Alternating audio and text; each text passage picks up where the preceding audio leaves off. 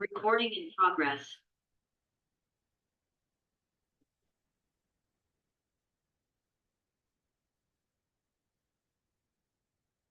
All right, looks like we're going. Participants one. Good morning, everybody. Good morning.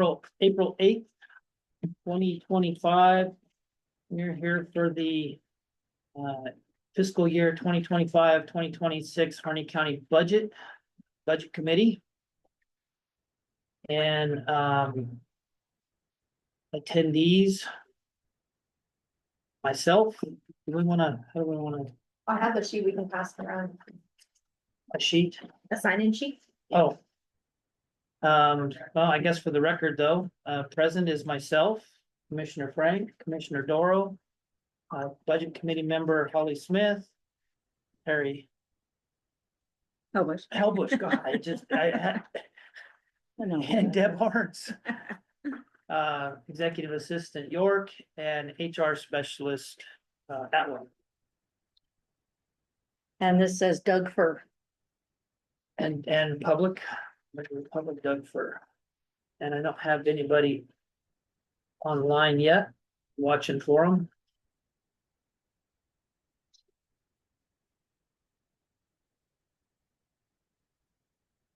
I didn't notice on this agenda, and I wasn't able to email ahead of time. Won't we elect a chair and a vice chair for the committee? I didn't know if that was. It's, I'll deliver the budget message. And then after that.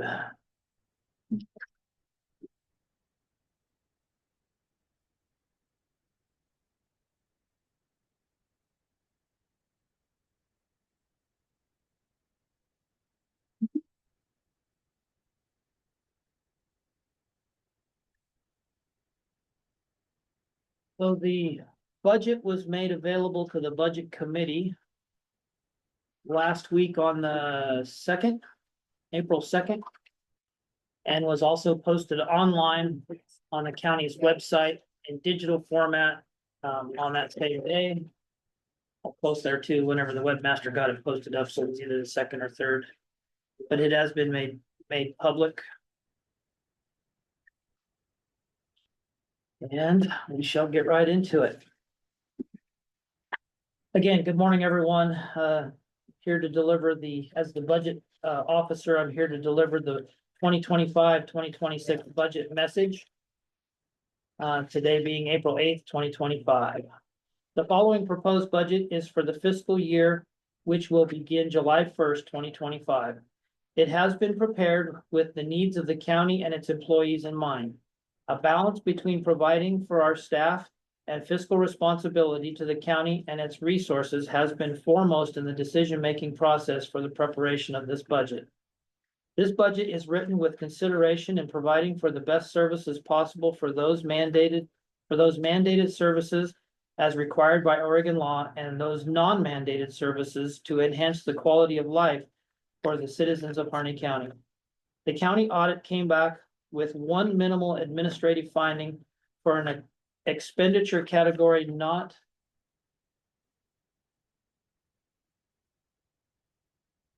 in compliance. The county had for many years utilized an administration category for the administrative cost due to the general fund by other special funds for financial and human resource services. The CAS audit basis continues to help understand the budget and expenses of the county. Due to responsible spending and monitoring by department heads, there were no identified deficiencies in internal control that were considered to be material weaknesses. We again received a clean audit on our 2023-2024 audit, and we were very pleased with the outcome. The budget was written with a 3% COLA cost of living increase for all county employees to include elected officials, but may be adjusted upon hearing the results of recommendations of the elected officials compensation board. The current county FTE as the first quarter 2025 stands at 106.5, broken down as follows: admin and courthouse 23, road and weed department 19, public health, rural health clinic 14.5, Sheriff, jail, 911, juvenile, community corrections, 27.8. Home health hospice, 7. The library, 5.25. Landfill, 4. Fair, 2. And building and environmental health, 4. The county initiated a classification and compensation study to ensure the proper classification of all positions. This study had not been completed for all county positions since 1998. This study will also produce a comparison of like positions in the private and public sectors. Whatever the results, it will still be based on budgetary limitations. One of the challenges faced in the budget process this year was another large increase in liability insurance coverage. Overall, the county's liability insurance increased by 15%. This increase is partially due to normal insurance and industry costs and in part due to claims by the county. Medical insurance saw a 9% increase, dental increased by 8%, along with a 6% increase for vision coverage. General Fund 101. The purpose of the general fund is to record financial transactions relating to all activities for which specific types of funds are not required and is divided into organizational units. While the majority of general fund revenues and expenditures have remained constant, the county continues to plan for a new jail. While personnel service costs increased, operational costs were minimized as much as possible, recognizing that some increases were inevitable due to inflation. It was planned to add another $200,000 to the general operating reserve in the 24-25 fiscal year budget until faced with historic flooding in the Harney County Basin. It is still my goal to work towards having a minimum of 3 to a maximum of 6 months of operating reserves. The projected general fund starting balance will be around $1 million.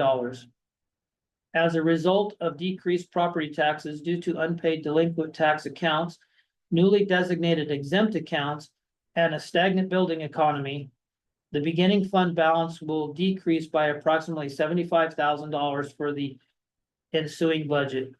To continue to plan for financial uncertainties, a $200,000 transfer to the general reserve and $940,000 to the contingency line. Harney County has one of the highest permanent tax rates in the state, set at $4.5016 per thousand. We have 15 local taxing districts compared to some counties with many more. We continue to provide for the citizens of Harney County within this amount, as we should do. We have a great team of people working for Harney County. I am very proud of the service and programs offered to its citizens. Rather than increasing, overall revenues decreased by over $165,000. Some of this is due to delinquent tax accounts, some to newly designated exempt accounts, and some to grants that were awarded in the last budget. Some is also due to decreased portion of property tax revenues as a result of the Burns Urban Renewal Agency. The following is a brief highlight of just a few departments and funds and is not all inclusive. Road Department 202. Oil prices continue to challenge the road department and its maintenance projects. The residence at the Andrews Yard was replaced in the current budget and will serve county employees based at that location for years to come. The reauthorization of the Secure Rural Schools Act SRS funds by the U.S. Congress is unknown at this time. The absence of this funding in the current budget will cause an estimated $1 million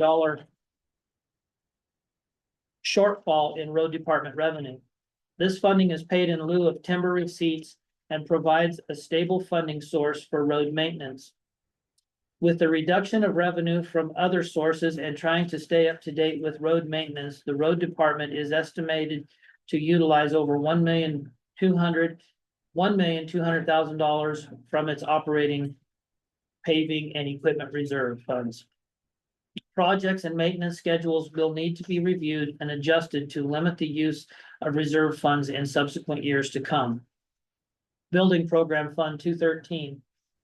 An uptick in residential projects has been forecast for the coming year.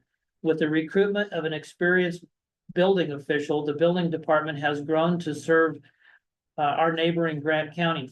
This innovation will generate increased revenues that will remain within the building fund. The on-site septic and environmental health program has also grown into its own department and expanded to service 4 other counties in eastern Oregon, which will generate additional revenues, making it self-sufficient also. These efforts will aid in reducing dependency on the general fund. 911 Fund 223. The 911 fund is sitting well. All partners are on board and cooperation is good. We have been able to begin building up a reserve within this fund for planned and unplanned replacement of equipment. The increased 911 taxes helped immensely and will now settle into an annual revenue with slight variations. With the award of state grant funding, the dispatch center is in the process of upgrading the computer-aided dispatching equipment and software. Staffing has been much more stable than in years past and is now fully staffed. Courthouse Annex Grant 231. The 2024 Oregon Legislature session awarded a $3 million grant for the renovation and remodeling of the Lincoln Building as the courthouse annex. These funds have never been transferred to Harney County, and the future of this project is uncertain at this time. Fair Fund 252.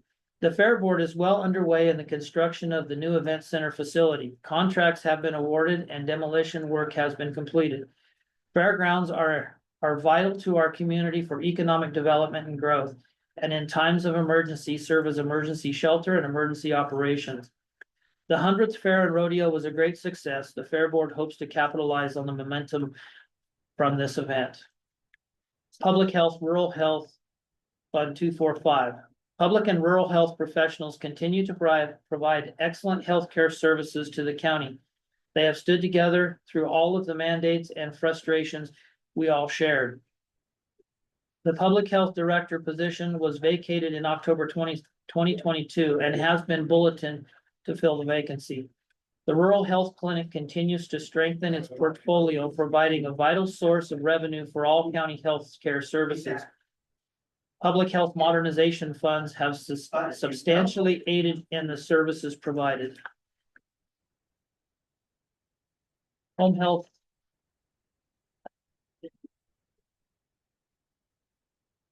Home Health Hospice Fund 251.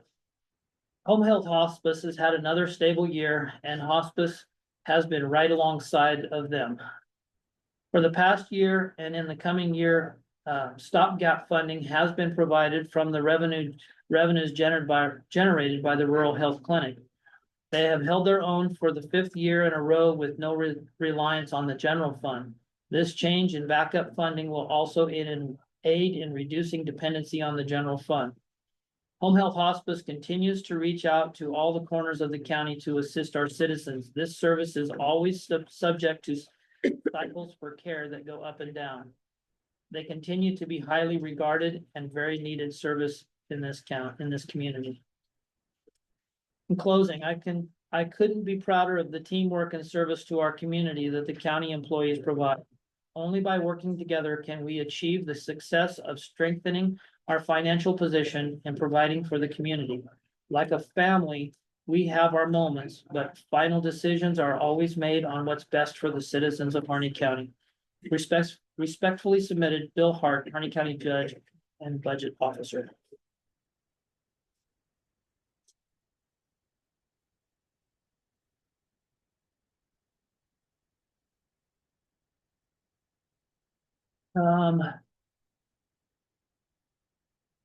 Next up would be public comment.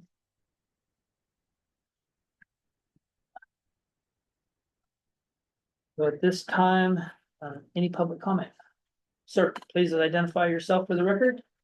My name's Doug Burr. I live in Burns, Oregon. On your message, paragraph 5, you indicated that classification and compensation study has been started. Yes, Who is on that compensation and classification board or? So it's not a board, it's a contract, we've contracted out with a HR firm that does this kind of work. And they went through and reviewed all the job descriptions, the position descriptions. And then they'll do a comparison with other like counties, as much as you can find a like county. And then the positions will be classified based on their responsibilities and requirements for the job, for the position, into like categories. And then from there, it'll go into the pay scale. So we'll have a job classification scale and a pay scale. Well, one thing that I did notice, just in a brief little glance at the proposed budget, was that you had increased the county commissioners from a 0.5 to a 0.75. Would that have been something that the classification compensation would have looked at? No, and actually, I wondered about that when I noticed that it went from 0.5 to 0.75. And I'm gonna change that even still, because I don't know who changed that. The treasurer must have well, she's the only one that has to change that, and I don't know where that came from. But I'm gonna change it to a 1 FTE. Just elected officials are not elected to be half-time or full-time, or they're elected. They're an elected position. So I'm gonna change those in this budget to represent a 1 full FTE.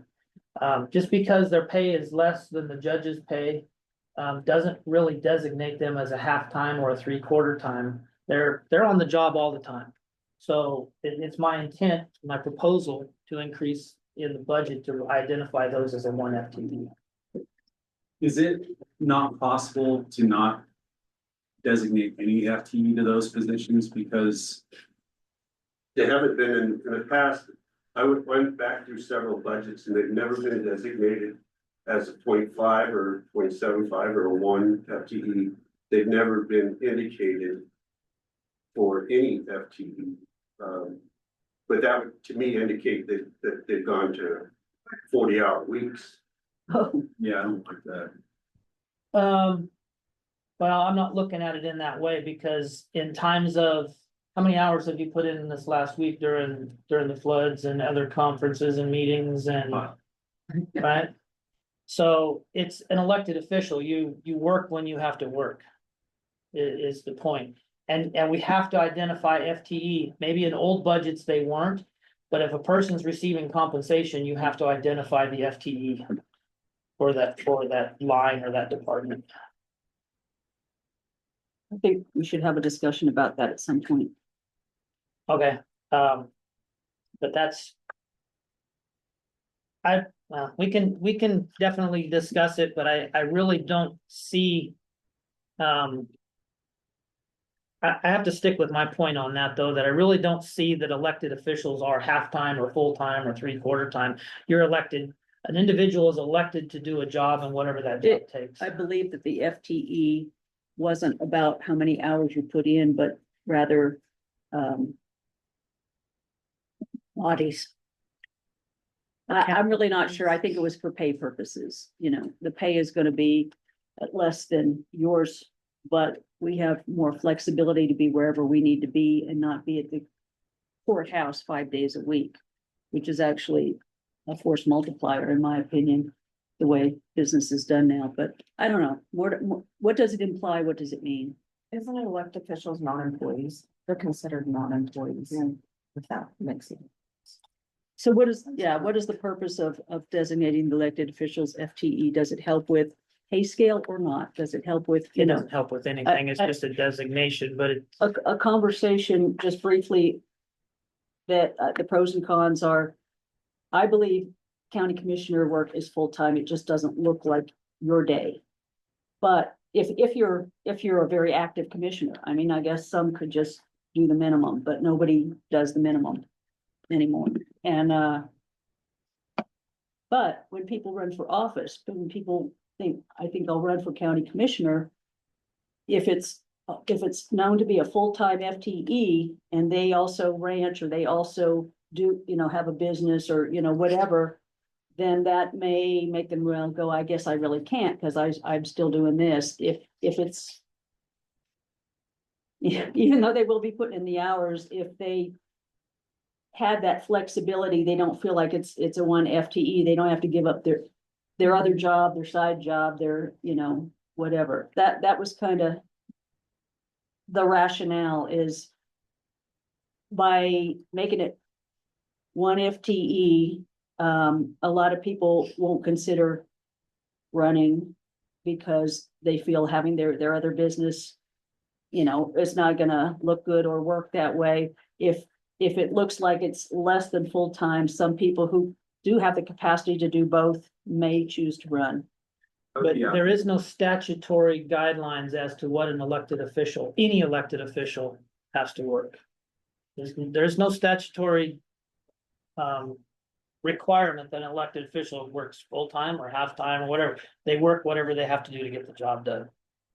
Really? But my biggest thing was, I just served on the compensation board. This would change the entire dynamics of the compensation board. To be in from a comparison of other counties where some are third, some are half, some are even full-time, and that's reflected in their pay.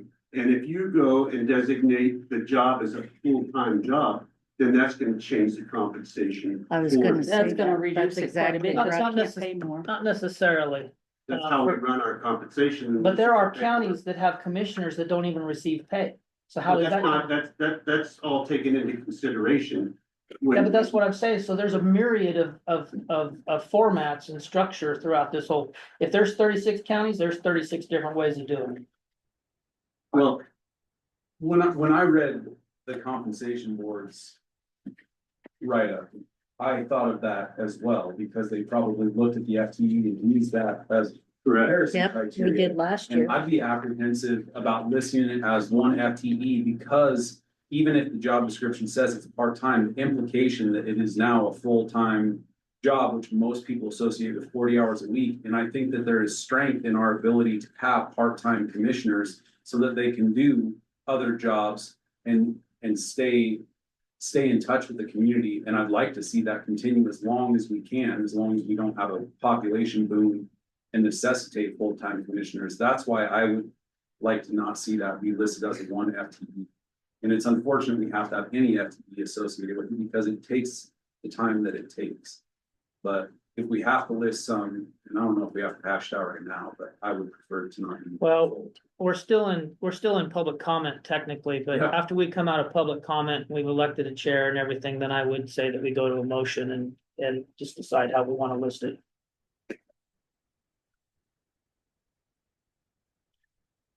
Can I ask another question? This is related to the public comment, because Mr. Burr's on the compensation board, but just for clarification, this budget was sent out before the compensation board gave their findings, and so this budget doesn't reflect that they found no elected officials who received the COLA, is that correct? Yes, just to have a starting point, as a starting point, I figured everybody across the board and prepared the proposed budget with a 3% across the board, because I had no idea at that point what.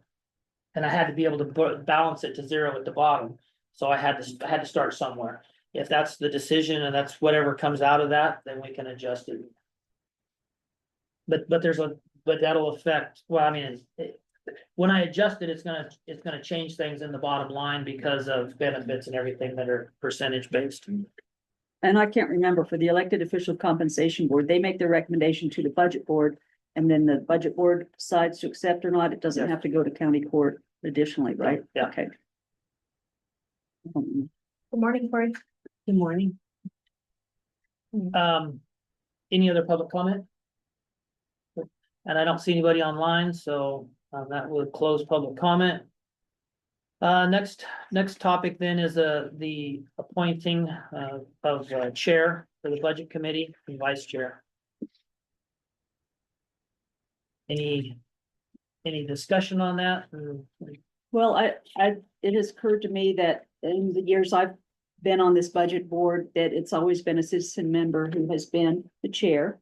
And if they feel burdened by that or are tired of doing it again and again, I mean, the other three members, the county court members, could potentially be chairs of this. And so, I'm not looking for it per se. In fact, I was thinking this particular year, since we've changed some things in our processes, you know, maybe even Judge Hart would want to do it to move along. He said, I was thinking about you, that kind of thing. So I just throw it out there that I don't care who does it, if somebody wants to do it, but you know, don't feel like you guys always have to rotate it amongst yourselves unless you want to. There is no statutory restrictions on who on the budget committee can serve in that role. Doesn't the budget committee usually make the presentation to the county court of the proposed budget? And that's one reason I know with every other, the school board and the hospital board, that's why we always focus on having a community member be the chair, so that they could make the presentation of the proposed budget for us to adopt. That makes sense. I don't think that matters. We're Yeah. a group. We're So- still, I mean, as the governing body, we would receive the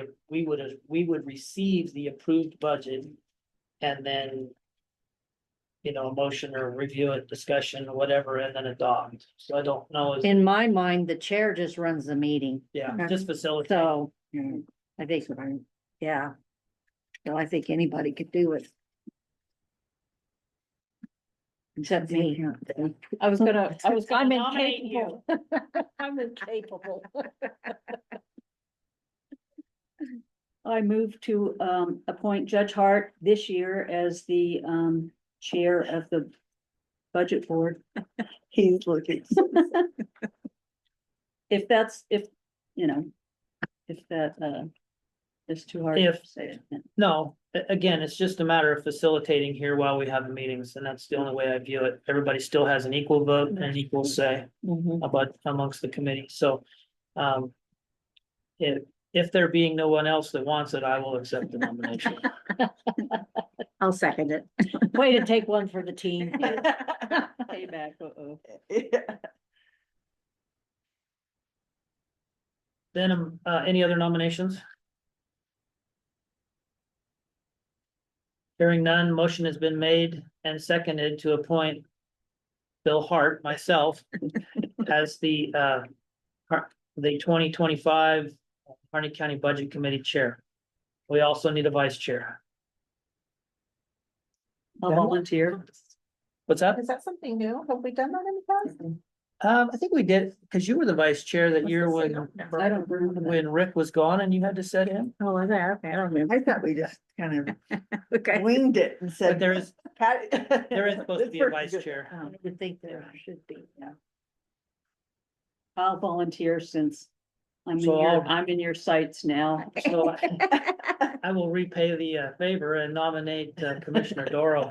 I'll second it. A motion's been made, any other nominations? A motion's been made and seconded to appoint Commissioner Doro as the vice chair for the 2025 Budget Committee. Did we vote on the last one?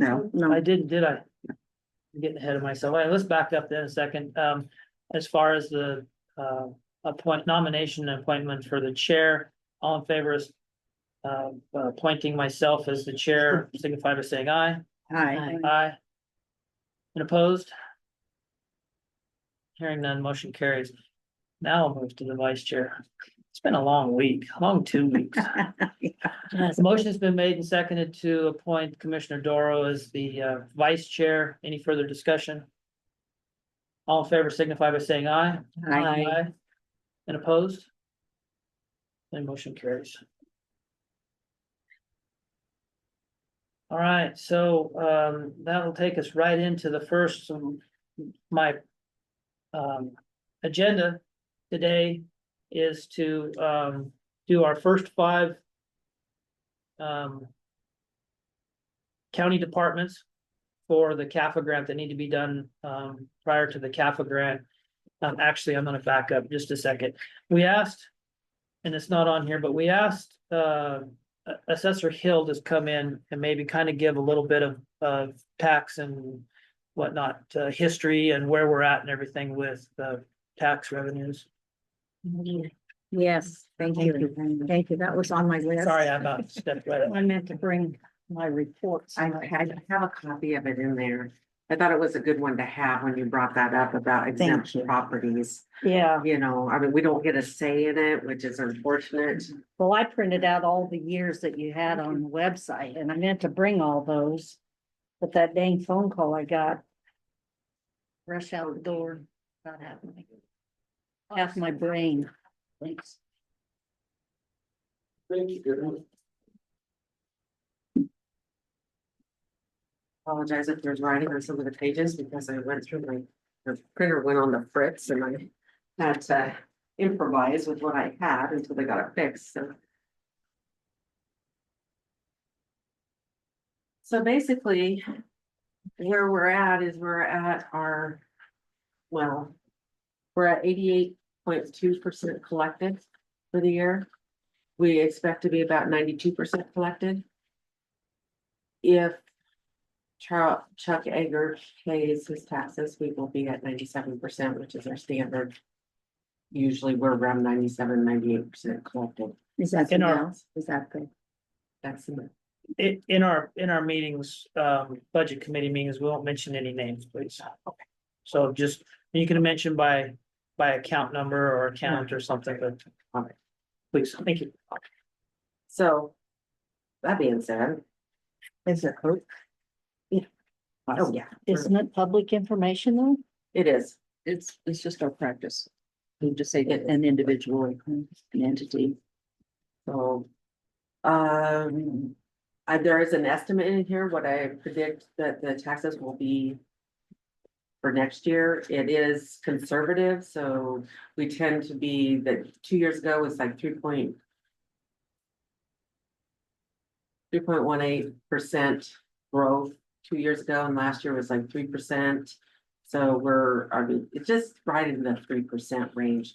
We tend to go just 2% on our estimations, just because we don't know what the future brings. So that's what we are doing. Last year, we had one account go exempt, and that was, $46,000 just on one account, and so things like that we can't control, and we have no say in. Those are the things that I disagree with that. and You do have a say. I mean, I printed out I can say no, yes, you can. but by state law, they are allowed. They are allowed, but you do not have to grant it. And there's criteria here too, that you have to look at. And that was one of my questions is, and I didn't get a chance to pull up the actual application form to see if it has enough information on it to address these bullet points for charitable organizations that There are components that I have you all look of it at. in my office if you want to come look at it. Okay. They brought in everything that they were required to bring to us to be exempt. And by state law, they are allowed. Yes, be they are exempt. allowed. So I have those in there, so Are these amounts for the URA and is that the total amount of tax that was? And then it would be divvied up percent. I mean, if those taxes came to the county, if we actually were still getting them, then they would be distributed amongst all the taxing districts. red. So this is the total amount That was total correct. It's just that the one was in the URA, and so all of that was that frozen value, so they get all the growth on that, and so that was one that was the growth. And so when I did the estimation for the URA, I think last year was, Karen did, it was 128,000, I think, 23,000. And so this year, they're not going to get as much. It's predicted they'll get 77,000 because of the one property going exempt. in ballpark, though, there's $123,000 worth of lost tax revenues to all the different taxing districts. But 77,000 this year because of the one. Yeah. So in last year versus this year. So, this does say the assessor determines it on a case-by-case basis. So it shouldn't just be a blanket determination. If you turn in your stuff, you get it. So, I mean, that's part of my thing, are we really looking at it? And I can't single out one place. If there's other places that are providing services for children that are learning centers or schools or any of those things, I can't say, oh, we're not gonna just exempt you guys, but I'm sorry, we're not gonna exempt you because we don't want to. You know, I can't. this is under the nonprofit only, like the 16 nonprofits that we have.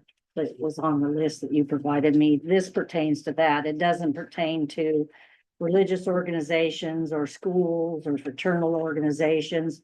There's different rules for those. So it's just the 16 nonprofit organizations that this pertains to.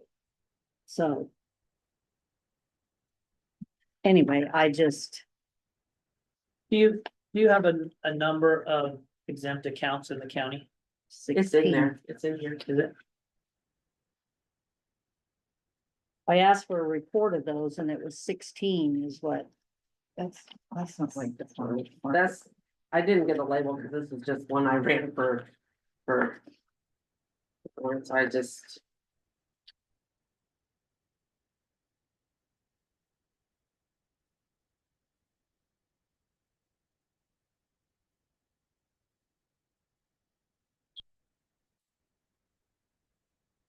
We're gonna have a lot of questions being asked about, you know, like our state lands versus, how much is taxable? How much is in farm use, how much is, you know, and so I just try to put a little sum together. You're just gonna have to read through it and look at it. I apologize, it's not in color, that's our printer issue. That we have. It's today. But I just put the last page and put it in the front, so like for your churches, your schools, your school improvements, mineral rights, we don't do those anymore, that's gone to the state, your cemeteries, your city vacant, your senior centers, your lodges, your nonprofit organizations, right here, 16 of them. Yeah.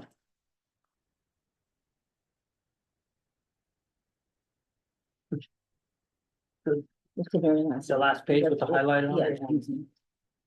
Yeah, some of you have highlighted some don't. Where do you see it? On it. It's in the very last one. If you take this off, it's one report. It's the very back. That was the back on there, the very back. And it's the third page. This, like I said, you unfortunately got the one that's in color. Oh, I. So nonprofit organizations right there, 16 of them. 16. Oh, here it is. Okay, nonprofit organizations. Yeah.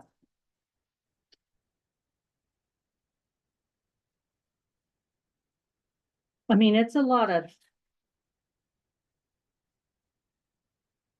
It would be hard. To really make that determination, but you do have the power to do it, and it lies with the assessor.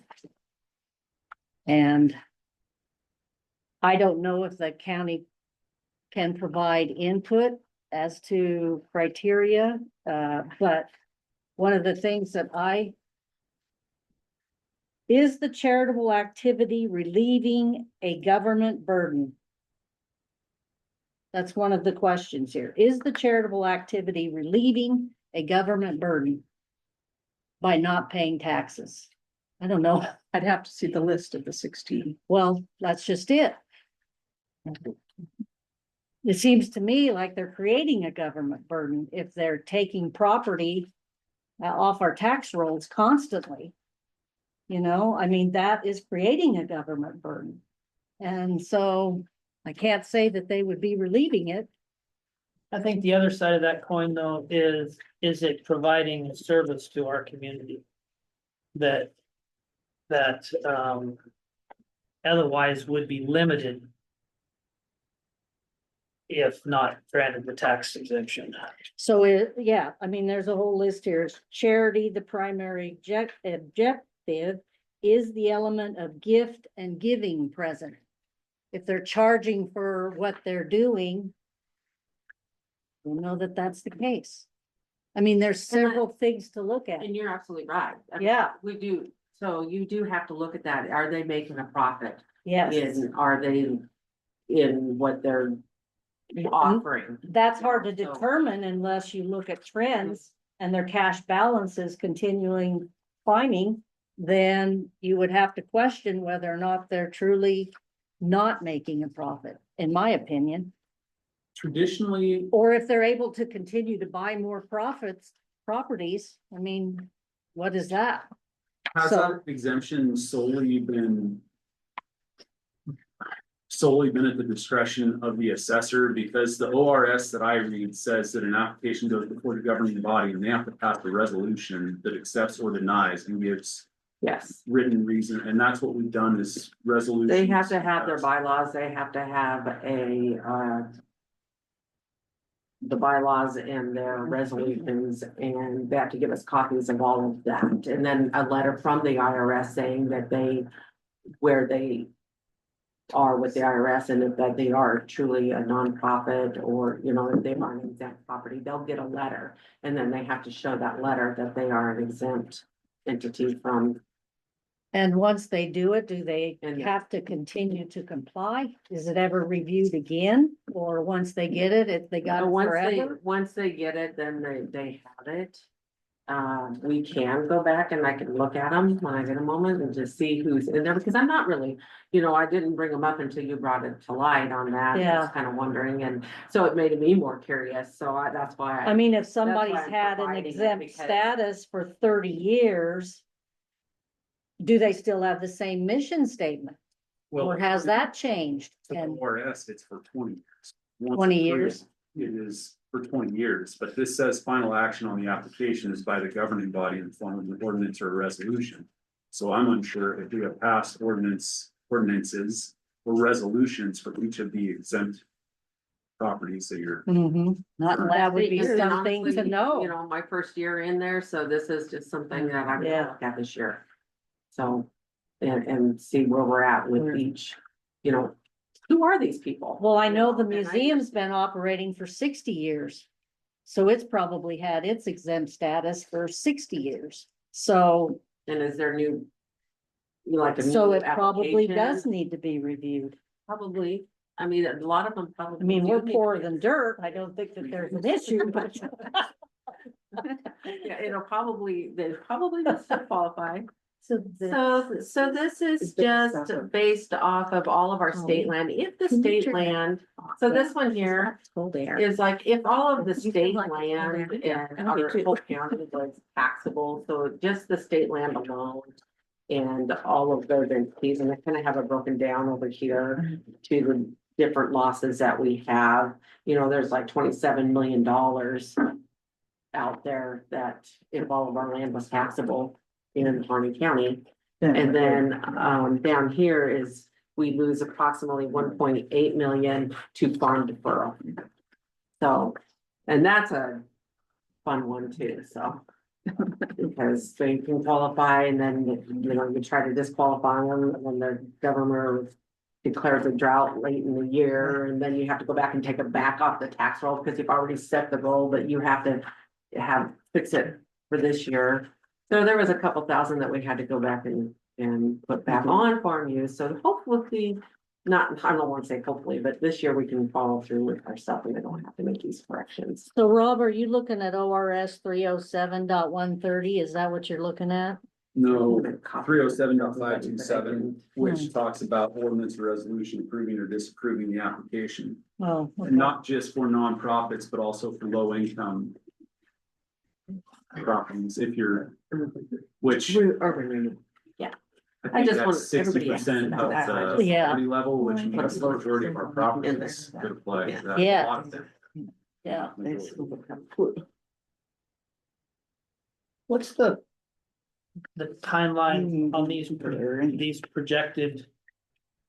Those are That's- the certified roll. That's the certified roll. So when is that projected, like you have for 24, 25, you have 10,770,000, and then that gets distributed amongst the the districts, right? Which one are you looking at? The top one, the very I top think one. you found the top one. And I'm just asking for educational purpose, just to understand. So this is the taxes, and then down below it.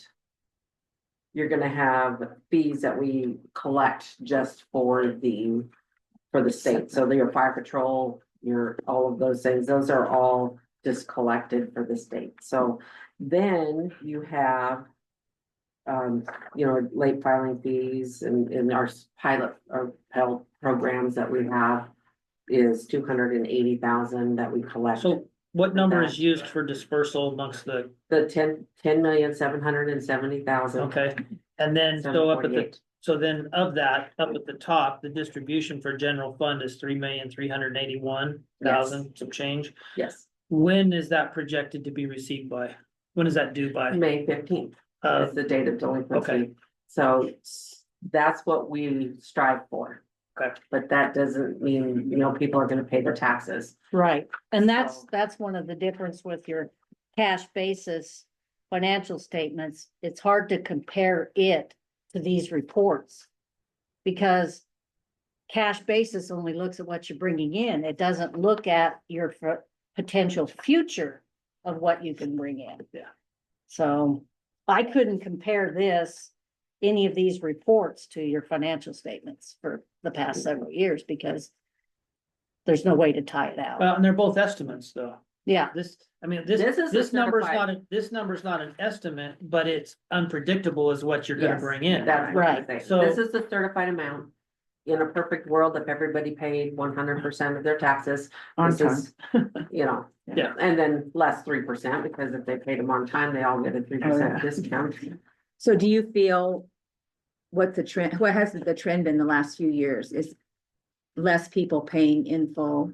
No, they've been paying, everybody seems to be paying.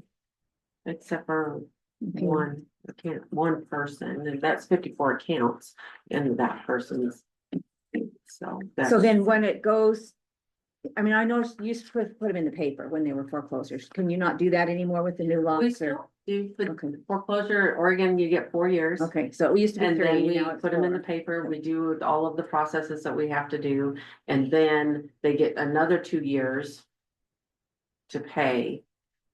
And then if they don't pay by the 6th year, then it can be deeded to the When, county. if they do And pay, write the are, taxes off. are there additional fees added on if they've Oh, yeah. taken 4 to 6 years to pay it? Yes, And yes. interest is Interest. accrued. There's Wanna make sure. interest and there's fees that, redemption fees and. In the fourth, fifth and sixth years, do the back taxes still accrue? Mhm, Okay, yes, so if it's just say $1 million a year, by the time you get to 6 years, you're $6 million behind. Plus interest. plus interest. But say they come in and pay 100,000 towards They it. can't, once it goes into foreclosure, they have to pay it in full, Okay, okay. all years. Okay. Right before foreclosure, we have a few that do this, is they wait right up until that last year, and then they'll come in July and pay that 4th year to keep them from going into the They're foreclosure. always, But they can just pay that 1 year and then the other 3, then it would start Mhm. they're another. always 3 years behind. Yeah, always. Mhm.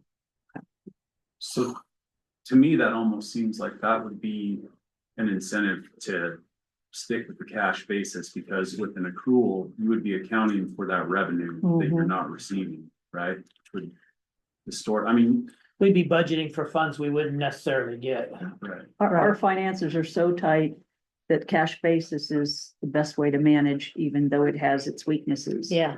Because we have to know what are we getting in and what are we paying out as we go? It's that tight. Yeah, and I'm not advocating for changing that at all, because I get why you're doing it. But, I'm just bringing up pros and cons to the whole thing. And it is hard for the public to understand something that's not cash basis either. And that's been my whole thing all along, is transparency to the public and what they can understand. So, I'm not advocating that we change that necessarily. The state doesn't really appreciate it very much, but It's still a legitimate Yeah, option. yeah, still a legitimate option. Are we just focusing on tax assessor Hill?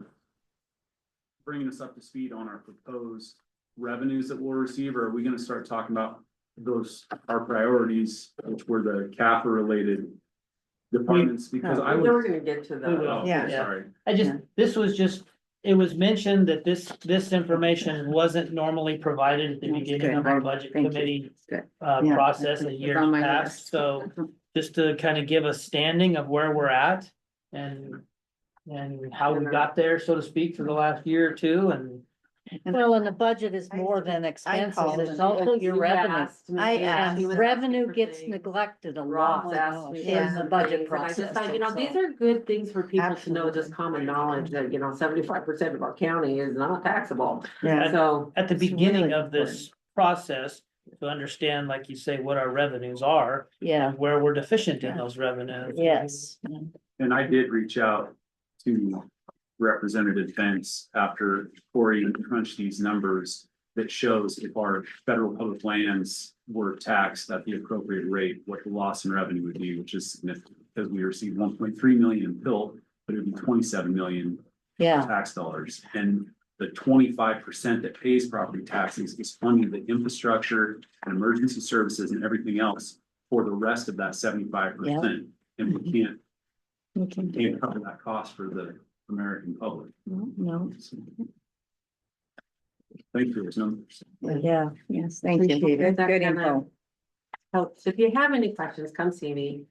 Debbie, if you have any questions, come see me on that. We can look through and pick through. Sure. Because like I say, this is my. first I had in there. intended to, but Cory, Yeah. this is great. Yeah, This is yeah. more than we've had Yes, this and is really more good. than we've asked for perhaps, but nice. this is very helpful. to I didn't us. want to confuse you, but I thought, I was just gonna take it.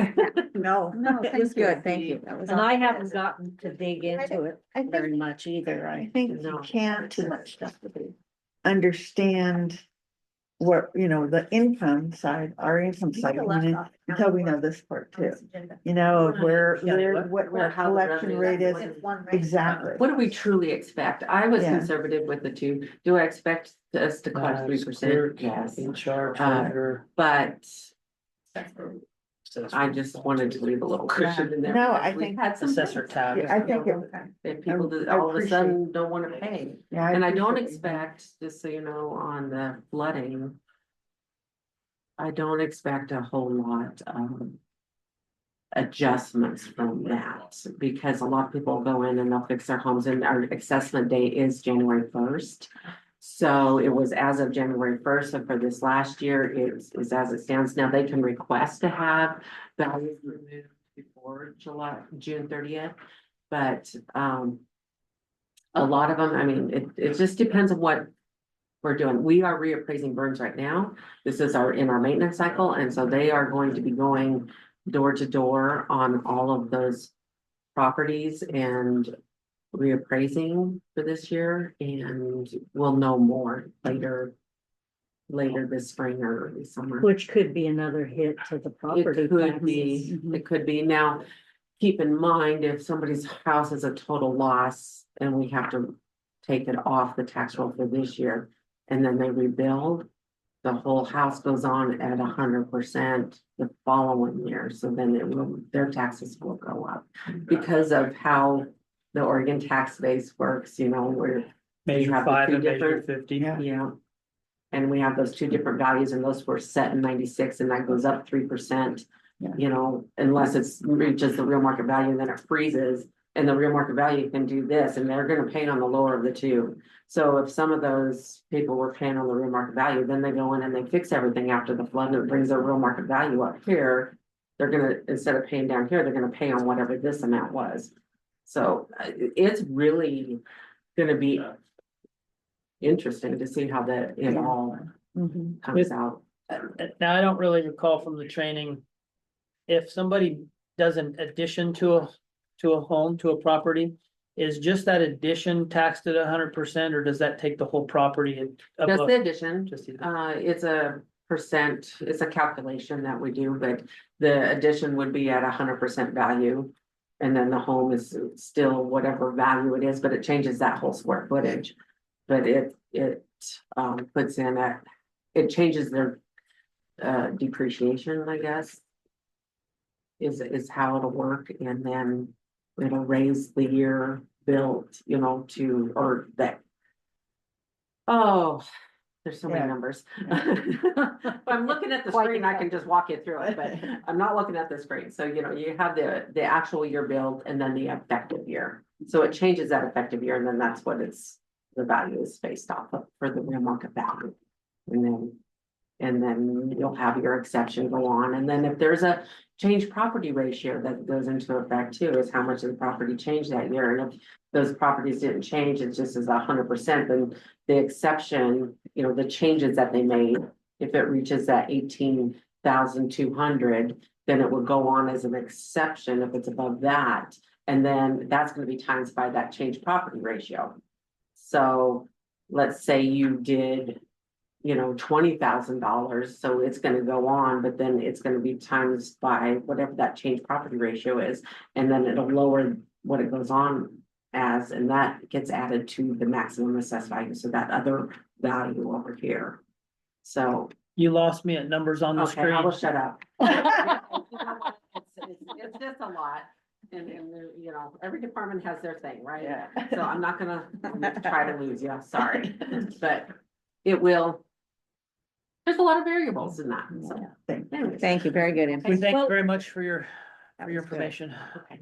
I think, I do think- have more questions, so I am gonna come see you at some point. I think it's a good starting I'm in and point out. My house for got years to flooded, so I'm in come and out. to identify, Trying to get. at least in our major fund, the general fund, as to what the revenues, where they come from.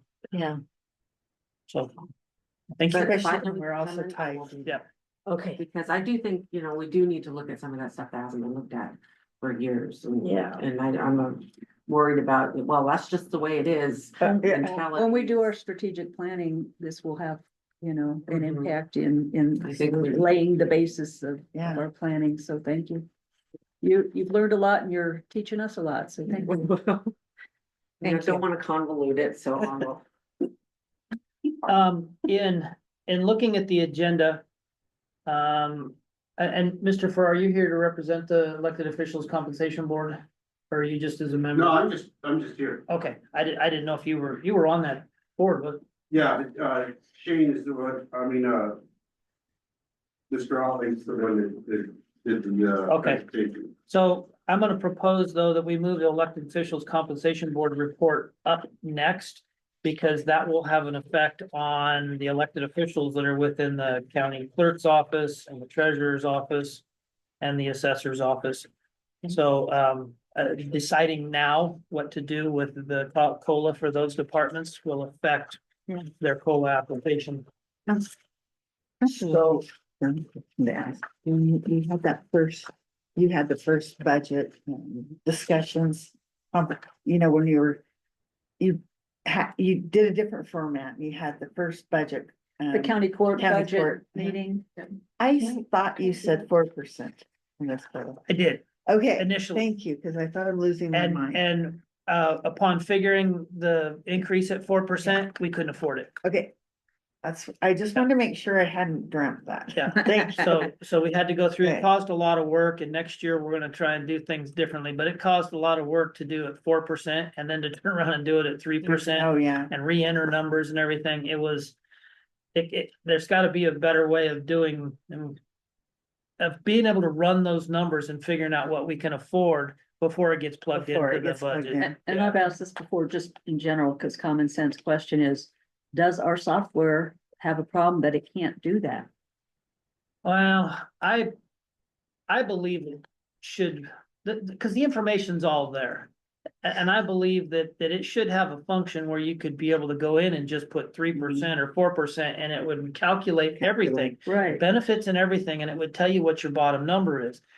But we haven't quite figured out how to do that. Did you hear what I mentioned? Why can't the Tyler software or whatever software we use? If we're going from a 4% COLA to a 3% COLA, why can't that be entered in and it populates everything It correctly? does, it's just time, it's time consuming. You gotta go to department by department by department to make that happen. And see, that's where I'm saying that I would Yeah. think. It can happen, I mean, it does that, it Yeah. does exactly what it's supposed to do. It's just. you But it's gotta very go to cumbersome, it's and it just should be a cumbersome. lot easier to go in and just say 3%, this is the numbers, 4%, this is the numbers, but Because the it's. thing is, it's not just salaries. I mean, if it was just salaries, it'd be a piece of cake. Whew, here, we're good to go. We got 3% COLA, but it's all the expenses that go along with it. So the program does what it's supposed to do. It calculates all those by the percentage. So that's why all those reports have to be run and all those departments have to be looked at, and those COLAs given 4% down to 3% or 2% or whatever's gonna happen. So if it was just salary across the board, it would be easy. So, Have, are there other software options that would be better to use for the people that use them? I know the treasurer seems to like this software pretty good, and maybe you guys like it as well, but it seems like it definitely has some deficiencies or some hard things to make it do. And I don't know what other organizations use, but we're so deep into money with it that Yeah, to switch over would be, I remember when they Files switched and to files. Tyler, yeah, it was before I came. yeah, So but Tyler is an international company. They have accounts all over the world for their software. We're going to upgrade from version 9 to version 10. Well, version 9 PC based or whatever to a cloud-based version. So that number one, the cost will be offset, number one, by not having to have a hard server in the house that we have to replace every few years. As one cost offset, or, that'll cancel each other out. But also it'll allow for department heads to have an account, and they can pull up their own department and see what their budget is and where they're at with their budget. So it'll help streamline things a lot. And I believe it's supposed to have more capability for generating reports. So some of the reports that we don't have ran right now, we should be able to create ourselves and generate for whatever purpose of need. maybe they've taken some of the changes and Oh, make it a nice. little easier. And I think that that's what they've Yeah. done, Yeah. that people have wanted different reports, and right now with our system, if you want a specific report, you have to get it built. And then that costs you money to get that specific thing built, and you can do reports, you got functions, you've got different capabilities. But I think this other one is a little bit more user friendly and a little bit more, maybe, I don't know, their Windows based is the right word to use, but it's more. It's more, The interface is different. yeah, intuitive. there you go. So, with that then, and like I said, I would propose we move the elected officials report forward.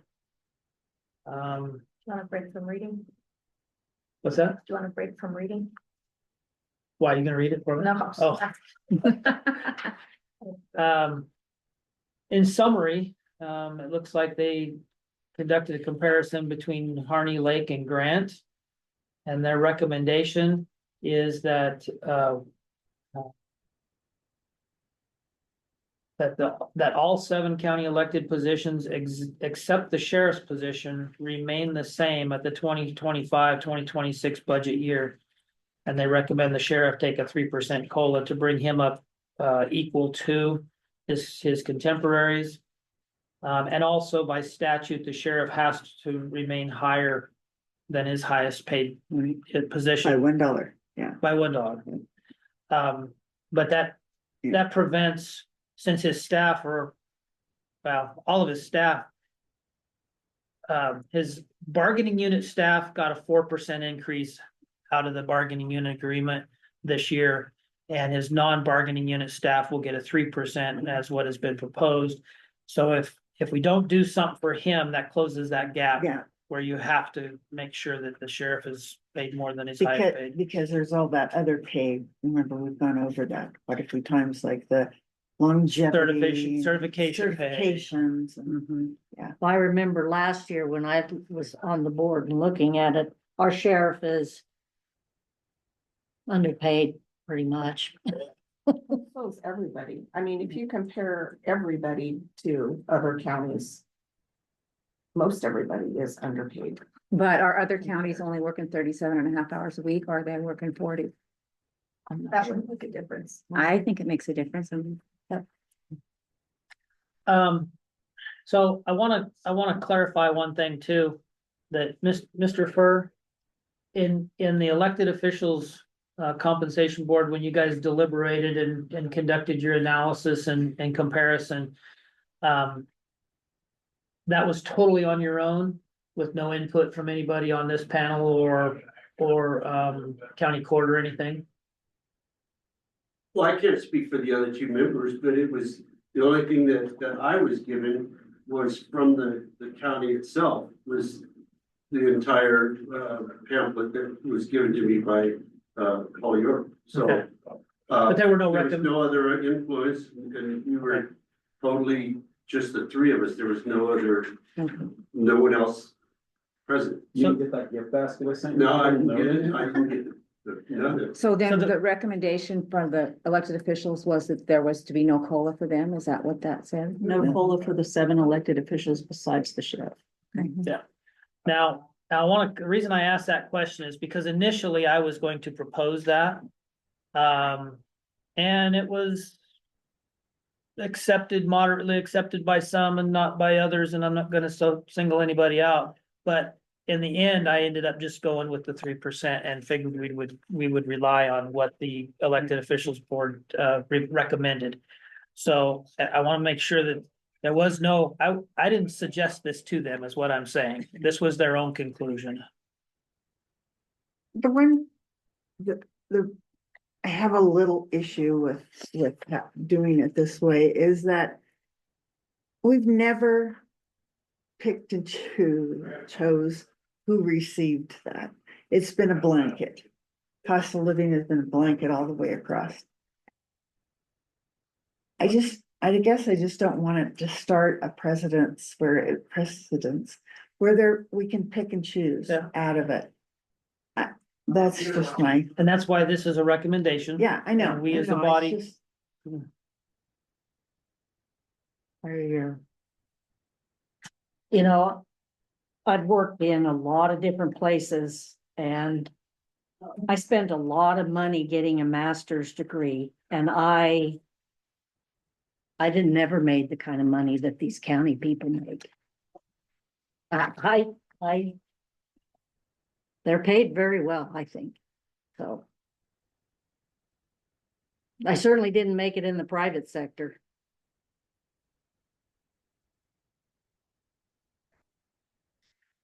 I am in favor of accepting the recommendation from the compensation board. Because they do look at comparables, and if they found that all of the elected officials besides the sheriff were in line with the comparables and the sheriff was under, and that's when we need to bring them up.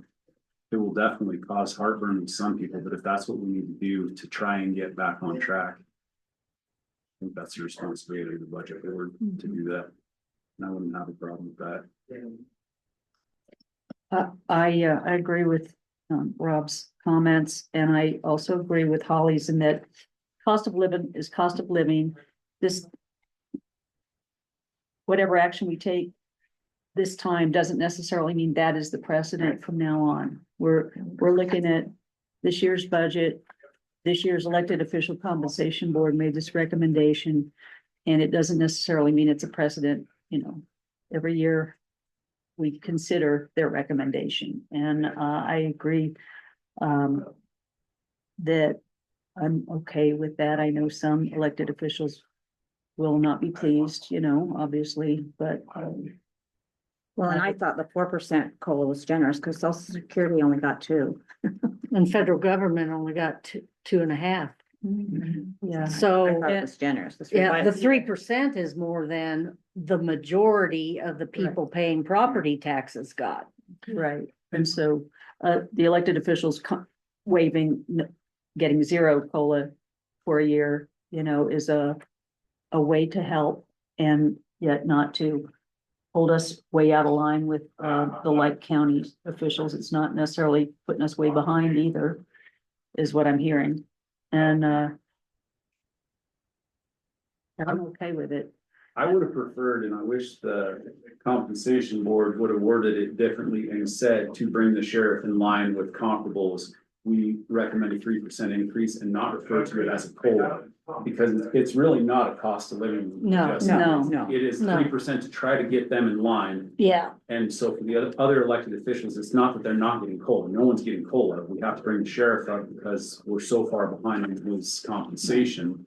To Yeah. try and, and it just says it's bringing him closer to the average.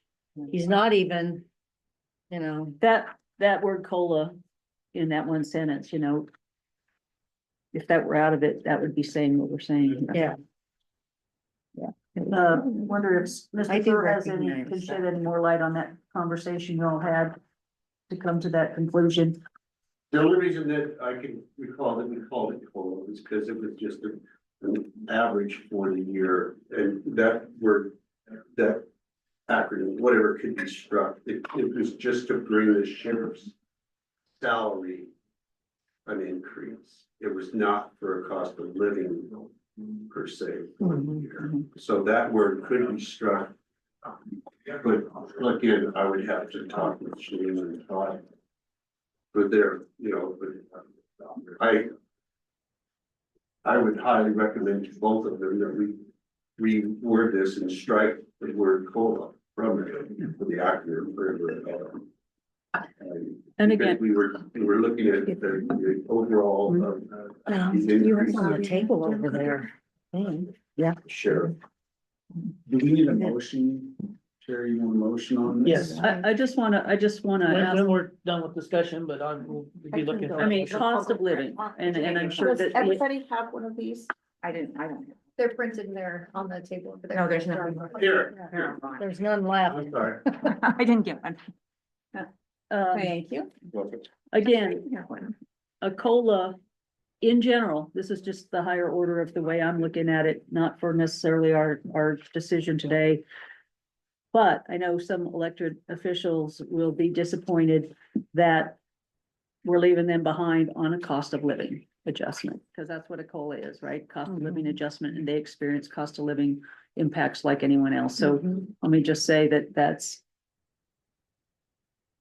part of the challenge, but as far as trying to save money and, you know, I just like to hear if anyone else has a comment. If individual elected officials were to speak to their increase or no increase, COLA, then you create a wave of positions and adjustments that would then take positions out of sync with their comparisons that the elected officials compensation board conducted. So it's either and the sheriff, with the exception of the sheriff and his comparison being less than, not just COLA, but being less than, I don't even see that as a viable way of adjusting it, you know, to go to each elected official and say, how do you feel about your increase this year? You know, I mean, I think it needs to be determined either as a whole or one or the other. I have a quick public comment question. So is the sheriff getting their bargaining increase? They're not. and this COLA? They're not. They're not. They're not in the Oh, they're union. not? No, no. They're an elected, He's an elected official. They're not. They're not part Both. of the union? Oh, okay. Correct. Are you getting public comment? I've got it all typed up, but no one's raising their hand on mine. Is there anybody on? Says one participant. Just us? Yeah. That's what I'm saying. Are you tuned into something different than I am? Mhm. No, She meant her as own Her personal own public that's comment. my Yeah, personal- as- I just wanted to clarify. She's Yeah. a I public. thought you were getting a question from somebody and I'm like, I'm not seeing it My here. own curiosity, I want to make sure. I So, know so the elected or the bargaining unit, yes. Well, no, take that back. So the bargaining unit negotiates for their COLA. The first year of their contract was a 4%, and then when we decide 3%. 3 and 3, Unless the county gets more than 3%, and then they would get it. so if we could have made the 4% work for this coming budget year, then they would have got a 4% in their first year, a 4% in their second year, and 3% in the third, unless again, the county as a whole got got more than 3%. Well, And that's if, just the sheriff. Yes, just the collective bargaining, the jail, 911, community corrections, deputies, patrol deputies. Yeah, They're, those four. and they're the only collective bargaining that you Yes. have in the whole county. if the, I didn't see the packet that the committee got, but if they were not aware that the bargaining unit employees got 4%, I mean, they might have they might have recommended a 4% increase to the sheriff rather than 3%. And we didn't finalize that until 2 weeks ago. Yeah. So I think, because in my opinion, the supervisor should definitely make more than the people under them. He is. Well, And By the Yeah. law that he has. I just calculated between salary, COLA, or salary, longevity and certificate pay, there's about $4,000 difference in his next. Between his highest paid. Highest paid employee, yeah. It's not very much. You know, the other question is, if you, all of the, how many people does it say? it affects? 7. 7.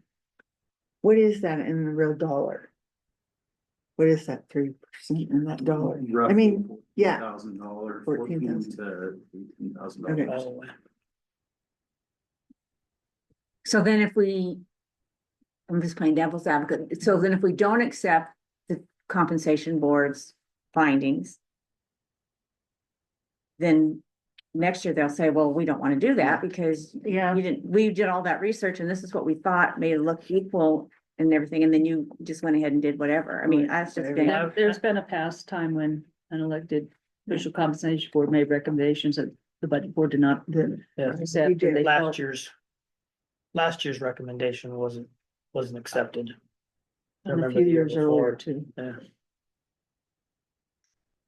Yeah, I just wish we had a lot of money like we used to have. It would be so nice. So nice.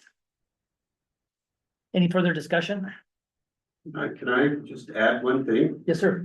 Well, Mr. Commissioner Frank said 14,000. Is that a month? No, total. For the Year. year? Yeah. That's all I want. I move that the budget board accept the recommendation of the Harney County Elected Employees Compensation Board that elected positions remain the same with the exception of the sheriff that receive a 3% increase to bring his wage closer to the average of comparable counties. I second. A motion has been made and seconded to accept the recommendation of the compensation, elected officials compensation board, and being, all elected officials with the exception of the sheriff would stay at the current rate, with the exception of the sheriff, which would receive a 3% increase to bring him closer to his contemporaries. Any further discussion? All in favor signify by saying aye. Aye. Aye.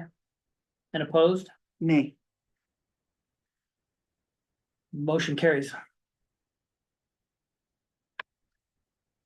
So, with that being said, moving on to the next portion of 5 departments that need to be approved so that the CAFA grant can be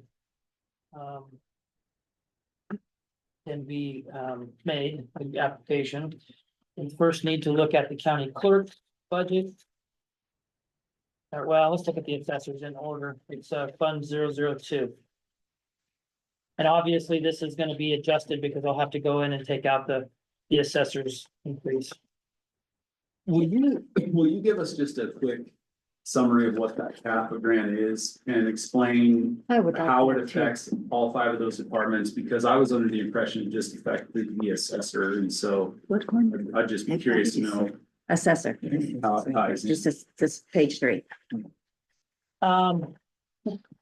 I wish we would have You kept want me to get Cory? Corey, yeah. Let me go get. So Cory. all 5 of those departments have a role in the tax collection process. HR and support, clerk's office and collection of some different things and recordings, because recording fees get recorded or documents get recorded and it all comes. So all of those departments are tied into the tax collection process. Obviously, the assessor and the tax collector position, and then the treasurer who receipts and documents and deposits and all of that. Well, So this is a grant? A bunch of the money from the fees and interest on delinquent payments goes to the state. And none of the tax assessment offices and the other offices that Judge Hart mentioned are funded. Oh, here's Corey, she can tell you more about it. we should have asked you, and we didn't think about it until we got to this point, but the CAFA grant. The 5 departments that get applied for in their application. How do they all tie together in the tax collection or the tax process? Because the budgets from those departments all go into your application, correct? Correct. So from what I could see from the spreadsheet that I've seen passed down, and I haven't got in and filled out the CAFA, I have received the CAFA application, but I have not filled it out because once you do it, then it goes in, and I don't want to submit anything until I get all my worksheets and this finalized. So they are tied in. There's a certain, like, so many hours, like, 0.3 full FTEs considered to, maybe HR, to the treasurer, to the clerk's office, because there's all those things that kind of tie and go into the work that we do as well. So that's why those are implemented in. So it's not their full budget, it would be percentages of it. It's a percentage. That's of recognized as a their- portion of their work that goes into the taxation and assessment Correct. process. Yes, that's what it is. And where does the CAFA grant come from? It's You the know? state, well, it's a pool. So it's the state of Oregon, so they created this when the measure 5 or 50 went into play. The No, it's part of one delinquent- of the measures. It's Okay. they created it off of that. And so it's a pool that, like, the delinquent interest that we send to the state, there's like 4% that we send to the state is supposed to go into that pool. And then the state was supposed to put money into that pool as well. And then everybody applies. Now, we're considered a small county because of our population. So we get a smaller amount out of that fund. We don't know what that fund is gonna be, because what happened in 2020 is that when people received their extra funding from this COVID, a lot of them came in and paid all their back taxes. So a lot of those delinquent interest went away. So our CAFA grant keeps dwindling down and down because there's less and less delinquent taxes. People have gotten better about paying their taxes, so. And that's basically where it comes from, is this delinquent interest, and it's a pool. And So it's a process designed to partially make counties whole from the lost revenue that they would have. right. And so that's why there's this House bill trying to change. We're trying to get that funding that we were all pushing for, to get something changed, because we need some sort of permanent funding and not this speculation of we don't know what we're gonna get. It would be nice to have an idea of what. Yeah. Get A some sort more of permanent, permanent rate yeah. or permanent rate, amount of money. Something that we could predict better, but it just keeps going down and down. And then if times get tough and when people start letting their taxes go. Yeah. Behind, and when we would start collecting more delinquent interest, it would probably go up. But again, self-speculative, Well, but it's a give and take though. Yeah. If people are paying their taxes, Yeah. and you don't have the delinquent, then you have the money in hand. Mhm. If they don't pay it and you have delinquent interest, then the state is coming back around. And giving you Yeah, so it's a, padding, Yeah. for that, yeah. When they instated the Amazing. capital program, the state contributed like $5 million, probably per biennium, to help fund it. And then in the recent years, they have quit funding it. And so part of this bill is an ask for them to fund it at $10 million per biennium so that these tax assessment departments can go out and do proper assessments. One might ask, why are we sending that money to the state? Because they also take percentages of it to give to other departments as well. Of course, they do. They have. Well, the good thing about those is our property taxes here is almost all of it stays in Harney County. For Harney County, there's, just a portion of the 16% that goes to them, and then it goes in that pool, and then we get it back in the cap and grant, so. Is it equal to the 16%? What we get back. Probably not. We only give them 4. Wow. You know that it doesn't. Of course it right? doesn't. I just was asking, so we can document that. Like recording fees, I think Dag's told us, I don't know. $50, I think we get 3 or something. It's a real, Crazy number. we just get a little. Yeah, little bit A of little it, snippet. just a of it, crazy and- number. And then just to verify, because I may have one missing here, but it's the assessor, tax office, assessor and tax collector. Treasurer, HR, county clerk, and is GIS in there too? Yes. Okay, I missed that one. Alrighty, any other questions on CAFA? Thank you, ma'am, for coming back down. Thanks. Okay, We'll call you again in a little bit. okay, well. I was, okay. Alright, so. Stick around. I know. So, with that in mind, fund or department 002 assessor's office would be the first one to approve.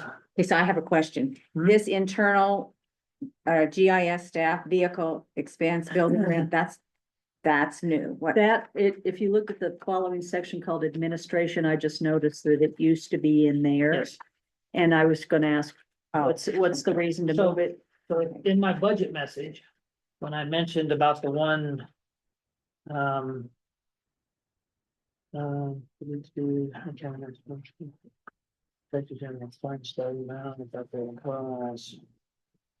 Anyway, where I mentioned that we had a minor finding for the Oh, that was administration. that Yes. was the, So we had a category, the administration category is not an authorized category. Oh, It's okay. been that way for years, but somebody at DOR finally found it this year and said that's not an approved or an Okay. authorized category. So we created lines within materials and supplies, zeroed out the administration lines Okay, and moved those thank up. you. Okay. And so okay. by labeling it under material and supplies with the word internal in front of it, that helps remind us that that's what that is. Okay. And really it's costs, it's all in the general fund, so there's no real transfer or expenditure there. But those are costs for the It program. reflects the cost. Yeah. Okay.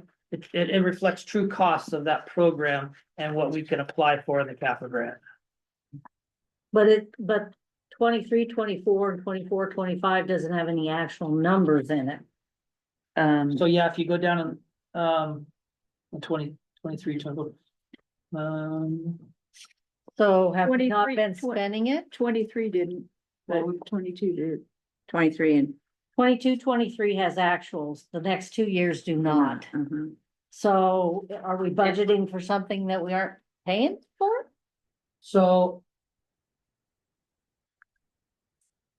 I'm guessing we budget for those, hopefully just in those 5 departments to show the true cost of doing business, because we probably don't really send a bill for building Yeah. rent to the assessor's office, but in order to apply for the CAFA grant and recoup more of our county So tax. who are we gonna pay their general fund dollars? It doesn't go from assessor's office to a revenue line. Well, it'd be better if when you did your actuals, they matched this though.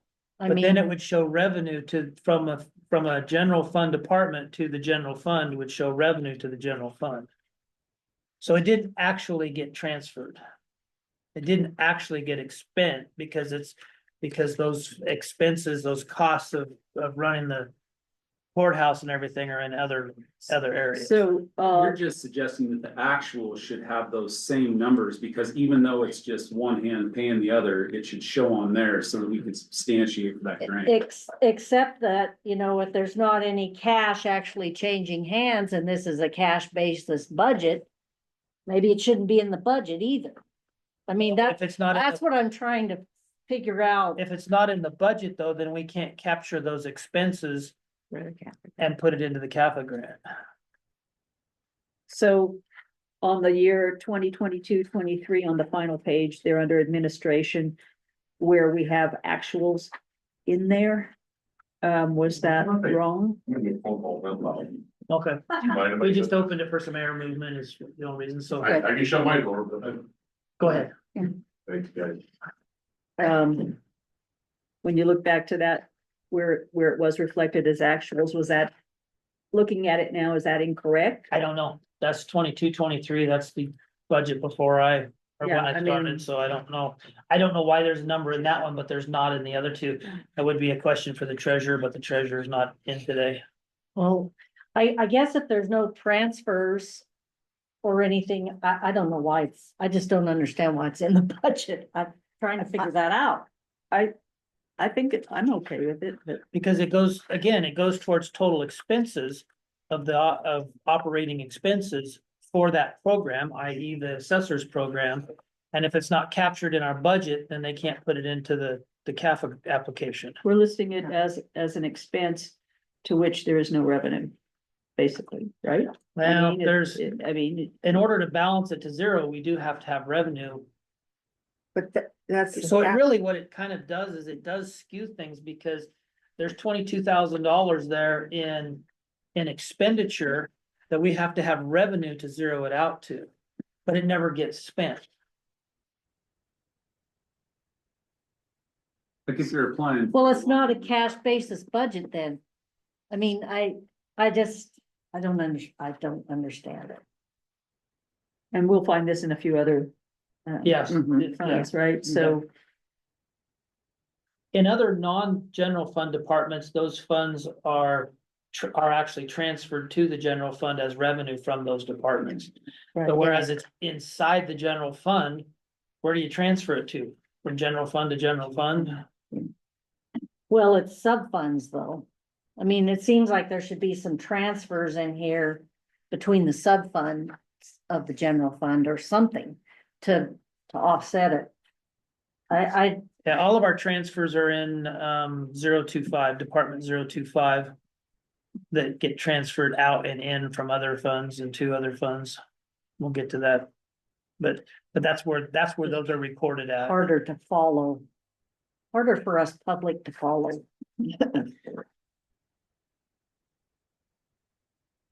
It all comes, it all is to I'm gonna look benefit at the those applicant. transfers. It all is to benefit the application. and I think we follow what you're saying. We're just wondering, It just, if you say that's. you can't Okay, compare, sorry. you can't compare years if you don't have it in your actuals. You know, I don't know. It goes up, we do an automatic. What is it, Deanna, do you know, is it 3% every year automatic on those fees? I think- I'm not sure. I what think it's she's doing. 3%. I know she's changed. it, So I'm every not year sure. we just add 3% to it and budget for that amount. To those costs. If we were to, if we were to transfer building maintenance and depreciation to offset that, because that's basically what it's doing, is we don't charge our other departments for building rent because they're part of doing business, but we want to show it on this so that we can capture more from that grant. Mhm. But in balancing our bottom line, if we transferred depreciation of capital improvements to offset that, because that's basically what it is insinuating, is that 67,000 is the use of this building. Could we do that? And then that would, it doesn't really change the funds we have, but it changes that bottom line balancing to more accurately reflect what's going on. Does that make sense?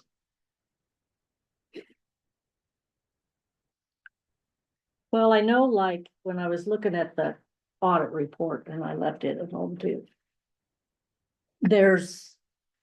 You show some non-budgeted revenue but then the actual revenue, there's a number in there and there's a large variances in the audit report.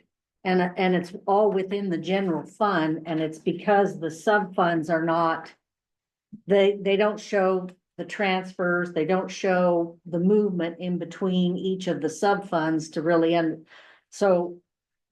It would be, I mean, from the layperson and including me, it would be nice to see the actuals go somewhere. Yes. Be accounted for somewhere. Yeah, I mean, I know it's all general fund, I get it, but it's just hard to follow it all because, once again, it goes to transparency because, The trail. yeah, there's no trail of it in the budget and then the audit report happens and there's variances and, Well, I mean, I guess I could say though that the transparency is in the zeros.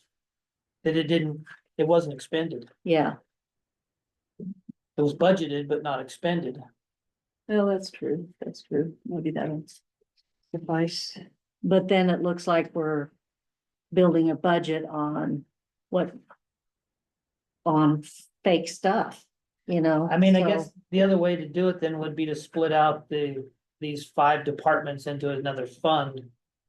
Because then they would pay, then there would be a transfer of funds in. But we do this for other departments as well, correct? So it'd be nice to. Well, the OSU one is charged and it's an in-kind, and it's looked at that way as an in-kind contribution as to our portion of the OSU budget. So they get charged for rent and But how about our internal departments? not other general fund departments, only these one. Only the five these are the only ones. For where we do the that? CAFA. Oh, okay. Will it affect our ability in applying for the CAFA in the future? If our budget has a budgeted amount and zeros for actuals, are they gonna say, well, you're not really spending that $100,000, so you don't need that extra? Will that affect? Well, us? we are in effect spending it for maintenance, electricity, and all those other, utilities and everything else. We are expending it.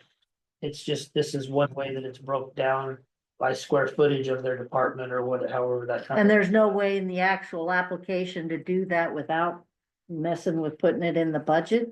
Well, I would say that the assessor probably has to submit a copy of those budgets, of these department budgets. To go along with their application. So if it wasn't budgeted in there at a zero, where else, Would it mess up the budget and the bottom line if there were actuals put in there that, I can't remember what you said, how much you increase the projections each year, 3%. 3%, I believe. So if the actuals for 24-25 were 3% less than these numbers, because technically that's really what it was. We had to pay for GIS staff and a rig and. Yeah, I guess that's what we're really not seeing here is what the actuals turned out to be. When you take your percentage of what your total costs were, you don't really know what got credited to the assessor in real time. I mean, Well, this is what is determined that it costs for that square footage. Or vehicle use, or whatever, which one of those categories. There was no actual expenditure in those lines, and that's Right. why there's a zero. Because those costs are being covered out of 025, Department 025, general operations. For building maintenance, for gas and fuel and whatnot. Those expenditures are being captured and billed to in another department, another line. it just goes against your cash basis budget by putting them in here. I mean, if these aren't really expended out of this fund, then, and this is a cash basis budget, then why are they there if they're not paid out?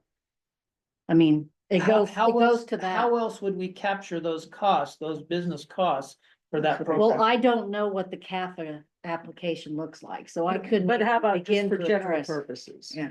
Yeah, But in general, how would you capture them?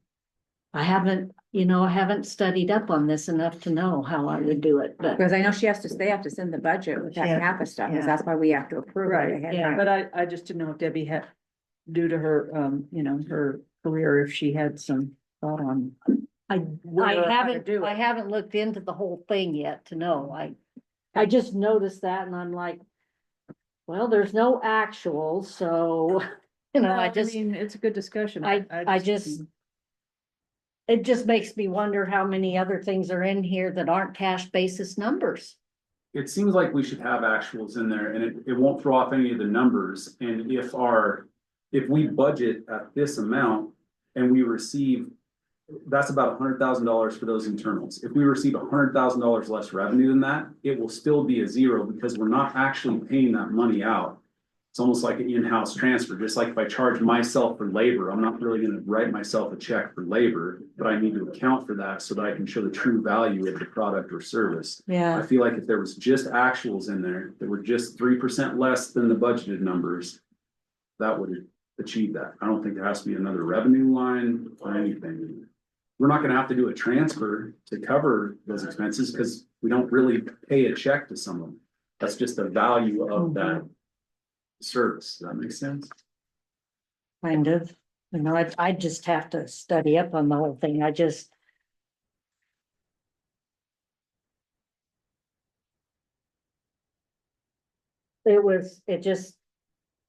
sends up red flags when I look at this, you know, so. Don't know. I'm not saying to not approve the budget either, but it's just questions that I have about this particular item process. Seems like there should be a little bit. I have nothing to compare to know if that's an adequate number or not. Because I don't know what actually happened. What would actually have been credited to the assessor's office in the past. So I have nothing to compare to. I think when Judge Hart described how he came up with those numbers, that it's based on the valuation of square footage or the Yeah. vehicle usage. I think Yeah. those numbers are probably pretty accurate. Yeah, I think that having those 2 years of zeros kind of throws you off a little bit, but if you were doing the budget and you don't really write a check for those services, it probably wouldn't come across your radar that we need to be accounting for those for the CAFA purposes. That was probably just a learning curve right there.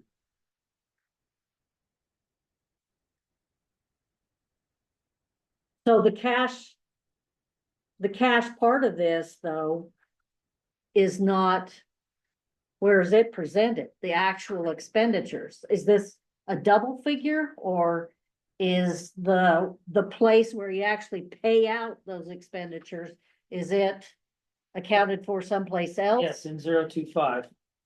So are Materials. these figures kind of doubled the budget? No, because, well, they're doubled in the fact that it's an expenditure in the line, and then over in 025 you have an expenditure, but there's no actual expended in this line, it's all expended over here. So, yes, it does create a placeholder, so somewhat to say, but it's not expended.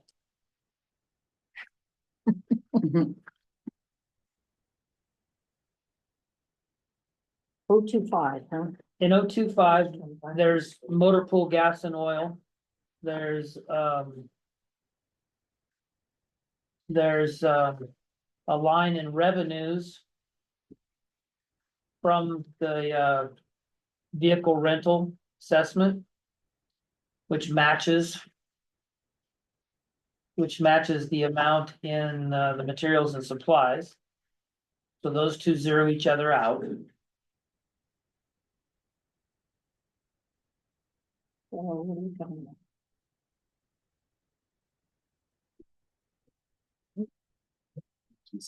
I'm sorry, I can't find it. 25, page 25, department 0, it's 101-3 or -3 or 5, whichever you're looking at, 025. You're gonna see the assessor. There's the 16,542.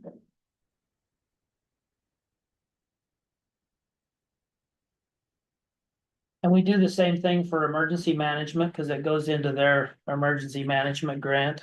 Well, if it's captured here. Yeah, it seems to me like this should work for your budget purposes because it shows. Well, I don't know.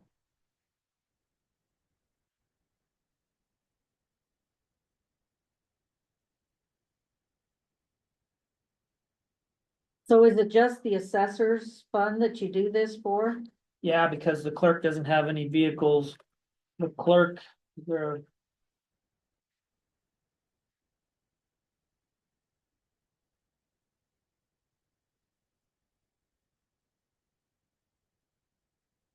But they have building rent.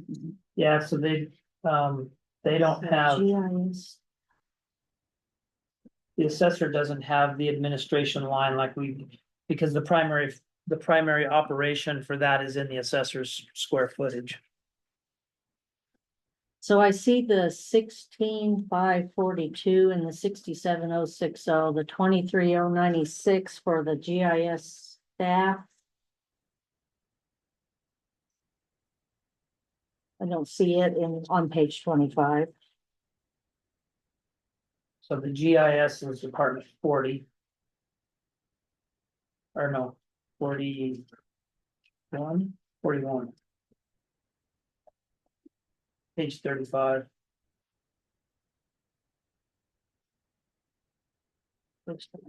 Oh, there it is, internal assessor. 23,096, Yeah, that's the 23,096. internal Okay. assessor.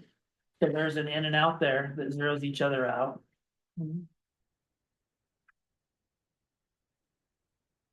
That answered my little question I had one. He was on the way, okay. That is me.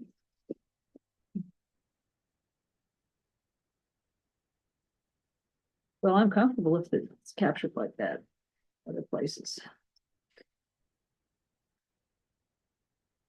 I guess what's missing, It's just those 2 years of actuals. well, Well, the actuals are zero. There was no charge to it, so there's, Well, how come there wasn't then?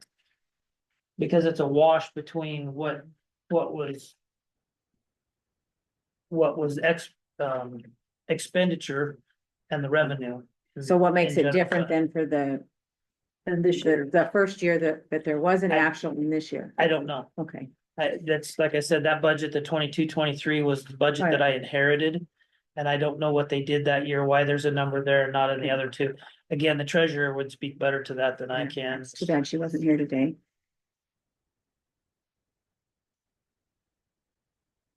I'm gonna have to mold this a little bit. But if, bottom line, if we don't reflect those numbers in operating costs, then they can't include them in their capital. Right. So all of this how you have it. that we do in this process is tentative approval. Yes, Yes. And then if we find something, if I do some research and I find something, we with can, the exception of these five, though, these five have to be approved. Yeah, because they have to submit that paper. What's their deadline? When do they have to be by? End of the month. yeah, that's, we just got this Thursday and I just haven't had the time I was in John Day all weekend. So I just haven't had time to really look at it.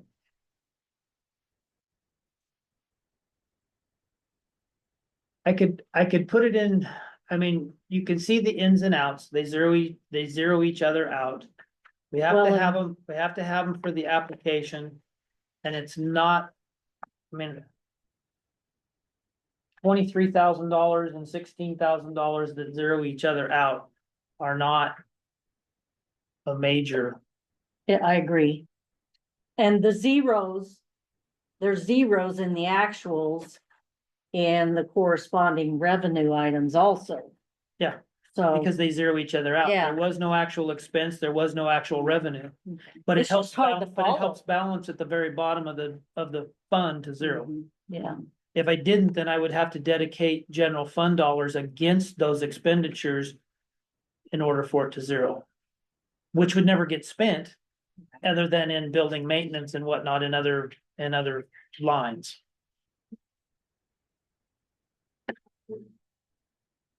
but the cash actually going out. for these expenses is where? In 025, General operations. general operations, in Department 025. Under materials and supplies. You'll see like motor vehicle, motor pool gas, motor pool, repairs, Where is that at? What page? page 26 at the top under materials and supplies.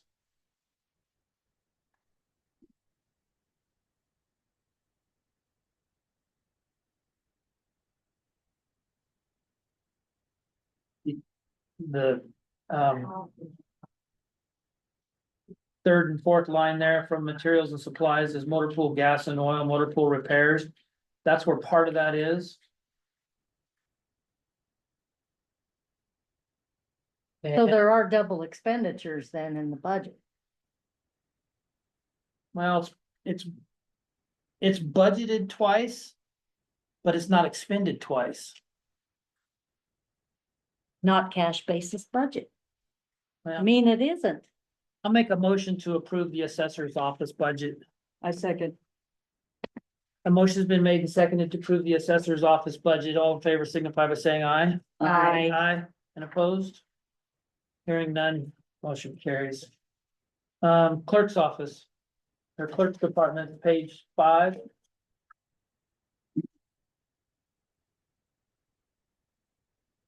Is this to look at the budget right now for the clerks? Yeah, as a part of the as a part of the CAFA's Right. application. Just some comments, again, the clerk is not here, but, on probate filing, under revenues, they're budgeting 5,000 and that they've expended more than that for 3 years, so I wonder why that's budgeted so low. Okay, so you're looking at revenues in the Yeah. -3 line. So it's budgeted at 5,000. His actual revenues in that line for 24-25 is 8,000. 23-24 was 9 and 22-23 was 8. and Yeah. change. So he's budgeting low because it's a prediction, it's an estimate. Mm-hmm. You know, it could be, he could budget for 5 and only get 3. Okay. So it's just an estimate it's. And I will say that on passport fees, since I recently inquired to get mine renewed, they're basically just telling everyone to go online as much as possible unless you're really old and make a big deal out of it. They're basically just saying, go do it yourself online. So I wouldn't think they're gonna get much in that in the future. And then down on personnel services under expenditures, again, maybe I'm being picky here, but, again, as you say, if you're trying to budget some things low and some things high for cushion, the extra help election workers, are higher than we usually use. And then down here on material and supplies under election cost, goes up to 32,000. Is he here today? He will be here this afternoon. So again, I know that a lot of stuff is coming down in the election system here in Oregon, as well as who knows otherwise. Yeah, So if he they're may gonna have go a back to total voting. explanation So for that- that, but that was a big jump. Voting in person. Yeah, so that was a jump in potential having to change over to a different voting system. Okay. Actually, I think they decided not to go to that voting system. The Secretary of State decided not to, and we could probably trim that back down. But I'll Okay, talk. that was just something that jumped And I out. think that number was given at the time when we had our department staff or department head meetings. And the potential for that has just recently been, Okay. but I'll have to verify that with him. And I think for any fund, I just like to make a general comment, not because we're gonna do anything about it this year, but when you get down to the bottom line, revenues over expenditures, in the last 2 years, we have jumped up $79,000, and it might be totally out of the clerk's control. I'm not saying, but just seems like it's gone up quite a bit. So this doesn't reflect what we just voted on with the elected officials either, right? No, it'll be less, cause I'll have to go in and adjust his salary and the benefits to go along with it Yeah. to take the 3% out. Okay, that's all I had. I just, Well, and I don't know why he would put $5,000 in a line that historically has been $3,000 or $4,000 more than that, I I think. mean, it's consistently more than that. Yeah. It But- just doesn't, I Because you get, can't predict probate cases. but you've got history. So I'll budget it for 9,000 and we'll collect 5. I don't know. You That's haven't what I'm been. saying. So it's better to budget low in revenue and get more revenue than to budget high in revenue, budget it and expend it, and then not get that revenue. I'm okay with I it. always I vote just for like a to- realistic budget.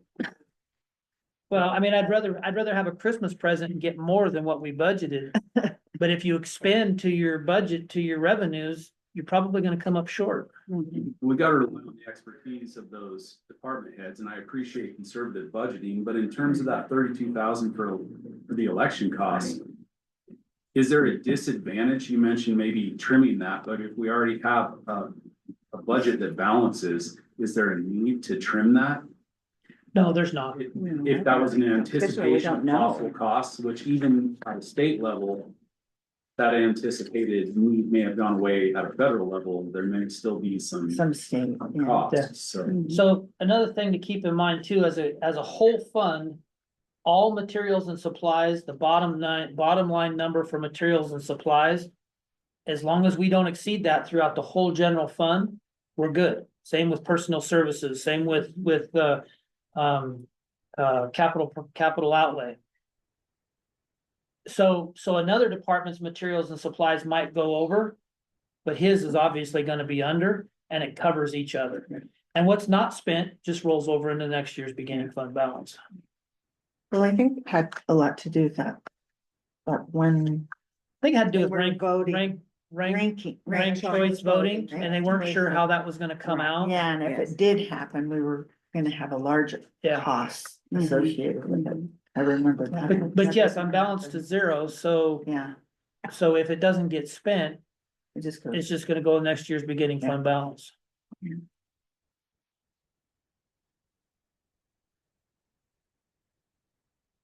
I'll make the motion.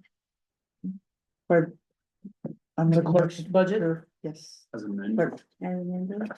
yeah, well, as amended after I took As care of the. amended. tentatively. Tentatively. Oh, Well, we- let me see that word. I'll say it for her. Attentive. Tentatively. Well, these ones have to be not tentatively. Oh, yeah, Oh, they're- okay. Yeah, they're the Okay. regular. Okay. As amended with removal of the 3% COLA. I'll second. And I will work on those and reproduce copies for the next meeting. I don't. Copies can get confusing if we start doing a Yeah. whole bunch of changes, but at least for these ones that we approved, I will print those ones. Yeah. For your copies. A motion's been made and seconded to approve the clerk's budget. As amended, or as will be amended. Any further discussion? All in favor signify by saying aye. Aye. Aye, and opposed? And hearing none, motion carries.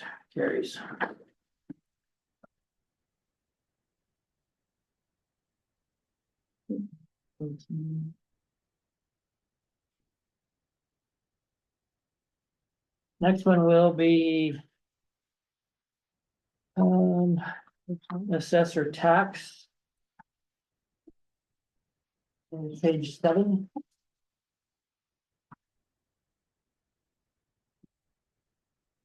This one should be pretty much as is. There's no elected official in this one, so there won't be anything to change there. They did do some realignment, when the assessor was elected. She was the previous tax clerk or tax collector. So we realigned. She's gonna take on those duties. She's not gonna replace that position. But what they did do was realign a clerk position to be half clerk's off or half tax office and half assessor's office. Good job. I was gonna say, I put nice at this. I mean, I know not every fund department is able to do stuff like that, but when you can, thank you very much. Yeah. But that was, I have to say, that was the new assessor's assessment of what she needed in her office and how she restructured, so. Being proactive in budget and everything, it helps. And is that reflected then in the clerk's budget that we just approved? As you said, it Not was. the clerk, it was The a clerk position Clerk within the tax. position. Oh, slash okay, assessor. okay, Sorry, to me. Yeah. Same Sorry. terms, okay. so that I budget, thought we said it would be shared position between, There's one employee that's gonna do. yeah, so where's the other? half? Assessor's office. in the assessor's office, Oh, it's all within this. Yes. Okay, gotcha. You want I'm on it the to? same page. No, No, I got okay. it. any discussion on the tax office budget? I move to approve the tax budget as presented. I second A motion has tentatively. been. Oh, no, finally. Not Yeah. final. A motion has been made to approve the tax office budget. Any further discussion? All in favor signify by saying aye. Aye. And opposed? Motion carries. That takes care of tax. So then let's go, we've done the clerk. Let's go to HR 20, Department 20, which will be paid. 22. 22? 22.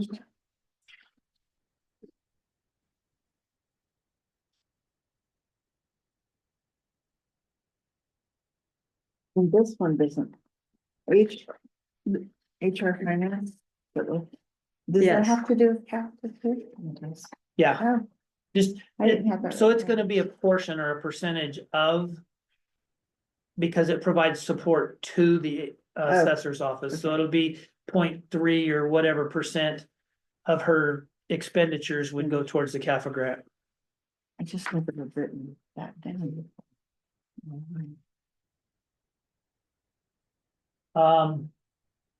So in this budget.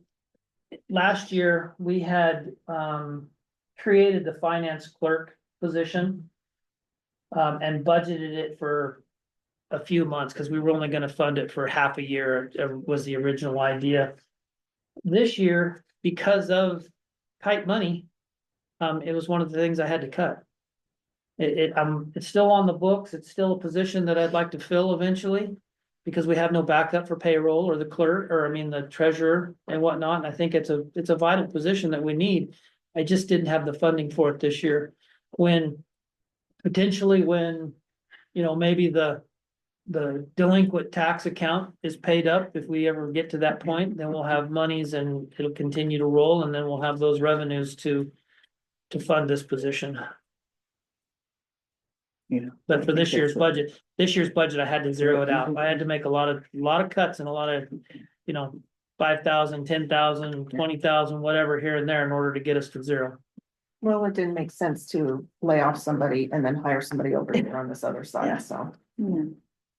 And just to comment again, because our budget's so tight, I really like the intern program. It looks like the intern program revenue and expenditures were very close, just under $1,000 that we spent more than came in. So just keep an eye on that, we want to help and participate with that, but we don't want it to cost us too much. And they just like file receipts, is there more for the expenditure part of what you do? Well, all of those all go through the temp service, and so they just send us a bill for it, and, there's really only one that I really track, and that's for the library. And so I think that was one of them that went over just a little bit, because it's pretty hard to come down to $4,523.16. But I mean, their duties that they do when they're helping is just filing. I don't know what. Different she's doing. departments, they do different things. Yeah, Oh. I mean, there's some. Well, this is in your, Instead of creating an intern line in 5 different departments, we've just chose to just put it into one Oh. department. So just to keep it clean and make it easier. I see. And these interns vary, and there's varying funds from year to year. Past couple of years, I've put some county funds into it to be a partner in it. The library intern is on a grant. So that's the revenue you see coming in is on that grant for the library. Okay. And then I only have it budgeted at 10,000, so I really didn't budget it. Well, for when I anything first, this year. and again, that was one of those tough decisions. Last year, you can see I had it budgeted at 20,000. And with the budget being so tight this year, I figured, this is a year where we're probably not gonna have any interns, or at least we can't afford to pay them unless we get some revenue from some other outside entity that's willing to support it. Well, when I first looked at this, I thought, what, should we be hiring an intern in the HR department with personally identifiable information and stuff there? I mean, that's what I was thinking. I was like, No, We but just the, thought it would be easier to. do okay, it in- the financial portion of paying for that intern, we figured the good place as any to put it was in the HR department. I see. Okay, so then I assume that you haven't paid for your software yet, and that's why there's a zero in. Correct. Yeah, It comes in usually in May, into May-ish. okay. And it's going up a lot?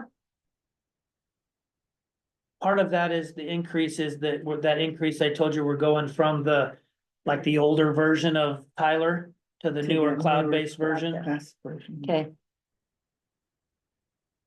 Upgrades. So. Yes. They actually have a version 10. But we discussed this quite a bit as to whether or not just make the full jump and go to version 10, because it's cloud-based as well. And we just decided, we'll try the cloud-based version for a few years and see what it's like, and then decide whether we want to go to the 10 version or not.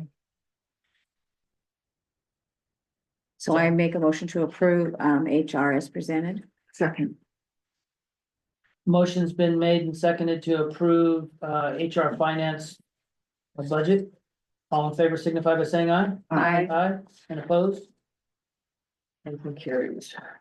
So treasurer is 28. 27. Oh, page 28, sorry. That's what I wish was on this, is the page numbers. And again, I've always wished that. the only change to this one will be the salary line for the elected official. So I move to approve, treasurer with the correction of the salary line. I do have a question. It's not budgeted this year, but, under materials and supplies asset management contract, it wasn't expended apparently, but it was budgeted for this current year. What is that? Does anyone know? So when I first started here, we had an outside source that did our asset management, but it was a program that we purchased, and it was an online program. Software. And that's what that line was. And then now I don't know that we. I think she does it all in Tyler, doesn't she now? She does do it all in Tyler. So we didn't now, have to so spend it, and we don't need to budget for It's it. all, because when I came here, that was all part of the same module. So, when they originally went and purchased Tyler, you could purchase different modules, and that was included in that original one. So I don't think it's costing us, there may be, I don't know whether it's costing us any maintenance or not. I'm not 100% sure on that, but. Thank you. No, that's good. Appreciate it. Any further discussion? All in favor signify by saying aye. Aye. And opposed? Hearing none, motion carries. So, GIS number 41, Department 41, page 35.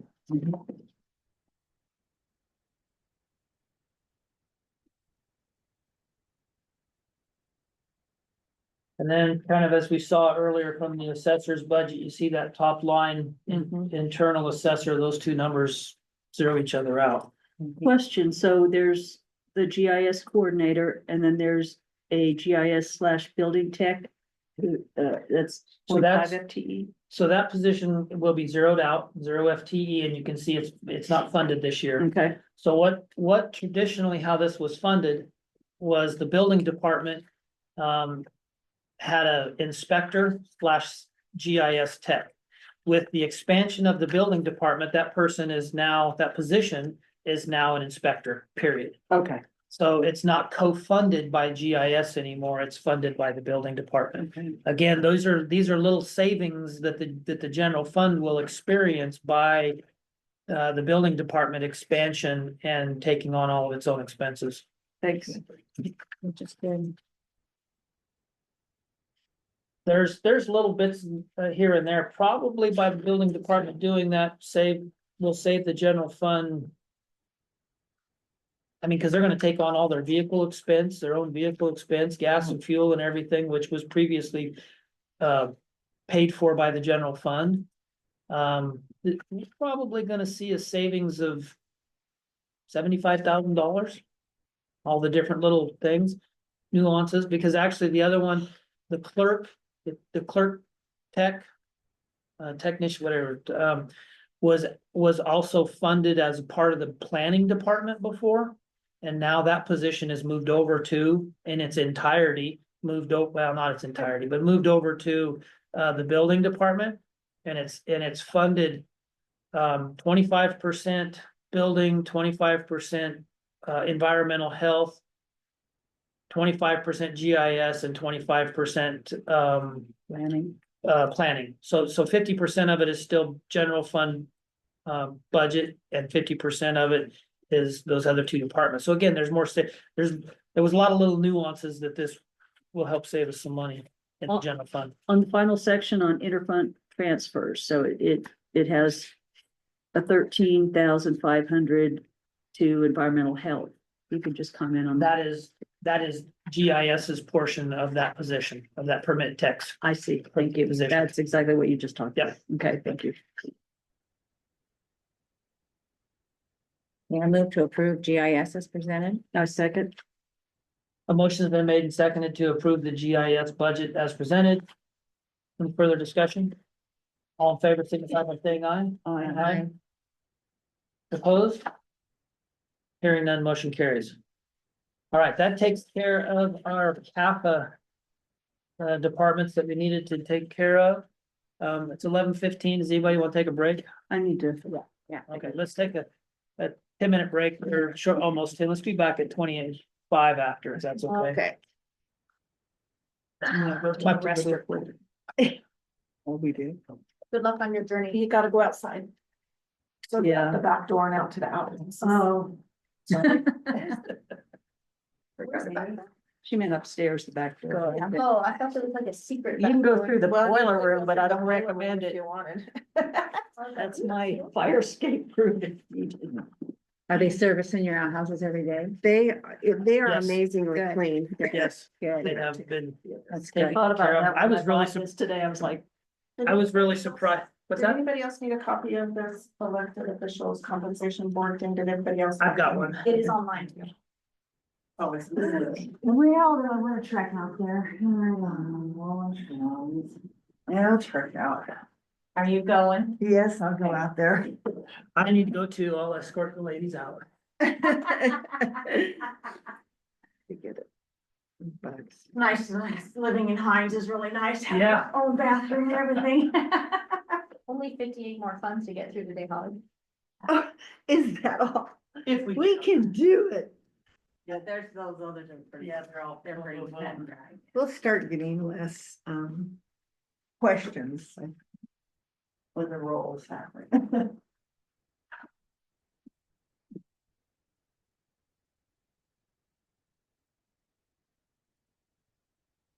survey in the area.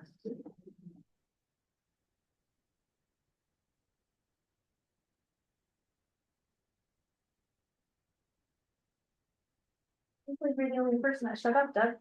I know it's kind of stupid.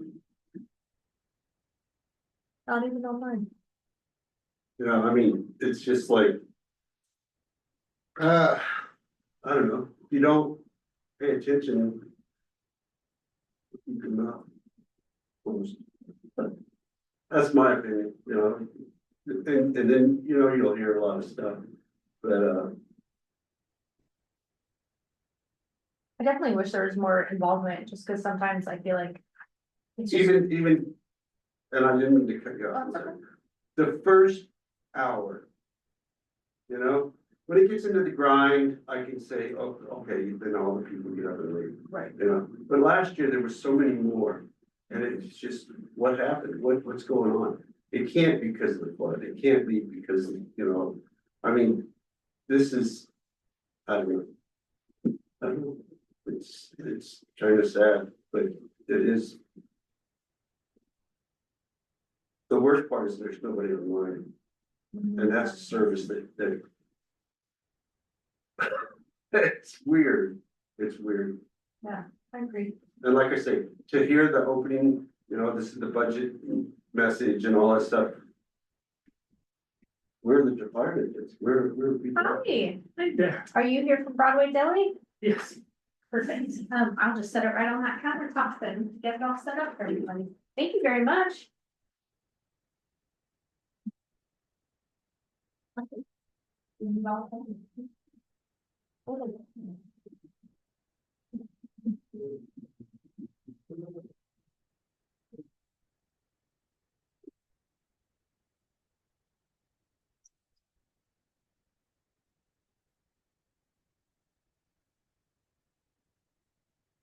It's about to die.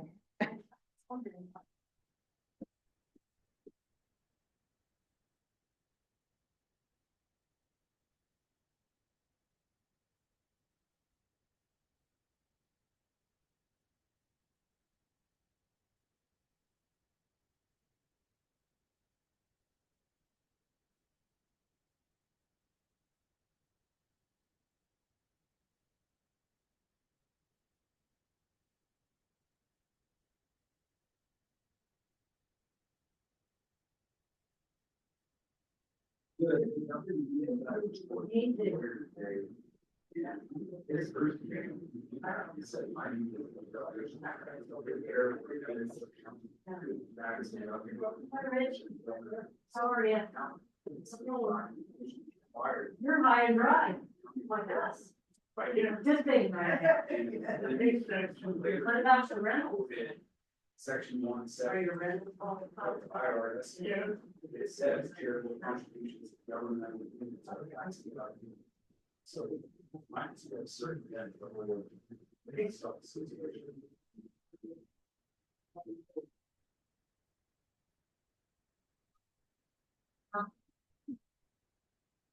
Yeah, and I remember early in the campaign, there were that we didn't get this taken care of all. Some people were doing donations. I just really remember it, received the stuff, and the last person stuff.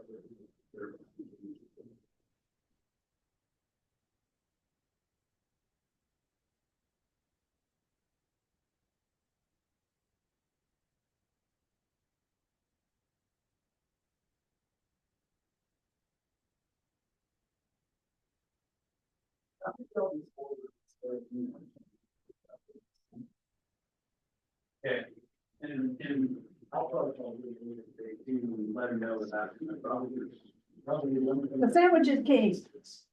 It's my treat to you guys. Oh, well, thank you. From Broadway Deli. Oh, they'll be good ones then. I think so. Better than Subway. Fran always appreciates having Oh, the order sure. once a year. Well, we're slowly getting our staff at Lake Creek. Are you? Slowly. We got one more, Good. maybe two more positions to hire and then be staffed, and they're good. Awesome. I don't know if we're gonna eat right now or not, but I just.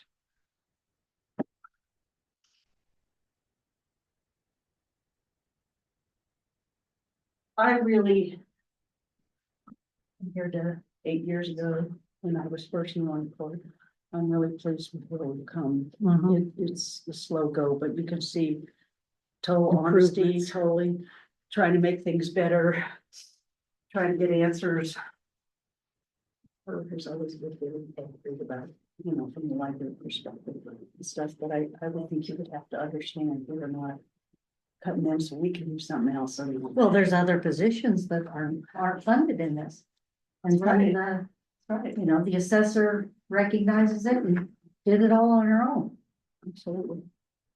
Which is. And I appreciate. Which is what the library should have But I done. appreciate your.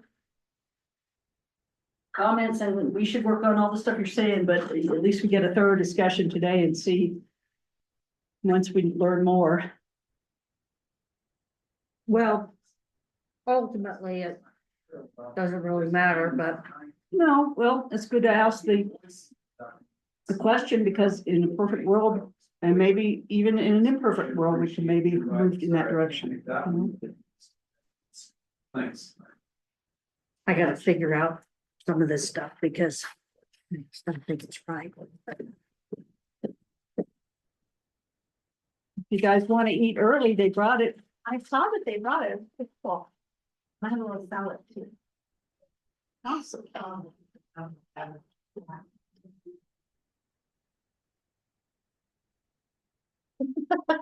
Budget season again. We just did this. Debbie, is Gary your, he must be your brother-in-law? I just saw him this weekend. Same as he did 30 years. But he's 80 now. And they have a ton of prizes. Gonna be 81 here pretty soon. Oh, that's cool. I mean, jewelry making, Play-Doh, bingo, musical chairs. I tried to call him yesterday, so. This is the play date at The Elks, we had about 80 people at the Elks on Saturday for the Yeah. play day. Oh, nice. I saw some pictures on Facebook, but that's. And they had tons of prizes and kids got, and the, you know, we had tons of desserts Yeah. and food and it was. That's right, I saw you in one of the pictures. Everybody was so, having so I much think fun. that is so cool. Yeah, I was it is really cool. Happy that. Hannah and Owen went. I saw Owen, I didn't see Hannah, but I saw Owen. Yeah, kids are- Because Jake had to go down and look, search for that woman, Oh, so yeah. I figured, what the heck.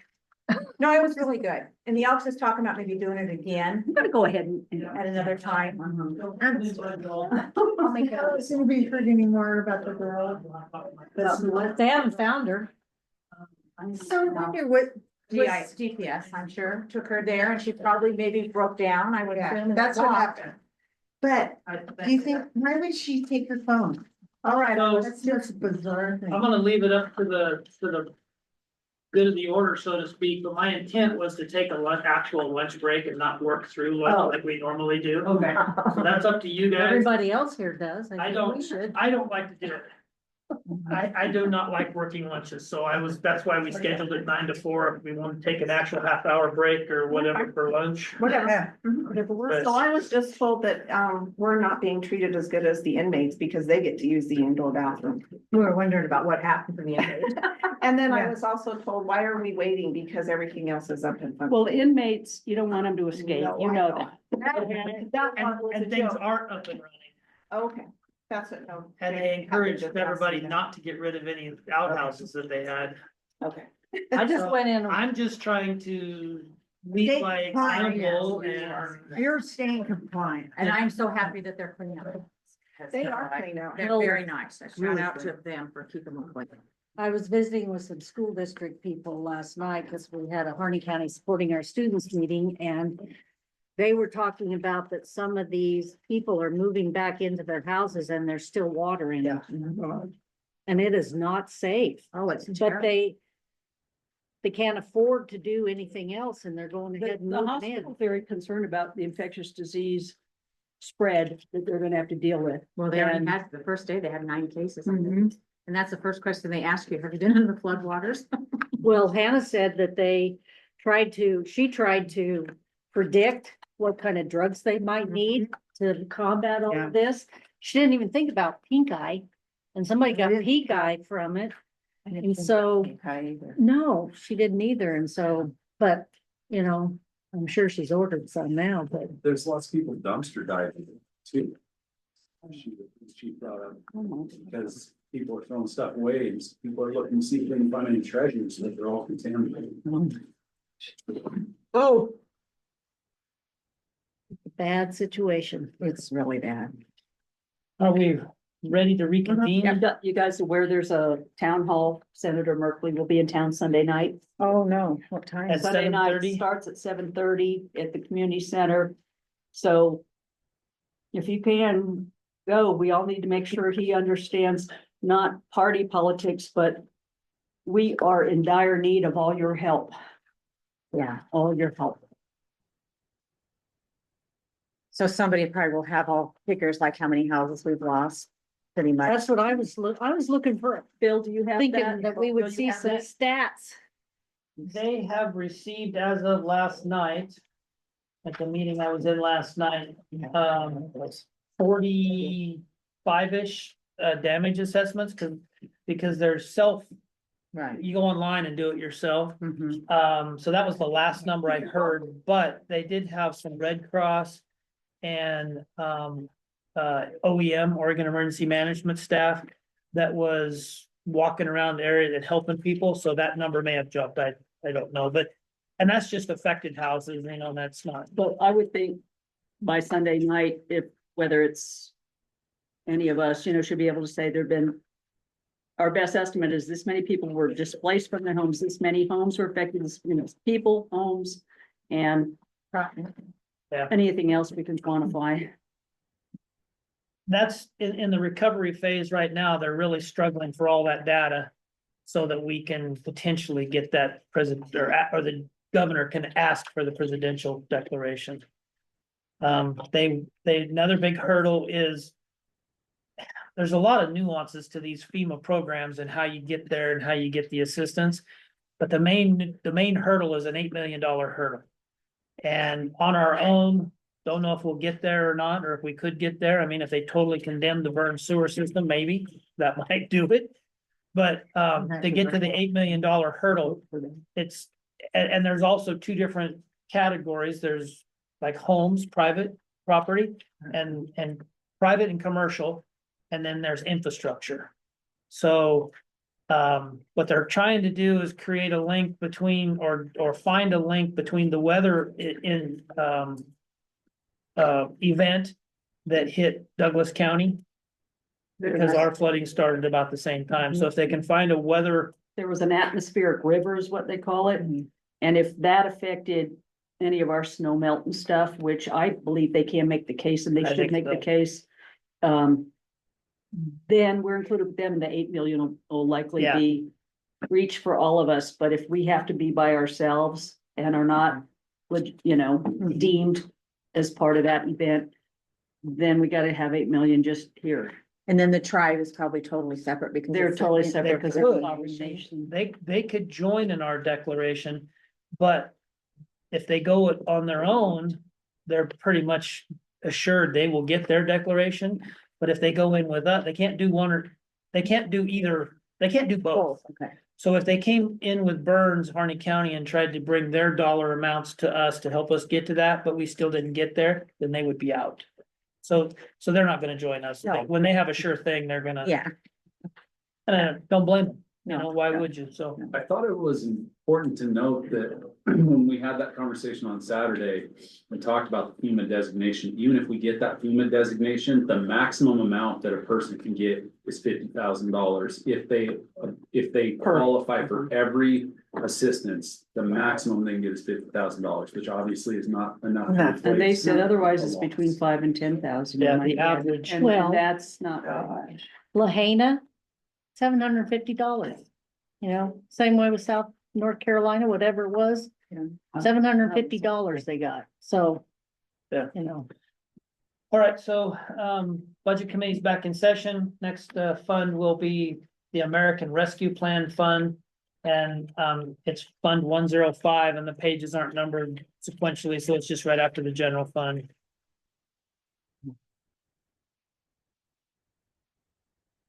Another thing, I wish when you did a batch print that it would put an overall page number at the Yeah. bottom. I know. Seems like that could be. So this fund is all the funds in it are obligated. The only thing that hasn't been completely expended to this point is the $500,000 that was obligated to the fairgrounds. And it's our hope that basically that gets expended before the end of this fiscal year, and then this fund it won't even be a part of the budget. But in case there's still any funds left in there, I have it as a part of the. May I recommend that, and the treasurer would be able to give you this, that there be a footnote just saying, $175,000 what did here, 500, just in a sentence with commas if needed, but just. Yeah. So we don't have to always ask, we'll forget soon enough, and then we Yeah. can look back and see what. Yes. so what's the revenue line that offsets the 500,000? That's the beginning fund balance. Oh, So this had no revenue, and if you On look the at the next next page, oh, Mhm. Okay, Every, gotcha. so if it carries over into the next budget, there's $500,000 left. That would be the beginning fund balance. The expenditures total 500,000, zeroing each other out. Right, But if that's expended before July 1st, it'll be zeros. Well, they should be able to expend it, I would think, with all the stuff they're doing. Yeah, well, it's, the funds are obligated. We had to have them obligated by December 31st. I think it was. I think at the end of the year, we had to have them obligated by. But you have to have them expended by December of 26. Okay. So even if we carry it over, we're okay. It just would be nice to get rid of it and not and be done with it in this fiscal year.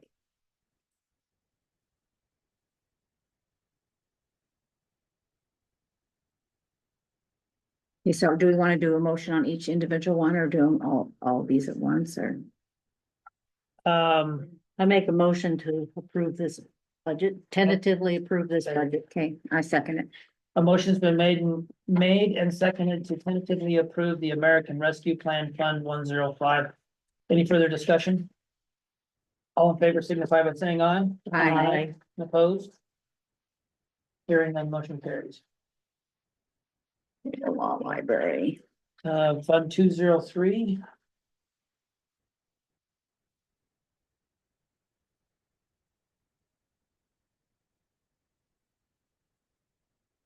Pretty straightforward. Minimal revenues from the judicial department. Budgeted expenditures total $8,800. And projected beginning fund or ending fund balance of 9,771. I move to approve, tentatively approve 203 law library. A second, Motion's been made and seconded to tentatively approve the law library fund 203. Any further discussion? All in favor signify by saying aye. Aye. Aye, opposed? And hearing none, motion carries. 204 liquor control. Again, same thing. Looks like there's a projected ending fund balance of 10,000. Beginning fund balance of 14,700. Minimal revenues from victim impact panel, which again, it's budgeted 1,000, but it's anywhere from 400 to or 300 to $800 in revenues there. Just depends on those cases. Total expenses $5,500. so where does that extra money come from? The $4,500 deficit that's in this fund, where does the revenues eventually come from? Out of the beginning fund balance. So it's, 14,700. Oh, I just gotta flip through multiple pages. I get, it seems like it should all just be right here. Well, just the way our The software software prints it, you prints could it almost out. put all that on one page almost, but Okay, So I move to tentatively approve 204 liquid control. Second. motion's been made and seconded to approve liquor control fund 204. Any further discussion? All in favor signify by saying aye. Aye. Aye, opposed? Motion carries. And 205 Taylor grazing. so I have a question about this and predator control. So I heard that USDA mostly kills birds with this money. And that last year they spent one day flying and they killed like 400 or 500 coyotes in one day. And that was all they did for coyotes. That's the rumor that I heard. Now, So I they're the wanna, only ones who are authorized to use the poisons to kill the ravens and the birds. Okay, so no other contractors can do that. They've got to do that. As far as coyotes and other things, you know, that those can be done. And they have a spattering of My- coyotes and beavers and I don't remember what all, but, the number that you're talking about was done by a private individual that we have helped subsidize fuel costs for. And that's about $10,000 in fuel subsidization, stuff, whatever. so it didn't come out of the Taylor grazing money. No, Okay, no, that come out, I don't remember where right now, but when we get to it, it comes out different spot. well, my understanding is the birds mostly benefit the utilities. Is that correct? Yes. And the utilities were not, Mostly benefit from the services I was. of the yeah, I was USDA just predator gonna say. control. Yes. right, the USDA predator control. So it's my understanding that the USDA gets paid by Harney Electric, OTEC, whoever they're doing that work for, in addition to, which I don't. This is something I've seriously got to delve into this year, because unless we find funding. And unless the general fund is gonna pick up this 95, well, I think this year's. It doesn't reflect that here, it just reflects the transfer, but the predator control fund, which we'll get to in a bit. The USDA contract for this year is 94.5, I think, 95,000, something like that. I don't remember off the top of my head the exact number, but we'll get to it. Without Taylor grazing support, which you can see they're only projecting about $30,000 a year in revenues. That would mean that if we use the entire amount every year for predator control, then the county's gonna have to come up with $65,000. So the utilities have put in a request to not have to pay property taxes. And they're just, Bobby Joe said she's just having to save all that money in an account because she might have to pay it all back. So if we're helping the utilities, I don't think we should help the utilities if they're not gonna pay any property taxes. I agree. So that's my point being is this is something that I've seriously got to get into for this next fiscal year. We found a way to fund it for this year, but we're gonna have to find a way to fund it for next year. In the past, we've had partners, including both utilities and like the Mule Deer Foundation, Rocky Mountain Elk Foundation, and other vested interests help fund that position. And that has kind of dwindled away, and the Natural Resource Advisory Committee has already had conversations about helping the court to prod those partners a little bit so that they can help foot the bill for this, because it affects everyone, and it does affect every citizen, because if there's a $50,000 or $1 million utility breach because of ravens, everyone's rates go up. Right. But we are gonna actively reach out to those partners to see if they can help. Sure. I could save them some money if they just went to the dump. They could kill them all. Cause that's where they live, and they fly over my house every day. If we had not already set aside that money to transfer, what would we do with that? Is that intended to do grazing improvements? Yes. Excuse me, No, go ahead. generally, there is an annual meeting with BLM and the county court and to talk about the Taylor grazing, and there's usually some proposals. Sometimes BLM, sometimes private landowners who propose to get a trough put in or A well, I think we financed a well drilling a couple years ago. certain things to help grazing, i.e. now there's some water there, so they can graze there as well, things like that. And it's usually just a one meeting kind of a thing, and presentations are made and we make a decision.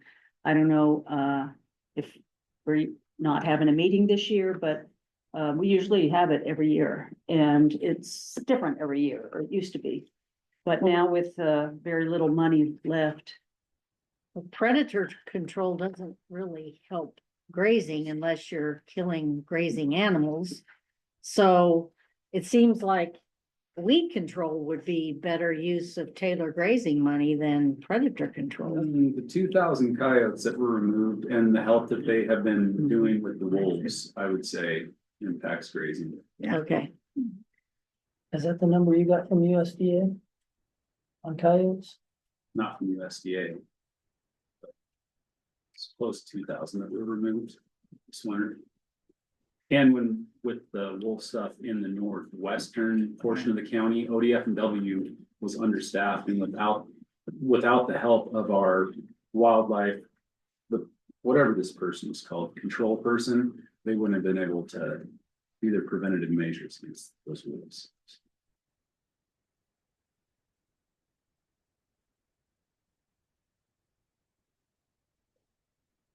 So, with that said, you can see we have a beginning fund balance of $54,800, projected revenues of $29,000. With a transfer to predator control, maybe 3,000, so that'll take us just down to $1,700 ending fund balance. So I move to tentatively approve 205 Taylor Grace. I have one more question. Why are we messing with $1,500? Why are we messing with? I mean, you're gonna have to keep a fund going. Well, this is a revolving fund. We'll get revenues every year for it. Okay, That's just will be the ending fund, and next year we'll get it, hopefully another 30,000 in Okay. Taylor grazing. okay, I funds, and- get it. I Yeah, if it second, was a one-time thing, then we'd be zeroing it out, getting rid Yeah, of it. well, Yeah. that's what I was wondering, yeah. Motion has been made and seconded to approve, to tentatively approve the Taylor Grazing Fund 205. Further discussion? All in favor signify by saying aye. Aye. And opposed? And hearing none, motion carries. 206 corner preservation. What is human preservation? Corner preservation is the survey markers, corners. And they're supposed to be checked, and you can see that we haven't expended anything for quite some time. And we have a balance of $109,000. We haven't had a readily accessible surveyor to go do the work. So. But we just had an opportunity maybe today, and we identified maybe another surveyor that we might be able to tap into. So it's just gonna sit there and roll over until we find somebody to get out there and do the work. and are we increasing the proposed budgeted materials and supplies, i.e. engineering surveying, because is this work getting backlogged? Is there is quite a backlogged. backlog? Yes, Have to be. it's backlogged, and the surveyor that we had been using. Submitted a proposal for fees for rates, and that's why we bumped it up to 50,000, because we figured we're gonna have to pay for it out of somewhere, and if he's out there doing the work, that's why it's increased by 25,000. Does that get reported to the planning department? Where's the intersection with the county on this work? I don't know, to be honest with you, it's department we haven't really done, or the fund that we haven't really done anything with since I've been here. But if anything, I would probably say that it goes to GIS and the assessor's office, Because information he's for the probably plat. Finding all those corners, Yeah. if they're still there, and if they're not there, I assume they're gonna replace them, like Yeah. just move the markers. Met a surveyor in Lake County this weekend that said he would be willing to come over and do work for us, so if you want that information, I can get it to you sometime. Gee, they're coming out of the woodwork. One question I did, this was the first one that I noticed it and I circled some stuff, but on that last page of it. On all the other, most of the other departments before that, for the approved budget BB and adopted budget AB, they're blank, but on some of these, they already have numbers in there, and I wasn't sure. What that was all about. So the system, Tyler. Automatically populates those two fields. At the end. So if you look at, like on Law Library 203, page 2, there's nothing in those fields for revenue. But then when you get to the last page where it's ending fund, beginning fund balance, then it auto populates. And last year, these are nuances, it's not real critical, but last year when I was copying, what I'll do when we get done with this budget and it's approved, then I will copy it to the approved budget category, and it'll populate all those lines. And then if we make any changes at that point, we'll make them to the approved budget, so you'll show a transition of what was done from the proposed budget to the approved budget to the adopted budget. And last year I noticed that after I had done it, that I didn't quite copy them that way. So all three lines have the same numbers in them. I mean, it has our ending numbers of what we adopted, but this year I've made specific note that I'm gonna show a progression this year and make sure that that gets. So it shows what, you know, what work we did here. That's good. Yeah. So, corner, So I tentatively approve 206 corner preservation. Second. I'll let you guys do You and I are doing fire. that. a motion has been made to tentatively approve corner preservation fund 206. Any further discussion? All in favor signify by saying aye. Aye. Opposed? Hearing none, motion carries. Treatment court fund 207. So in this one, it's broken up into CJC treatment court, Bureau of Justice, Administration Adult Court, and CJC Family Court. You'll see the numbers are zeroed out in the first two because funding for those went away. And the only thing that's remaining is the CJC Family Court. I noticed at that LEPC meeting, they were really talking about the importance of that program. And I didn't know if because we ended up with a beginning fund balance larger than we anticipated a year ago when we budgeted, and we have $40,000, which is basically what that program costs, isn't it? No, it's way more. I didn't know if we could fund it one more year with our beginning fund balance, because what else can you do with those funds? But Now, is this primarily all out of the circuit court? Yes, it's all state, these are state funds specifically for these purposes. So whatever we get from the state is what we can spend, period. But it's also customer driven. So if they don't have referrals from circuit court for people in these programs, then the funding will start to diminish. And that's what happened to the other two with Measure 110, because they didn't have referrals from, possession of controlled substances.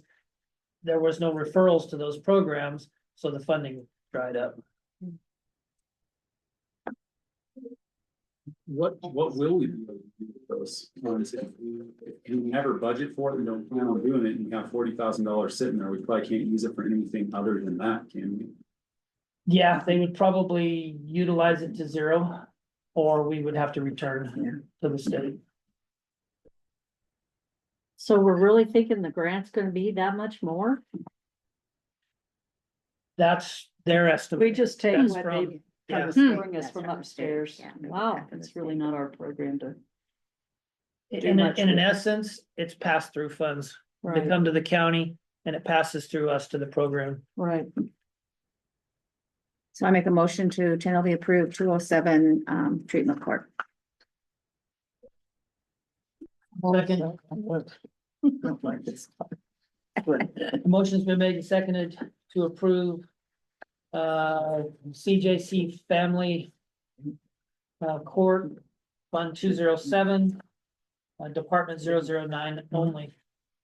Any further discussion? All in favor signify by saying aye. Aye. All opposed? Hearing none, motion carries. 217 PERS.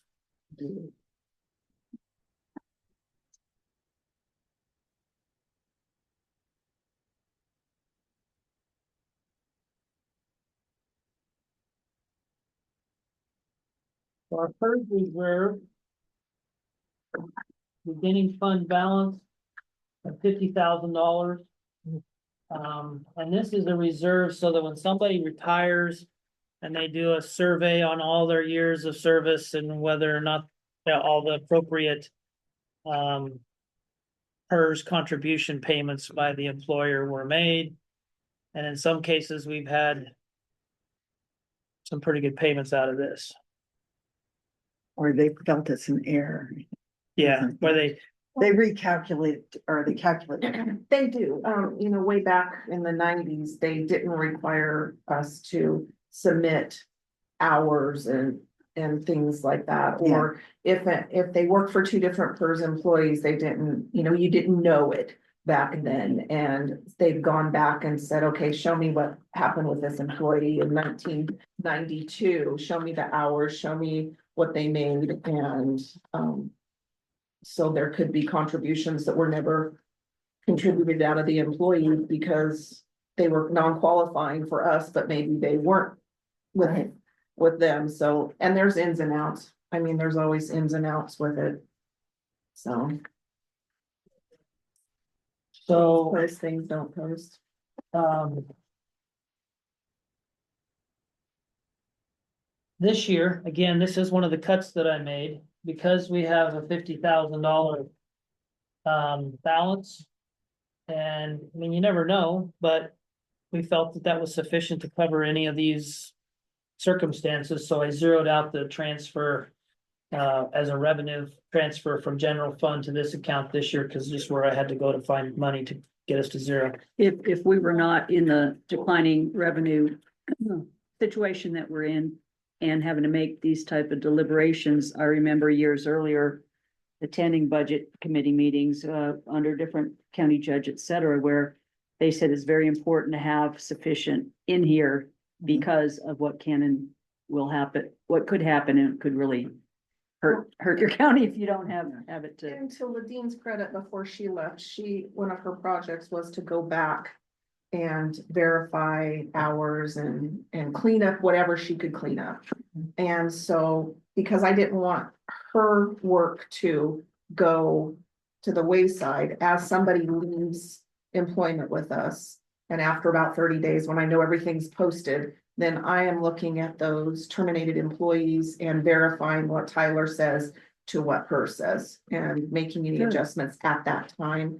So I haven't seen any big things for quite a while. And so if we're keeping up as people terminate, you know, a little bit here and a little bit there, I haven't been seeing any big amounts, but at least they're right. In the last few that you've had, what type of dollar amount have you seen? The last few, like last year? $2,500 range, you know, maybe 5,000 at the most, but we're not, I'm not Not seeing seeing as huge big. things, no. Okay. Like they were back when, you know, a bunch of people retired about the same time when Dean hit, which was all those, you know, back in the 90s and some in the 80s. And I did have one employee that quit, and thank goodness he kept his filing cabinet, because he was able to go back to the 80s and pull out check stubs, and we were able to turn in hours for him so he could get his retirement and his PERS up to correct. It was a waiting period thing is what it was, but he was able to prove that. Otherwise, we potentially might have ended up having to pay that if he wasn't able to prove that those were waiting period. So you can see from the actual, from the past couple of years, this year we're at 18,000 some change, last year 38,000, and the year before 13,000. So just based on that trend. What line are you? Under expenditures here. And then, yeah. Why is this categorized under material and supplies rather than personal services? Because it's not payroll. It's paid to PERS.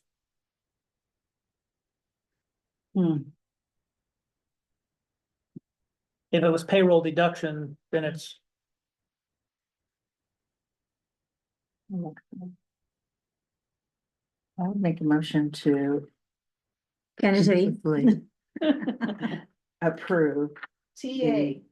Make a motion Okay. to TA, the PERS Reserve Fund 27. I second. A motion has been made and seconded to tentatively approve the PERS Reserve Fund 217. Any further discussion? All in favor signify by saying aye. Aye. Opposed? Hearing none, motion carries. Next fund will be 218 clerk's records. Why such a great big expense for replace off equipment? Guess I didn't know what that was. So that is, in anticipation of, again, if they went to the ranked choice voting, whatever. and the new software system that would have to be purchased. Again, those could probably be, since they've decided not to, for this year anyway, go to ranked choice voting. That we could diminish it, but again, if it doesn't get spent, it just goes into the beginning fund balance. I move to approve. But it'll be, excuse me, but it'll be the beginning fund balance of this fund, right? Yes, So we're Yeah. building up a beginning fund balance in well, the, he's already got a beginning fund balance of $72,000 with those projected expenditures. Leaves an ending fund balance of 8,500. This is, we're just gonna keep building it though, it will, based on the The revenues that beginning go fund. to it. balance, and pretty soon he's got lots of money. But when he has to replace his stuff, it's It's a lot of Yeah. money. Yeah. And I think that they're going to do something. I think so The too. state is gonna do something because they liked that crazy. But you can see that the projected revenues, and they're even gonna with the have to- transfer from general fund, Seems like cheap. is only $5,500. If he ends up with a big bill based on those revenues without some kind of an accrued beginning fund balance, he'd never be able to afford it. Well, supplemental budget he can, but Unlike the. No, I mean, if we didn't keep the beginning fund balance high and he ended up, a supplemental budget's not gonna give us more money. Hmm.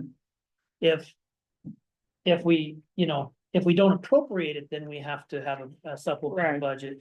right, But if we don't over time allow this to continually grow in that beginning fund balance. And he has to buy a whole brand new clerk's record keeping system or something. We wouldn't have the money to afford it. And then we'd start it pretty close to zero again and gradually build it back up until he had those expenditures. With this fund, if by next year, we haven't realized those and the budget committee or the budget officer decides. We need to transfer some of that in the general fund, we can. With the enterprise accounts, we can't, it has to stay within the enterprise, but this one, if it gets big, it can always be transferred to somebody that needs it. Yeah, because you can see that one of the transfers is from general funds, so those funds aren't statutorily earmarked for this purpose, so it could be pulled from. So with that, I move to tentatively approve Fund 218 clerk's records. second, Motion's been made and seconded to tentatively approve clerk's records fund 218. Any further discussion? All in favor signify by saying aye. Aye. Aye, and opposed? Hearing none, motion carries. Fund 219 nuisance abatement.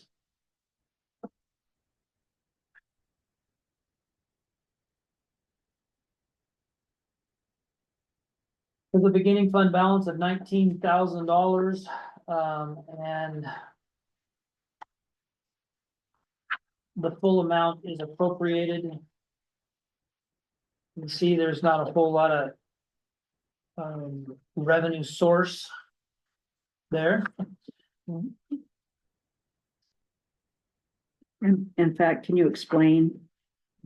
So under the county's nuisance and abatement ordinance,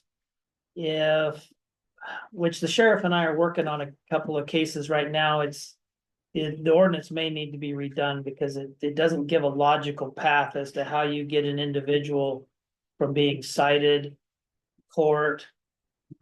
Because the abatement portion of it is gonna be if the person doesn't clean up their property and you have to go in and clean it up, that's what these funds are gonna be for. Right.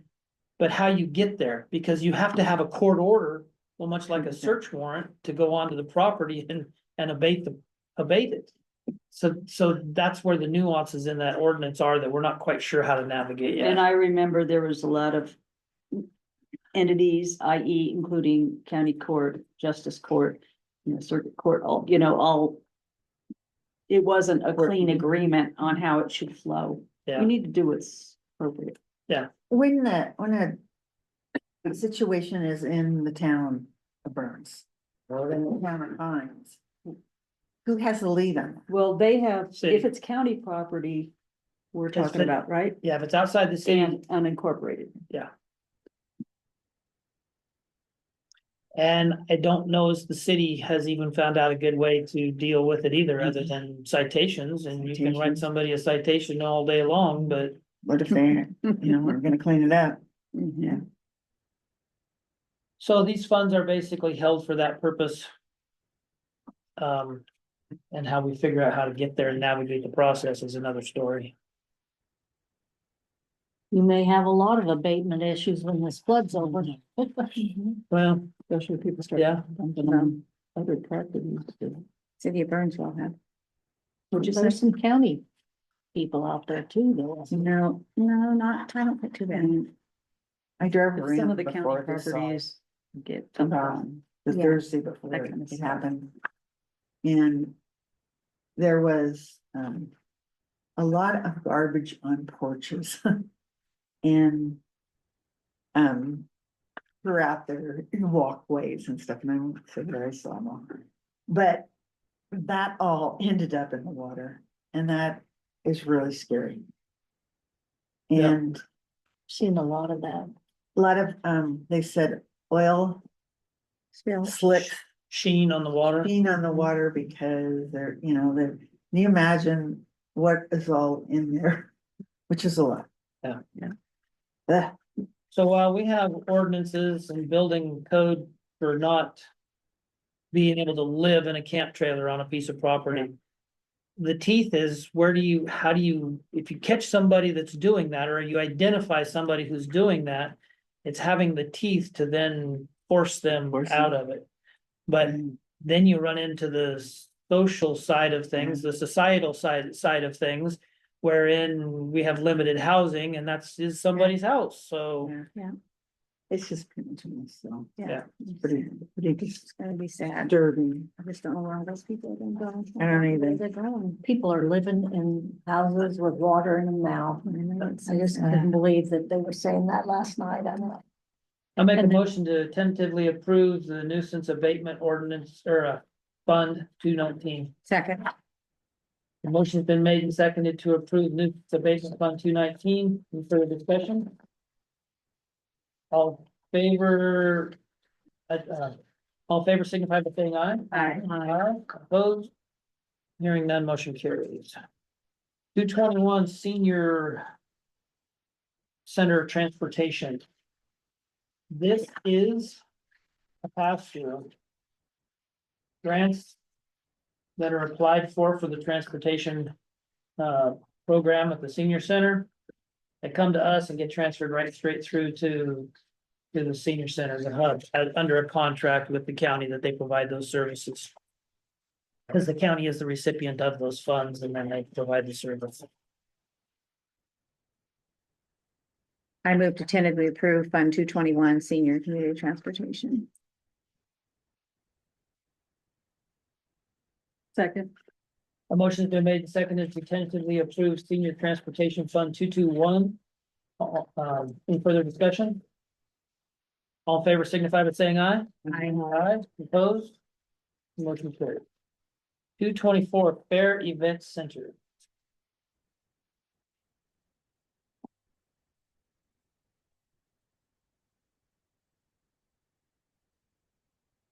So last year, we moved all these funds, these grants, out of the general fund and into this project fund.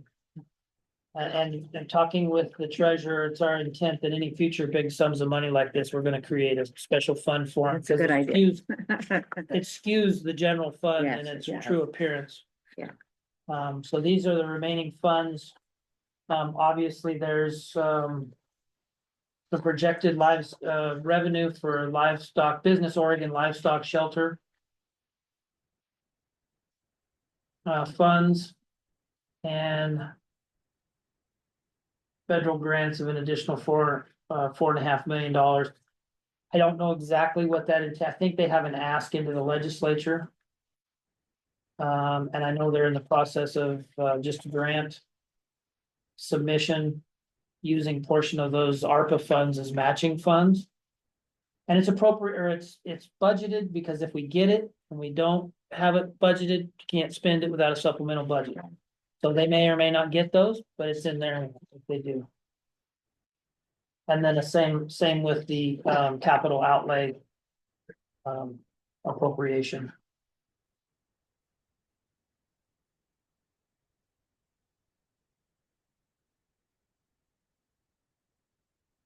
So would you eventually transfer that American Rescue Plan into this No, fund? no, we could, but I was waiting until they had receipts to just expend it right out of that fund. Just saving a step and getting it expended. And the receipts or the invoices are starting to come in for their projects, so. One way or the other, whether they use those funds, it's still going towards the overall project. So if they submitted an invoice for payment for $1 million and 500 of it came out of the ARPA funds and 500,000 and 500,000 came out of this fund, it's still being expended. And if they're gonna use some of these funds, or at least 500,000 for matching funds, then they and themselves just need to remember to hold back 500,000 to use for matching. So administrative cost. You talk about how that works on some of these funds we'll be looking at. So in this one, we had a special session last year, or a special topic in county court. Because of the cost, it would have been like $100,000 or so for administrative costs. And there was a county court discussion and decision to charge a one-time administrative cost of $25,000, and that's why you see it zeroed out for this Yeah, year. I just want to get that on the record and Yeah. remind me to. Yeah. Thank you. That was a pretty big savings to them, wasn't it? Excuse me? It was a pretty big savings to them. Yeah, very much so. I don't remember. Yeah. I don't remember what it was budgeted before. I'd have to dig through Oh, that that's quite a fine, bit, that's but I fine. wanna say it was 6 figures. I wanna say it was 100 and some odd $1,000. Do you have any insight or anything as you're looking at this or questions? Since you go to their meetings regularly? I think the judge covered it pretty well. That federal grant, the $4.5 million grant, I had questions about that because I knew we had already received $4.5 million grant. And that's in anticipation of another grant they put in for, so that if they receive it, we don't have to do a supplemental Right. budget because of the large amount. In terms of the administrative costs, it looks like we have a policy coming up from county court to discuss that, but I do have a question. It's my understanding that we started charging our own department's administrative costs during the shortfall. And we have some exceptions in our current administrative cost policy, which is such as capital project and stuff. And that's why we do that. We changed that when this was happening. And it's up for review again, right? So I think it's on the next agenda. yeah. So that would be a good conversation to have, whether we do any action or not on it right away. So. Keeping in mind that the departments that we're charging an administrative fee to are funds that are outside of the general fund. All of your services are for county government reside within the general fund. Your treasurer, your HR, budget, all that is all within the general fund. You have a department that we're processing bills for and receiving funds and expending funds for. They're not doing it. Work in the general fund is doing it. So, and counties all across the state do an administrative fee to outside fund departments. So, my thought on it is it's not a matter of trying to get rich in the general fund, but you're billing for the services that the general fund is providing to that fund. You'll see in some of these, there's an HR fund and they just come up with a flat rate of $500 per employee. Is that correct? Probably you guys figured that out. I don't know. Because you have to have those costs. Yeah, what's How that? do you- how We are do you providing know? the services for Yeah, them. and so- but how do you know that that department or that entity is making any money or not, or doing anything like they should have, but True if you costs. don't have the true cost, an administrative cost is a true cost. Yeah.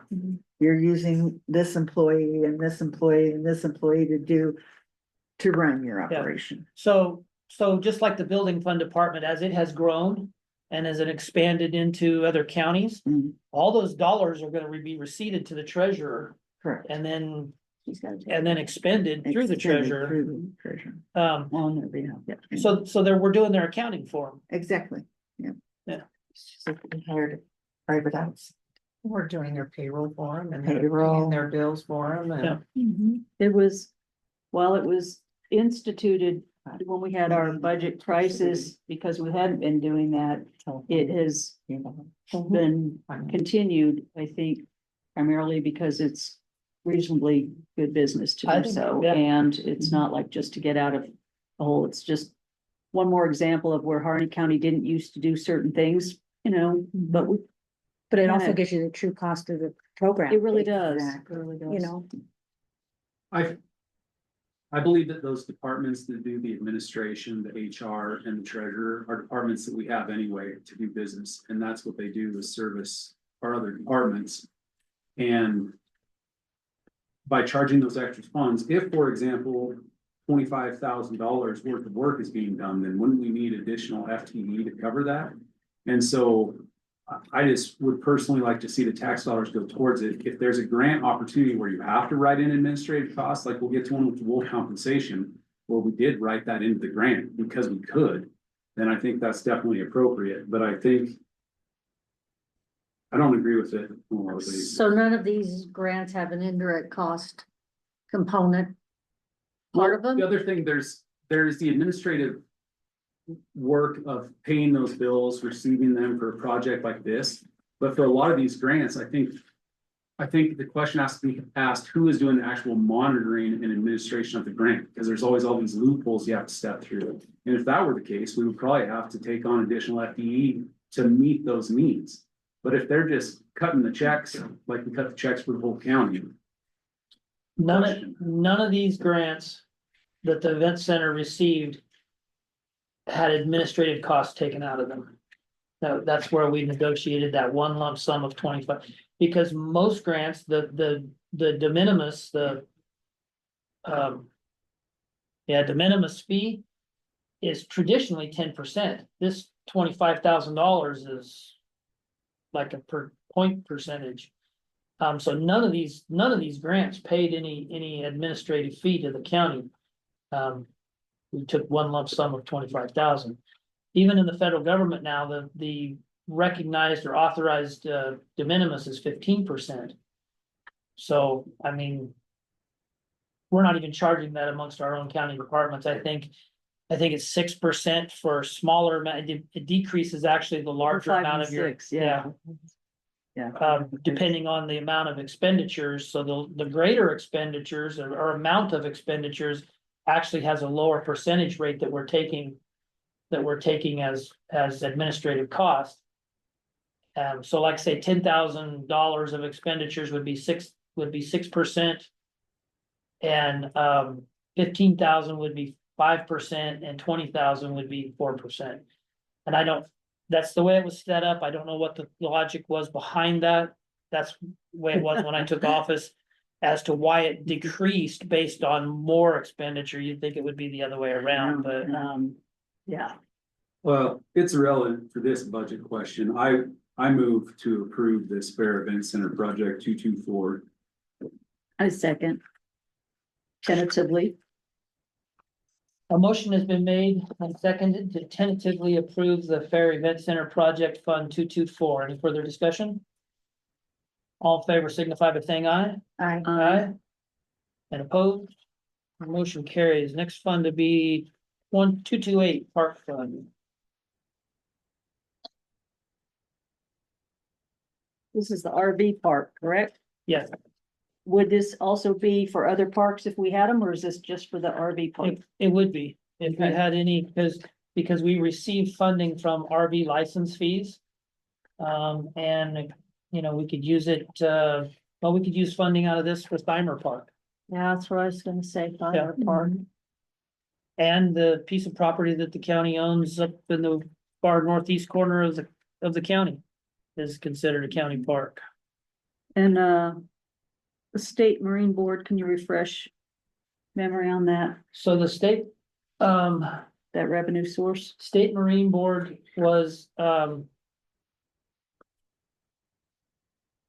basically maintenance on the Warm Springs Road.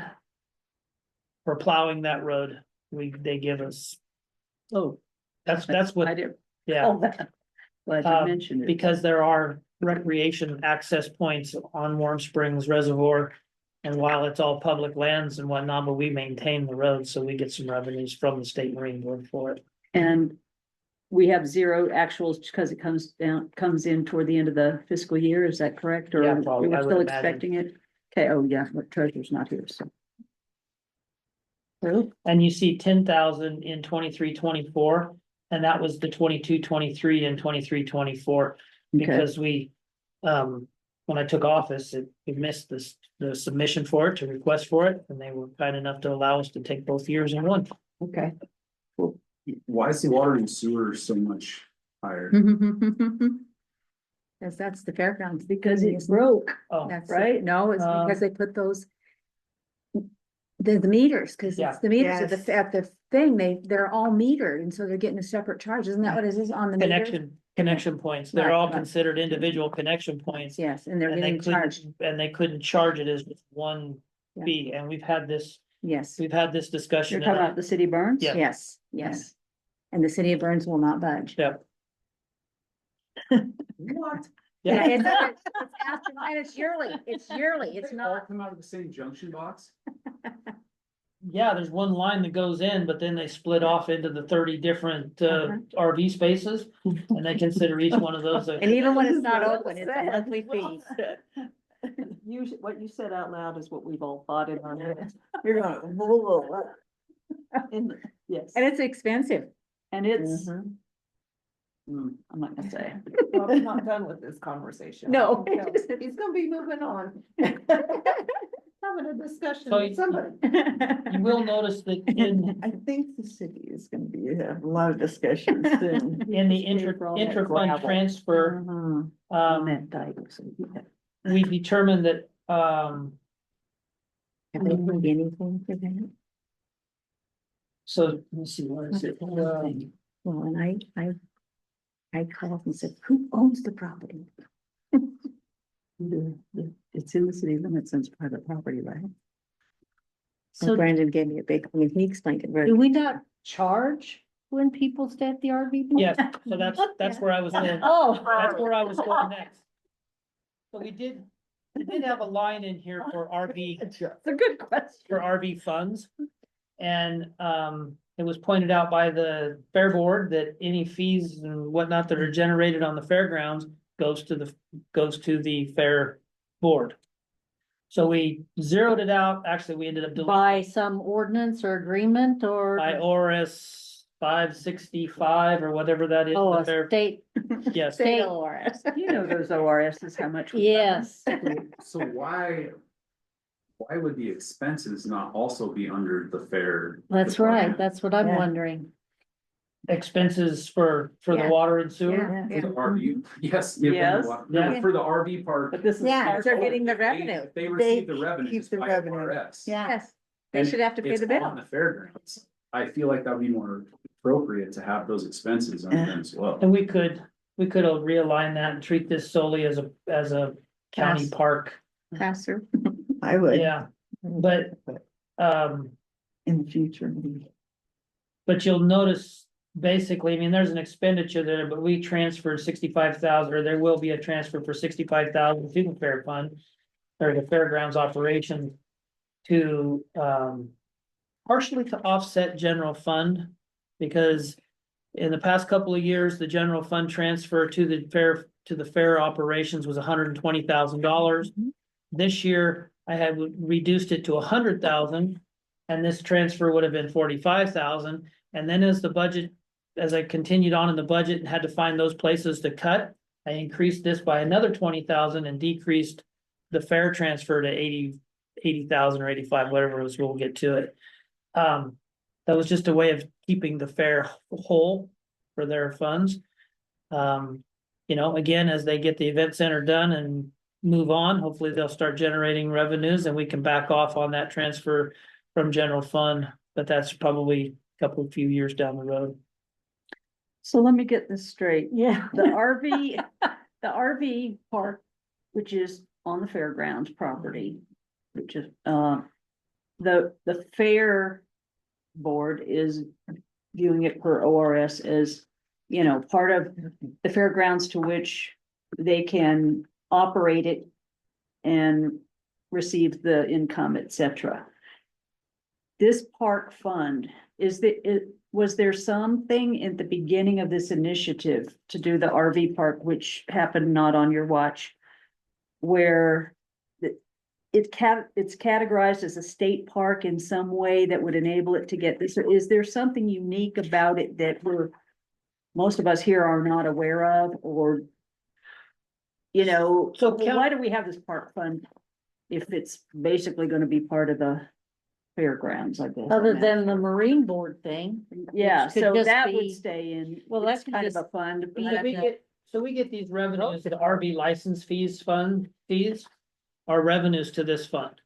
Those are not generated, those are funds that counties get for just, it's just our share, Okay, from RV licenses. okay, You have to put it somewhere, you know, you put it in an RV, in a park fund in order to be able to spend it on park activities. Or park related services. But in the meantime, over time, the RV park was added to this. And I think there was some hope that, well, there was,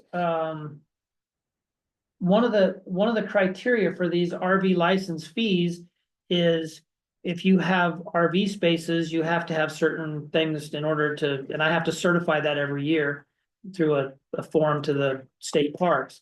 You have to have, in your individual campsites, you have to have amenities like fire rings, yes, tables, that's sounding familiar now, isn't it? tables. Yeah. And I think those were the two minimum things you had to have, and then you could have other shade structures or whatever. But in order to get these funds, we had to have those amenities at a minimum. And last year, in last year's budget or the current year's budget, those items were purchased and they have them for each spot now. They do? That would have been the capital outlay. There was budgeted 100,000, but the actual was 22,000. Yeah, And we're planning on doing another $100,000 worth of work as well. I just appropriated it 100,000 in case we needed it for whatever It project. certainly needs work. Not necessarily for that, but for Yeah, anything. in general. Whether we want to use some of these funds for Thymer, because there's some work that needs to be done at Thymer Park, but again, if we don't appropriate it.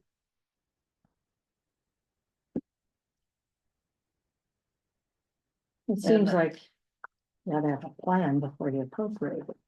And the beginning fund balance on this account is $300,000. Yeah. And an ending fund balance of 150 with what's appropriated. But that doesn't mean we may not expend any of that $100,000. It's just there in case we. Well, can't you bill the fair board for the $14,000 water and sewer? If we want to, if we want to turn around and start, you know. Well, Well, I mean, if they're don't getting know. the revenue from the I know, deal, that's- they should pay for Yeah. they should pay for it. The cost. How did the balance ever get up to $300,000 for this if we usually have about the same expenses as we get from those RV fees and stuff? How did it ever get that? Because the state parks gives us money every year. Well, I mean, if you figure $30,000 and nothing's ever been done with it. Yeah, that park is the first thing, I think, isn't it? As far as I know. As far as yeah. I know too, yeah. Yeah, Mhm. I don't know of any past expenditures to Thymer Park, and there's obviously nothing, I can't think of the name, what they call that one that's up in the northeast corner. I wanna But say there's nothing there. So there's- Thymer Park might have had some work done on it like 5 years ago. So it maybe is in bad shape, I Yeah, think. it was a long time ago. Where is Steinman Park? Up the canyon, Boy Scout camp. there's Scout Camp. up towards That never gets 95. used. Or it's referred to the Boy Scout camp, to, you know. Yeah. It's up 395, That's a long time ago. about mile Do we have Boy Scouts? 57. Middle of the road off to the right. Probably just scouts now. Scouts, sorry. No, I don't They'll know. always be Boy Scouts. Girl Scouts. Well. Yeah. So, and there was some other proposals last year, or so for some historic property in the county. That individuals came to me and made some proposals, but they've never, I think there's some property disputes or clarifications in. Oh, boy, probably. In deeds or something, but. Again, it's appropriated in case those opportunities come up of any kind. There's so many parks that benefit from this money that I just, Yeah, but it has to be county owned. doesn't it? County It has parks. to be county parks. I mean, there's a lot of restrictions that came with the money. That's why they sat on it for so long, I think, because they didn't know what to do with it. Yeah. well, we need to create a county park. I can see Well, the. can't we? Well, we did, but we don't get any revenue from it because it all goes to the fair board. keeping this Get a in bottle of separate. champagne, There's I- just one. But This is like county park. you could have the I like the revenues bottle of champagne. and any revenues Kristen. beyond the Pretty cool. expenses for that RV park, those could be for the fair department to use, but. That's gross proceeds, not net revenues, and I don't know why anybody would raise a stink about that if we didn't give them all the. All the revenue, because that just makes sense to pay for your expenses and then. Well, they have all the above revenue. They have all the revenue, all the projected revenue off the RV park is in the fair fund. But they should be paying the bill too. Well, that's something we could look at. Yeah. That's, you know. It's just a Another matter thing of down the road. Yeah. putting, putting this And to be line honest with you, item. I hadn't thought about that one line. And the fact that if they're gonna get all the revenue off the RV park, then they should have the operating expenses for it as well. Yeah. And I hadn't thought about it, but it's not gonna kill us for this year, or next year we can move it Well, over. and the city burns isn't a really good, well, it's not even the city burns. Yeah.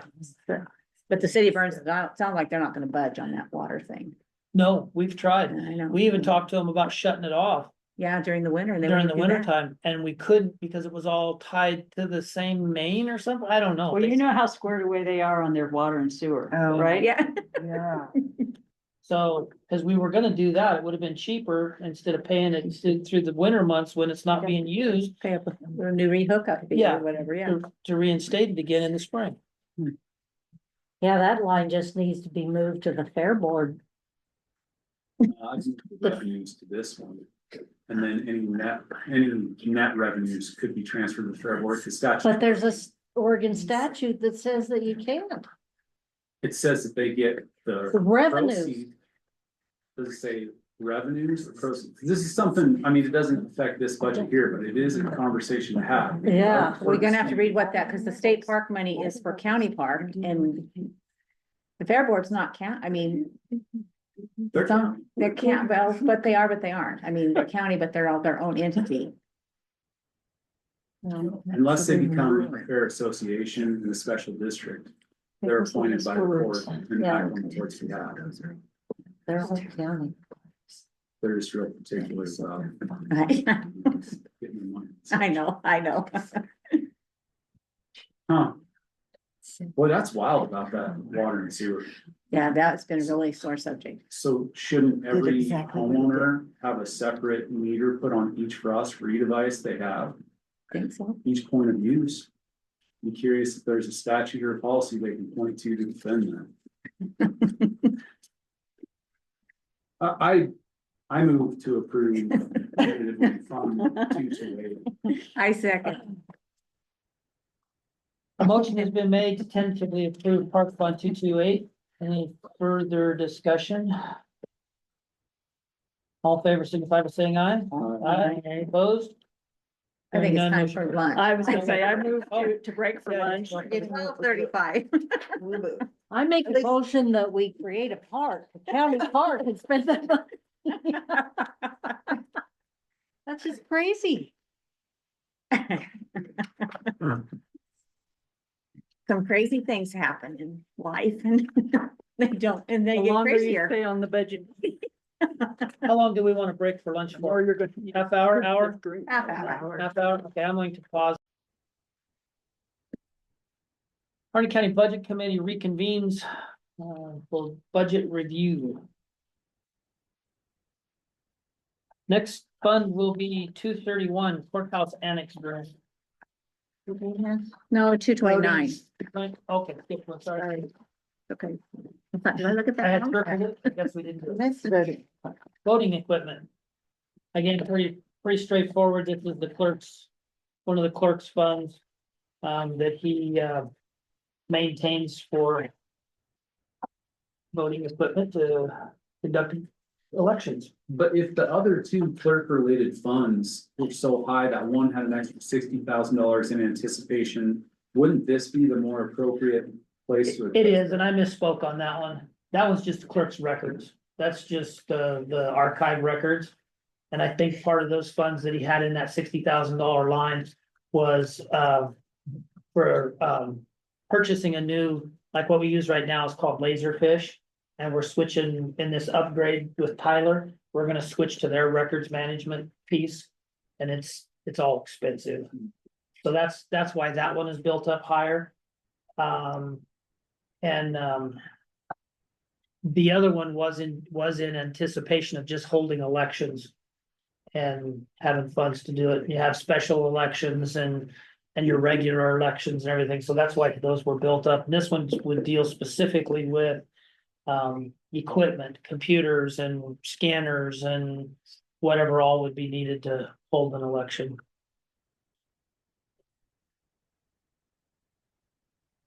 And I think he gets his funds in these different categories that have to be kept separate. Otherwise you just put them all in one clerk's reserve or something, but. So I tell the move to approve 229 voting recruitment. Second. A motion has been made to tentatively approve voting reserve fund 229. Any further discussion? All in favor signify by saying aye. Aye. Aye. And opposed? Motion carries. Now we've moved to 231. And actually, let's do 230, because it's another one of those small little ones that didn't get. Do which one? 230. 230. Okay. That was kind of Mental health reserve. What did those monies go towards? In the event that our mental health provider, since we're the mental health authority, were to stop doing business for whatever reason, we have a responsibility to try to serve the people that need the service. And of course, that's not going to be nearly enough money, but that's my understanding. Is that what your understanding, Judge? Yes. Yeah. And you can see there's no funding source coming into it for revenues, so honestly, this would be something that we would have to transfer general fund dollars into over time to build up. But you can see even with what's there hasn't been any transfers for the past 4 years.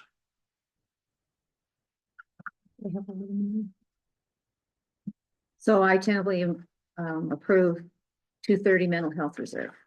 Second.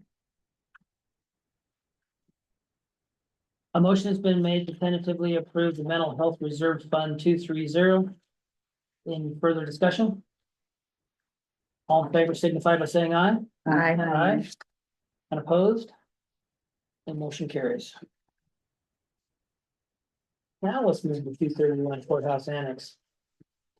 So and actually I have to correct myself in my budget message. I said in 2024, it was actually in 2023 legislative session. We were awarded those $3 million for the courthouse annex through Oregon Justice Department. Over time, and it would have been great to use for infrastructure in that building and in that goal of a justice center. But over the last 2.5 years, we have not been able to find any additional funding for that project, for the Justice Center project. $3 million is not even going to open a courtroom. No. So I've been in discussion with myself and our economic development contractor and Judge Ratio and the sheriff and everybody have been in discussions with OJD to repurpose those funds from courthouse annex to court-related services.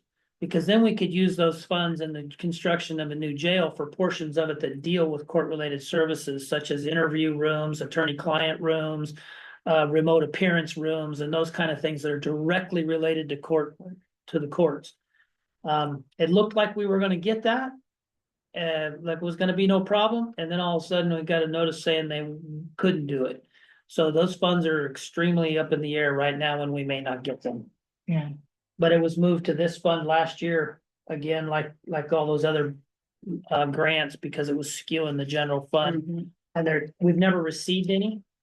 That's why it's still budgeted as revenue, because if we were to find out a way to use them or whatnot, then we would start receiving those funds, but we haven't.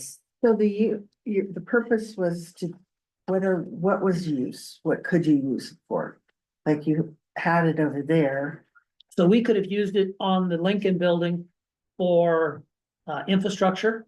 I mean, because the whole building needs water, sewer, electric, security, doors, anything that would relate to infrastructure and support to the court facility. Because the court, the plan was to move circuit court into the third floor and build out new court space and everything. But again, no money to do that portion of it. So why waste I point blank told him, I said, I can go spend your $3 million, but it's gonna be in a building that we may not ever finish. So what's the responsible thing? What's the fiscally responsible thing here? And that's kind of. And it's all started with Judge Ratio being aware of some money that could go to something like this when he knew, this is some years back, when he knew that we were looking to build a new jail. And he also was wanting a different courtroom, frankly, and whatnot. And so, we all rolled with it, trying to make that happen, but it has been conversation after conversation, and they don't take our ideas and say, yeah, we could go with that. So. But it has to be used in We still need a jail. That's what OJD was hung up on, the fact that, and they were the ones that were administering the funds, and it went through their department. So they were hung up on the verbiage of courthouse annex. And that's not even the way we asked for it. It's just the way it ended up passing through the legislature and what was tagged on it. So it caused some issues with how we could spend it. And that's why we were trying to get the courthouse annex verbiage removed from it. And I don't know if that's gonna happen or not. So the state, the Oregon Justice Department appropriated this money for a grant at some point, and now it's not gonna get spent? It was in a bill. It wasn't a Christmas tree bill, but it was in a bill that was combined with a bunch of other amounts. And this one being identified for Harney County. So, yeah, it was appropriated, and we've never received it or spent it. But that's where they're at right now. They're kind of like, Harney County either needs to spend it on the courthouse annex or turn it back. So could you build a new building on that lot That's what I over was just there thinking of that too. For $3 million. for $3 million? No, not for $3 million. No, I honestly, at this point right now, if we still built a jail over there, the Lincoln building I'm sentimentally attached to as anybody else is, but the Lincoln building is not practical. It's gonna be an albatross. It's gonna be a money pit. And I think probably our best approach would be to build the jail over there, tear down the Lincoln building, and then go after maybe $10 million worth of funding to build a new court facility that would be the annex. It's estimated right now that building is probably a $25 million project. Just to get it up. May I ask a question? What's wrong with our courtroom? It's a security liability. They have to transport prisoners in there for their court dates, and they're a flight risk, and they have had issues where people tried to flee. And so that was the goal, was if we were gonna have a new jail, we'd have a justice center that could be used for jail training and for courtroom services, circuit court services that would be self-contained so that they could safely transport the inmates in for their court dates, because now they have to try and bring them without them running away. I just want to make sure I wasn't missing something Yeah, so on. part of that security risk too is the fact that they take them upstairs from the sheriff's office, they take them upstairs and bring them across the catwalk. But when they go across the catwalk, they go right past the jury room. They go right past circuit court office space. I mean, the doors are closed, but what if somebody coming out of a door and going down the hallway meets up and it's not a secure walkway? So that's part of the security issue too. But as far as outside of that space, All right, I just There- didn't know there- if the courtroom itself, not getting to and from it, had issues because it seems okay to me, but I'm not in there very much. yeah. Well, it's Is not, there another building that the county owns that close by here that could be used for something like this, or used for this money? That we haven't thought about that could be, say we have something in it right now. Yeah, something in mind. The old, not really, but the old, was OTEC building or something. The brick building, no, the county owns. Am I losing it? I'm trying to think. Where's that? not? Isn't it Brandon's down there? oh, the Maritime? Wherever. the county annex building down here? Yeah. No, because again, it's related to the courthouse annex or courtroom, where court services would be. But what I'm thinking, could they have those type of court services? It has to be really close to the jail then. Yeah. Well, Right. Again, That's in their view of it, it was for this courthouse annex building where where the courtrooms would be and everything. Okay, If we took the building down here that you're speaking of on I Washington was Street, thinking the same. where planning and community corrections, Amerititle was in there. Yeah, If we were to take that and empty it all out of our people that are in there. And then turn it into a court, I mean, it just wouldn't be, okay. yeah, I just. I don't think we could swing that one. No, so what I happened just to hate giving up Ameritile? I know where he moved to. $3 million. Did he? We needed the space. Okay, We okay. needed the space and their lease was up, so I asked them, actually, I gave them like almost a year's notice and said, you guys come across something. You might, start looking at it because I'm gonna need the space. I just hate letting my money go. Oh, I I hear you. wish we could use it for something, I hear you. but I totally agree with you. And I think that was my objection from the beginning of that building, So, is that it's gonna cost a What was your lot. estimate to do on this lot over here? on the vacant lot across, An estimate? yeah. So the jail project itself, we have $5 million for it in the reserve fund, which we'll get to. And we have a capital project request in with this legislative session for $4 million. That'll build us a new jail, if we Okay. get that. I don't know what the possibility of that is, or what the certainty of that is, but that'll build us a new jail. And, this 3 million will just get turned back and. Just like our budget, if it doesn't get spent, it goes back into their beginning fund balance. But that would only be just a jail. That wouldn't be services. That wouldn't be moving everybody all under one roof. It would move, no, it wouldn't. It would be the sheriff's, I think they have in their design and in their wish list. They have jail with sheriff's office space. 911 would become kind of the control center. It would take 911 calls and be their control center for the jail.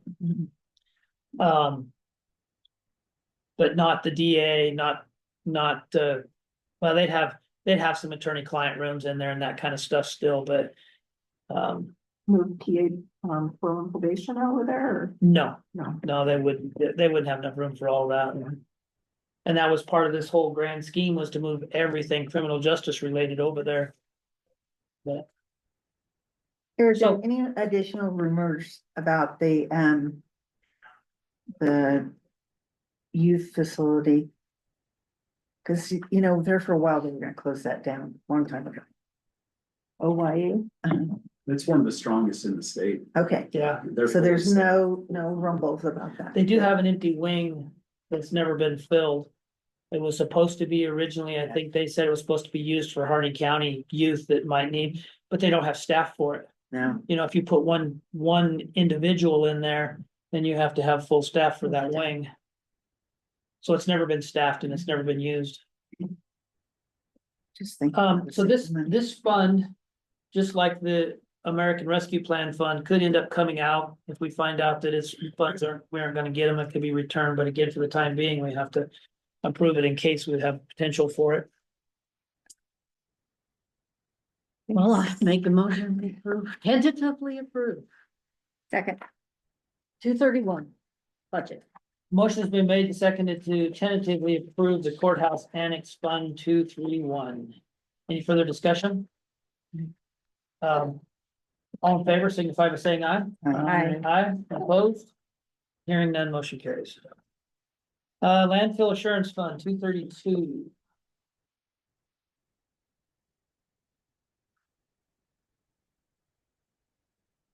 We've had a busy year this year with landfill topic. Thanks to Holly because she has headed up most of that.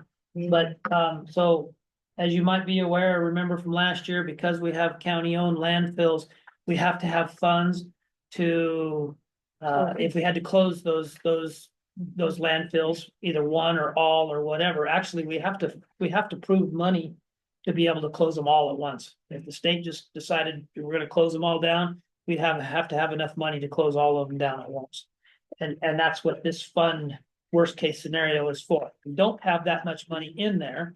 So what we end up having to do is basically self-insure by showing that we have other resources and other funds that we can pay for that. I think they're gonna want us to go away from that model in this next they made mention of it anyway. I don't know where we're gonna go end up with that. But they were talking about maybe some kind of insurance or some other means to showing proof of being able to fund that. I don't know. We haven't got to that point yet, but regardless, there's not enough in here to do that. If should it be.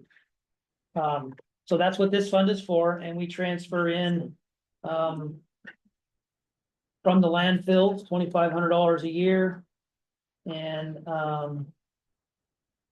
which is gonna take us forever to get to a sufficient amount. But Have they started, how like, much was it? 320,000. Was that the last estimate? For post closure and 30-year.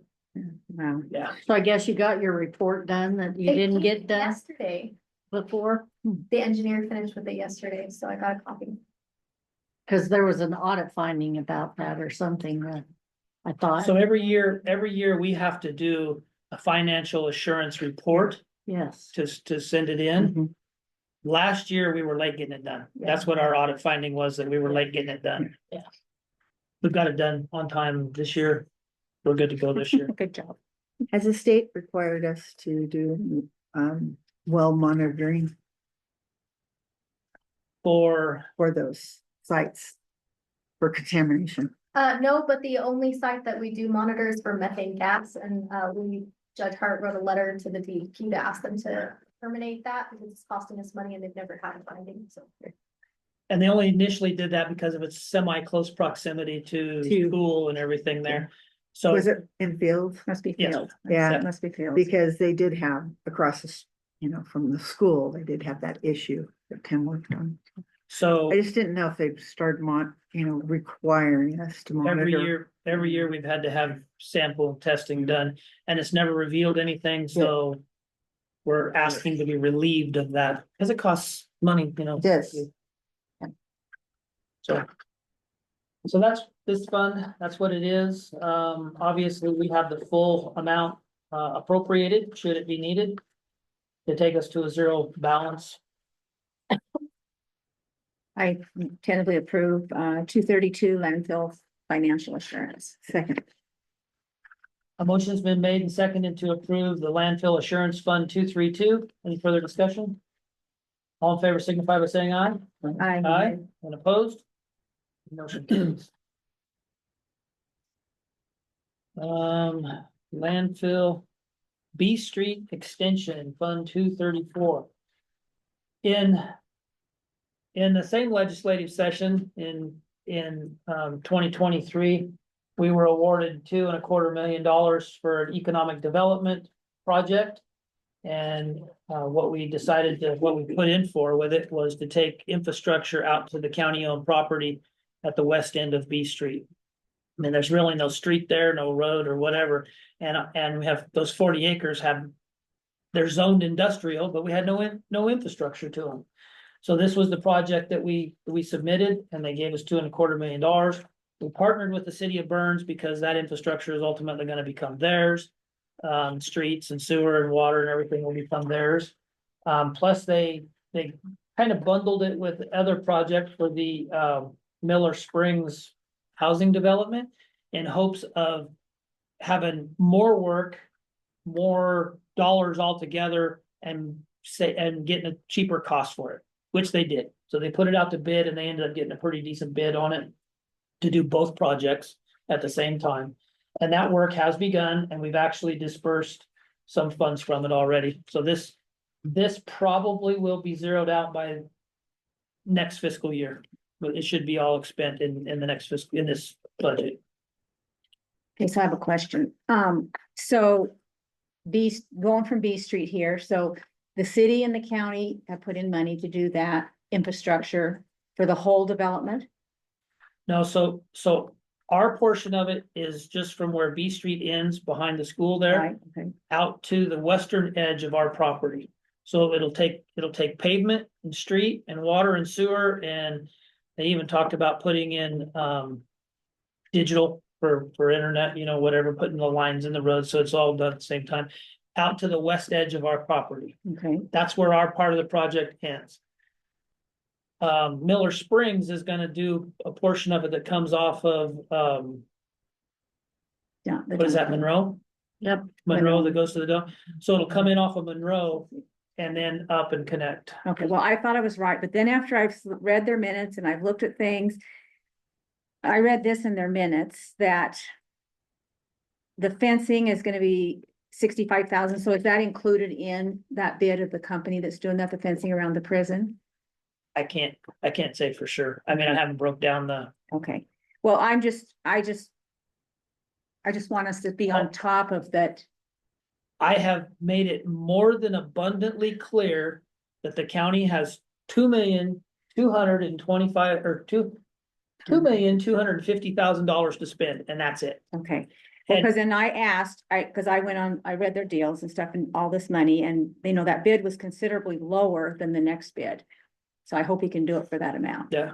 6.7 million. Anyway, and the city of Burns is getting a loan for 2.855 million for that. And then the county doesn't have anything to do with that, correct? So we're just paying for that portion. Okay, that's what I thought, but then I heard differently, so, okay. Yeah, all we're paying for is the work from B Street where it ends now to the western edge of our property is all we're paying for. Did you get a separate bid for that portion? No, it was all, No, it was all part of the same bid, but because if it goes over, then what happens? they'll have to trim portions like, so initially, the initial estimate was that they would be able to pave the road that's within our property, but from B Street to the eastern edge of our property would end up being left gravel until we found more funds to finish it. And then because they got this bid at a pretty good cost, they will be able to pave the whole thing. So I would suspect that if there's cost overruns or whatever on our portion of it, then we're just gonna end up not getting the whole thing paved. They'll just cut back portions of the work. Terry, may I ask how long ago it was that you either read those minutes or heard some of those comments? It was at a city meeting. I didn't write it was the minutes of a March meeting, and it's like 19 pages long minutes. Last And month, March? just last month, March, Okay. yes. And So I sent an email to the consultant that's basically doing the paperwork on it and everything, and ask him about that extra money, that the shortfall in there, and it'll come from R3. and that's what I called Judy and asked her, and I said, where's this extra money coming from? And she said, it's coming from R3, so that'll be a loan with the city, not the county, Yep. okay? And then, there's 65,000 to fence around the OYA building. And the city's putting in that for Miller Springs, the lights and things, all the infrastructure. Miller Springs will only be building houses. So they're the only thing they're gonna be responsible for is the houses. The infrastructure is gonna all be the city of Burns. And then our little portion of the county. Which, you know, that's their agreement with the developer. In a lot of cases, the developers end up putting all that infrastructure in Well, and then yeah. it turns over to the city, but that's their. I know, okay. Oh, I just wanted, because I said, well, where's this extra money coming from? And Thank she you. said they're getting it from R3, so. How close to Miller Springs itself are they actually getting? To beginning construction. No, to the actual spring. There's a Oh. spring on the property. Do Yeah. you know how close They- this is getting to that? I think in their overall master plan, that spring area is designated as like a green space. Yeah, it is. Okay. It's a green space around the spring and whatnot, so. Okay. And I know when they first originally talked about it, they want to build a road from the tribe across over to Monroe, From Radar Road. Yeah. Yeah, across. That's why they're putting that in. And who's R3? That's Nick Green, isn't he Nick It Green? was something the city of Regional Burns and a couple other- revitalization, Oh, my God. yeah, But isn't Nick Green, isn't he the head of, isn't he? he's I think he's the, Engineering or the. well, head the chair or of the, Miller Springs. yeah, manager or whatever of it. And then he's done something for Miller Springs too, isn't he? Yeah, he has his We own want to stay consulting, away from all Yeah. of that. he has his own consulting company. And that's, that Right. portion of it dealing with Miller Springs is under his consulting company. Well, and there was a meeting at the community center, I think in August. Maybe it was earlier than that. And no, it was right here. He was right here in the courtroom in it. And he said that they would have 4 houses built in Miller Springs by April of 25. And I just looked at him like, not in Harney County. I don't think that's gonna happen. Not over the winter. They have begun construction on the B Street portion of it, month ago about, I think. Yeah, and then they're doing the other side too. Yeah. She sees it from. Yeah, I drive around trucks all the time. Cause I thought our portion was just that section, and then I thought, well, maybe I was wrong, cause cause she said they were doing the other, so anyway. Yep. Okay, I'm just keeping Bill, my close tabs. on Thank this. you. I have a comment to make, that I don't think the county has, not the county, but everyone here has really thought very much about what the impact of it is, and that is, which you were there. Bill, the Behrmans put in that processing plant. And when that gets going, I think it's gonna be one of the better economic developments of our community with the least impact on any negative impact for our county. It's gonna employ people. It's going to allow our ranchers to bring their cattle in, have them done, resell their meat, and not be in trouble. I mean, it is a really great project. And I don't think we've really, I don't think the county's done a very good job of telling them how thankful we are, because it's gonna be work to us. Yeah. Well, and when we got that at the Hines County Everybody- Commission, we were like, we were all over it, Oh, yeah. all over it. And I went to her at the deal and I said, thank you for coming to Hines. We are so happy to have you as part of Hines. Oh, my gosh. So we did try with our enterprise zone program, which we were did you guys pass that yet? At Hines, the resolution for the enterprise I, zone? I don't know if city council has, I don't know. Oh, I'm sorry, I was thinking. I'm planning commission. Anyway, so the city of Burns and Hines both need to pass a resolution for the enterprise zone within the cities, and then the county will do it. This would have, we've been working on it for several months now. But once that's done, that would have provided tax deferral for 3 years. And we offered it to them. And they needed to fill out an application just so that they had it, so we had it on hand, and they never filled one out. That I'm aware of. Now, did the school and the cities, are they still? Have they signed it, or they wanted to change something, or That's what? that's what we're waiting on, is the Right. resolutions from Burns and Hines. The school signed off on it. Okay. They're gonna get backfilled by any loss they have. They're gonna get backfilled by the state, so it's not an issue to them. What did you think of the building Oh. facility? It'll be really impressive. Oh, my God. Yeah. Very nice, very nice. Oh, my Great God. job. They're, Oh, the plumbing, yes. Great job. The engineer did a good job. Yeah, engineer. But I mean, already we know a lot of people that worked on the project locally. They, Sean from Allen's. Allen's Allen's Repair. made the big kill chute, they put them in the chute and kill. And they figure that that will be patented now and sold to other Cool. places because he did an amazing job. Well, that's It's cool. really, really cool. Yeah, that building is. So without getting into their business, they have garnered a lot of attention off of this project. Oh, I'm impressed. I want to invest. So, Okay. I want to. B Street is invest. underway. I would, like I say, project that these funds should be expended all within this next. For the purpose that they were intended. I moved to community accept So I wanted to go Fund back, but I 234 missed it. budget. Go I and said just like that way and you see all of them. I just kind of. A motion's been made to tentatively approve the B Street expansion grant fund 234. Any further discussion? Excuse me, all in favor signify by saying aye. Aye. And opposed? And hearing none, motion carries. Wolf depredation fund 235. We gotta mess this one around a lot.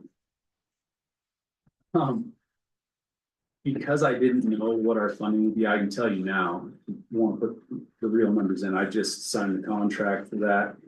We will get $52,000 from the Department of Ag. So our total revenues would be $52,000 if we expend it all. Okay. Our materials and supplies will be $50,000. And I wrote in there $2,000 for administration. Okay.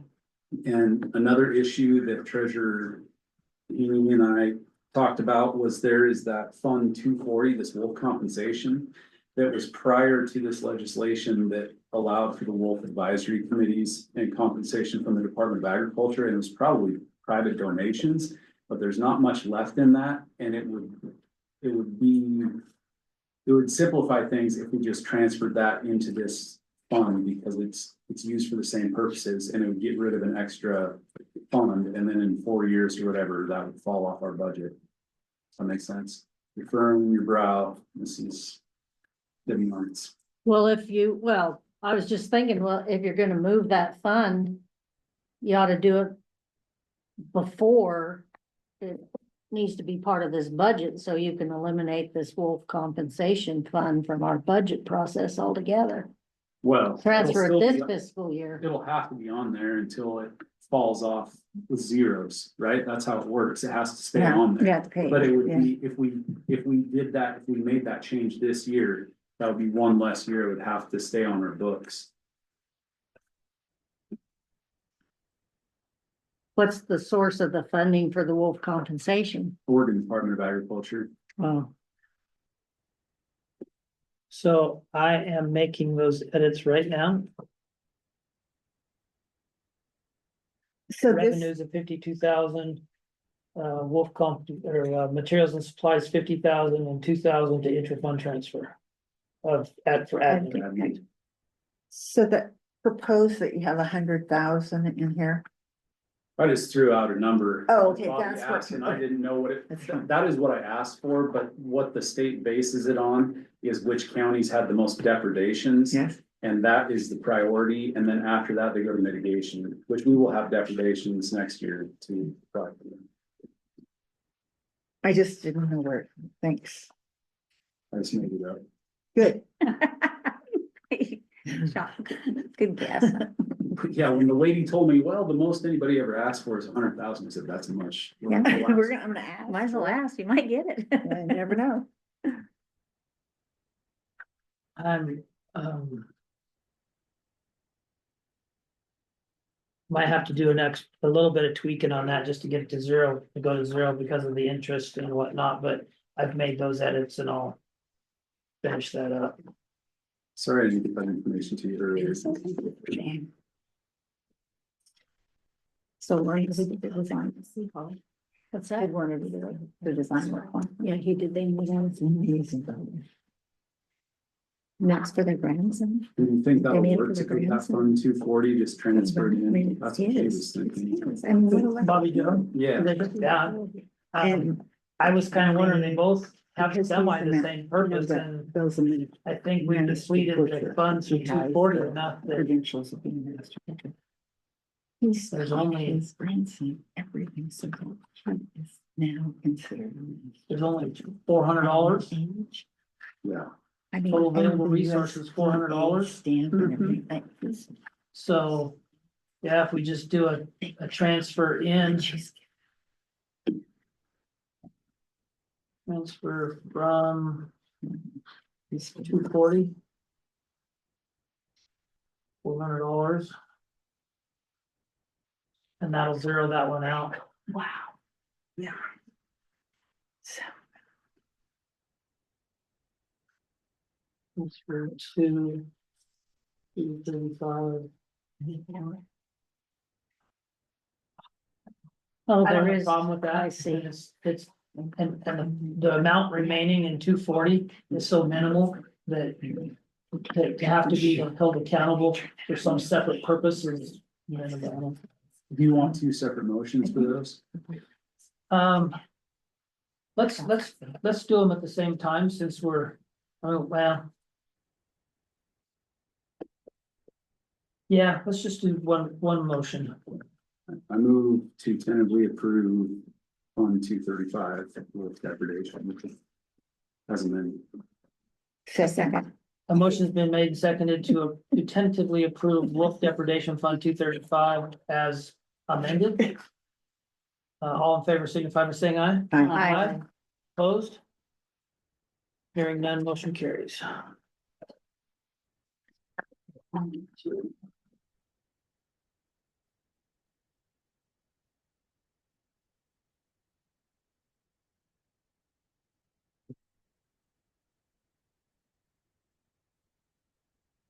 So then just jump over to 240 then real quick, like.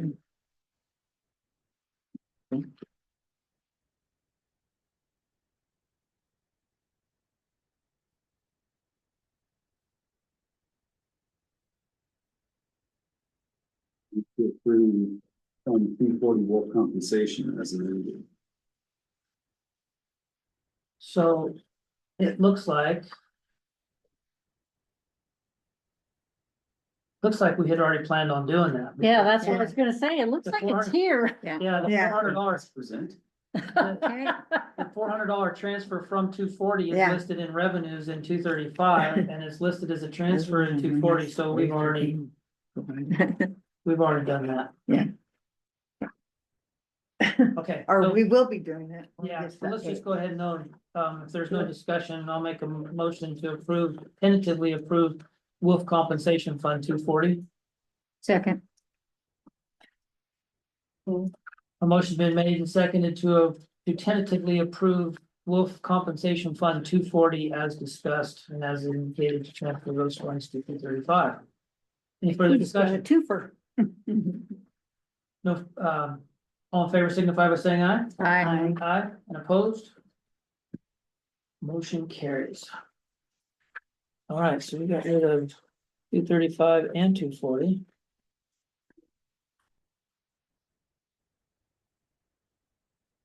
Next is 236, child and families.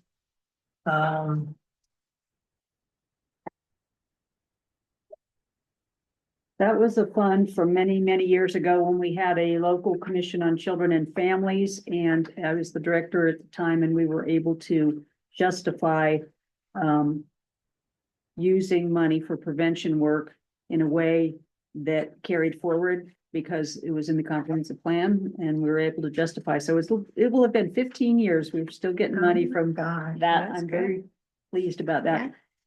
And over the years, we have awarded it to Training and Employment Consortium, the Youth Conservation Corps. Mike Simpson comes in and requests it, usually around it, I think it tended to be 12,500 for a while there, but he knew it would run out at some point. And it looks like it's getting close, right, Judge? Yep. So, It's like a beginning fund balance of 31,005. With materials and supplies, 21, that'll take it down to 11,000 left over, so there'll be enough for One more. a couple of more donations to that. Two more years, a full and a partial, or, you know, thereabouts.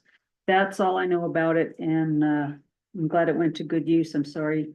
We're gonna have to scramble for some other funds somewhere else now, but they knew it was coming. Motion? I move to tentatively approve 236 as presented. Second. Motion's been made and seconded to tentatively approve Children and Families Fund 236 as we discussed, or as presented. Any further discussion? All in favor signify by saying aye. Aye. And opposed? Motion carries. Fund 238 forfeitures. We might actually go through this. You are, they're going to. Refresh my memory on forfeitures.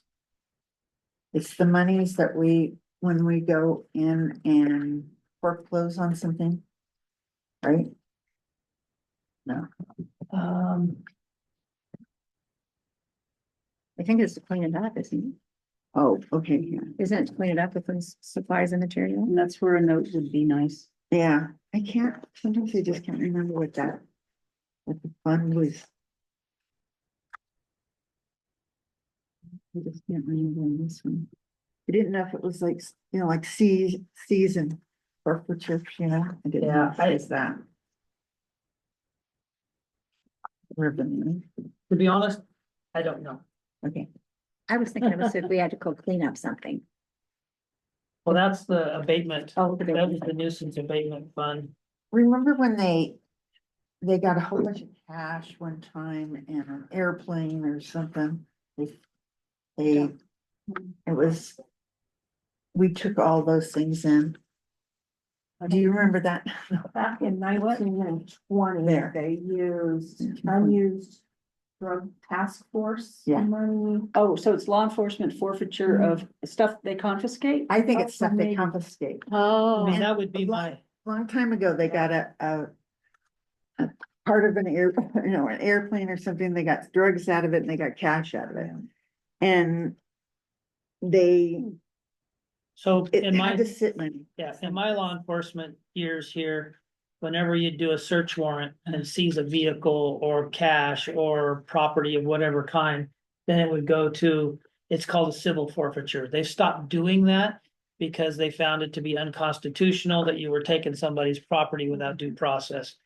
So I would imagine this is, could be left over from years ago when those funds were coming in. But it hasn't been used since 1920. In 1819, they bought $2,300 from spent cartridge, wait. probably ammo or something, I don't know. 19/20. Okay, that always gets me. I'm like. I'm like, what? Fiscal year 1819. She's really on it. She's got those records right in her big one. Pull that out of the real archive. I know, I'm like, wow.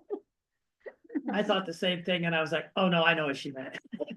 This is the second time now, but I think that's For where a fund that isn't typically Remember, used, that I we remember anticipate a long time ago $5,000 talked in about it. materials. it's like some weird thing. Yeah.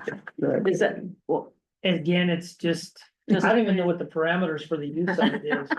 Well, from 1819. I tried to find the resolutions for a lot of these so that I could make notes in them. I missed the And put it 2000. in the You said permanent notes. 1819. And this one, we obviously haven't been able to find a resolution. 1800, 1819. Oh, yeah,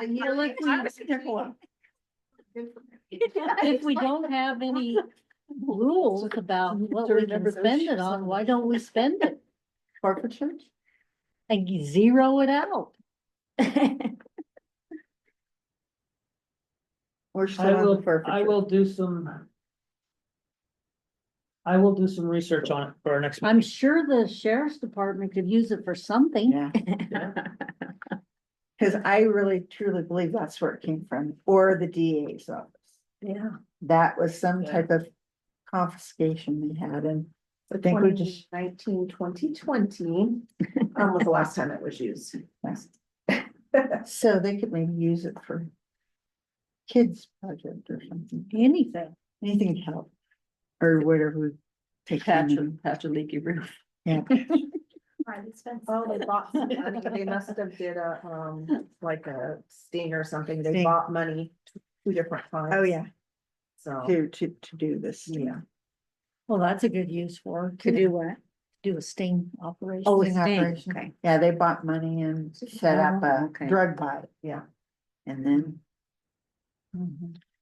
It will take consultation with the DA's office and the sheriff to find out what Yeah. they would wanna do with it, Yeah, so.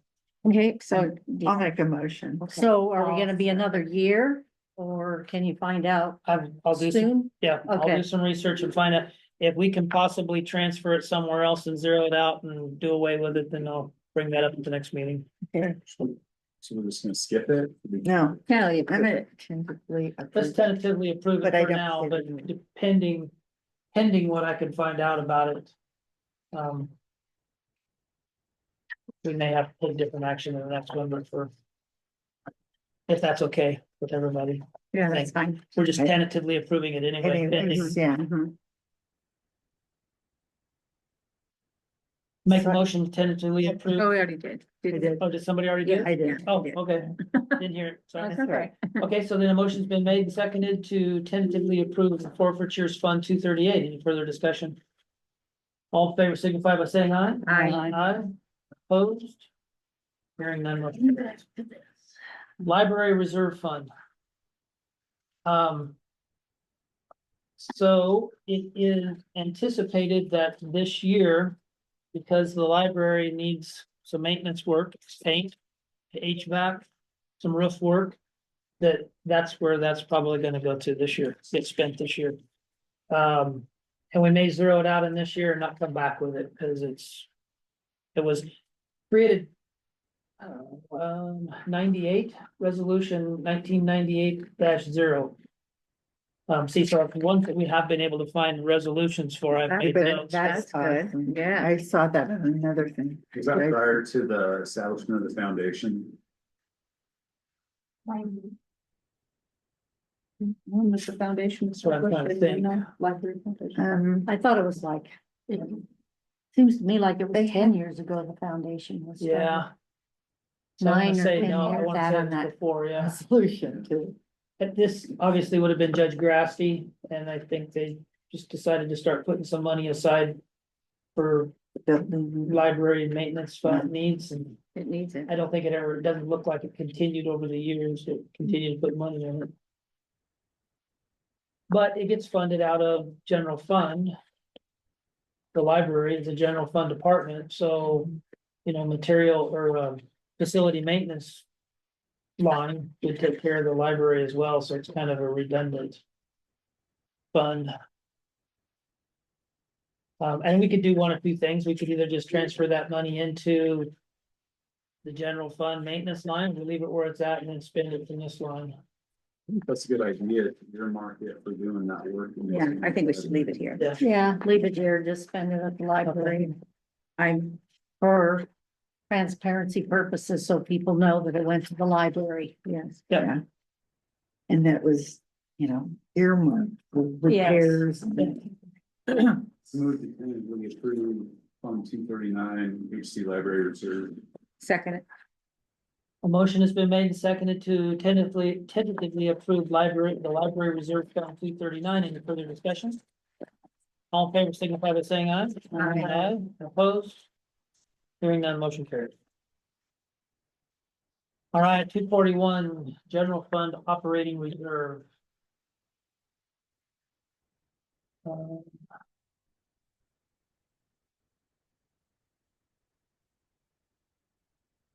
So,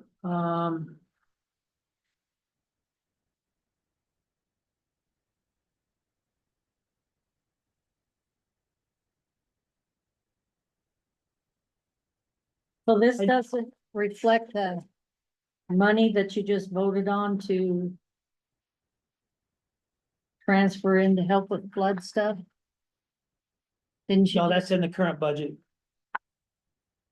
The But money, weren't you taking that out of the reserve? no, we were taking it out of the line that was supposed to be transferred to the reserve. Oh, okay, okay. Um, So there's Because it was no, appropriated to be as a transfer to the operating reserve. Gotcha. And we took it out of that line and put it into a materials and supplies line so we could spend it. okay, So, again, over the process of preparing the proposed budget and getting it to zero, I had to slash the transfer from 200,000 to 100,000. Then, after Treasurer Heaney was able to do a little better estimate, I don't say better, but had better look at what our beginning fund balance was probably gonna be, because we have budgeted in the general fund, or we did have budgeted $805,000 as a beginning fund balance. Having a better look and knowing what our bills are to date and what we should still have coming in, she revised that to $1 million. So with that extra $200,000, I put 100,000 of it back into this line. So the transfer on line revenues, 101 to -25, from 101 -25 to general fund to this should be increased to 200,000. So make that pen change now? Yes. Okay.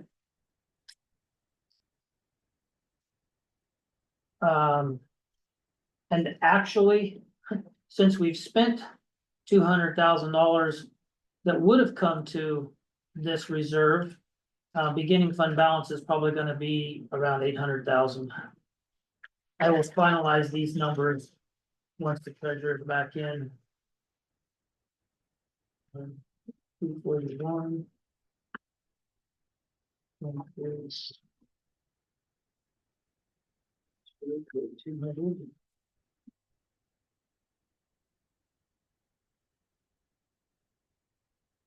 Just. Balance for 800,000.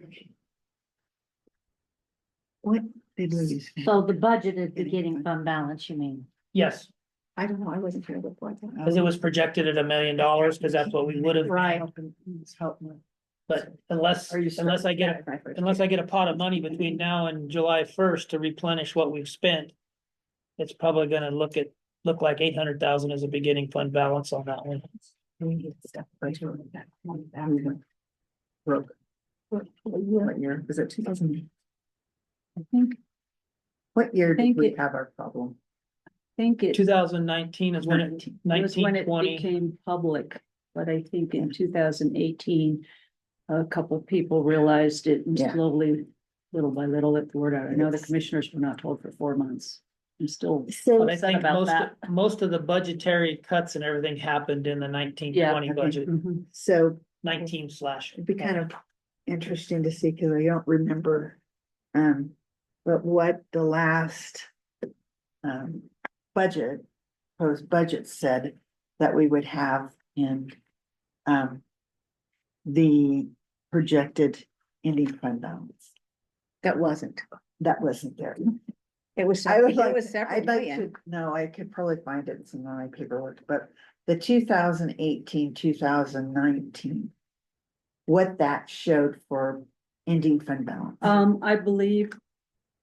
If I'm answering the question you're asking, I might not be understanding. Okay, the total amount over 5 years that apparently.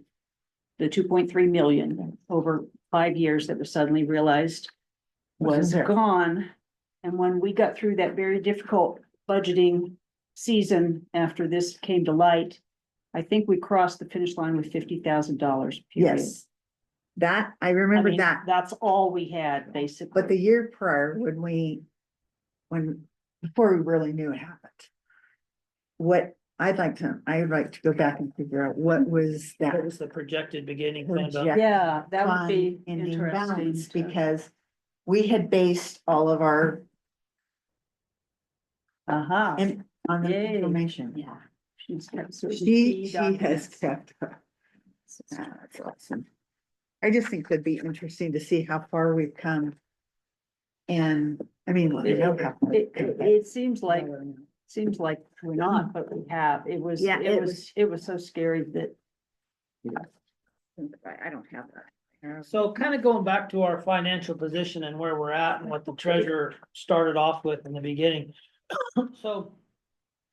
And our beginning fund balance this year in the general fund being revised when we get to that point to $1 million even. Last year, the beginning fund balance was $1.1 million and some change. If we had all the taxes that were paid, that beginning fund balance would probably be around 1.3 million, Right. 1.2 million, somewhere around there.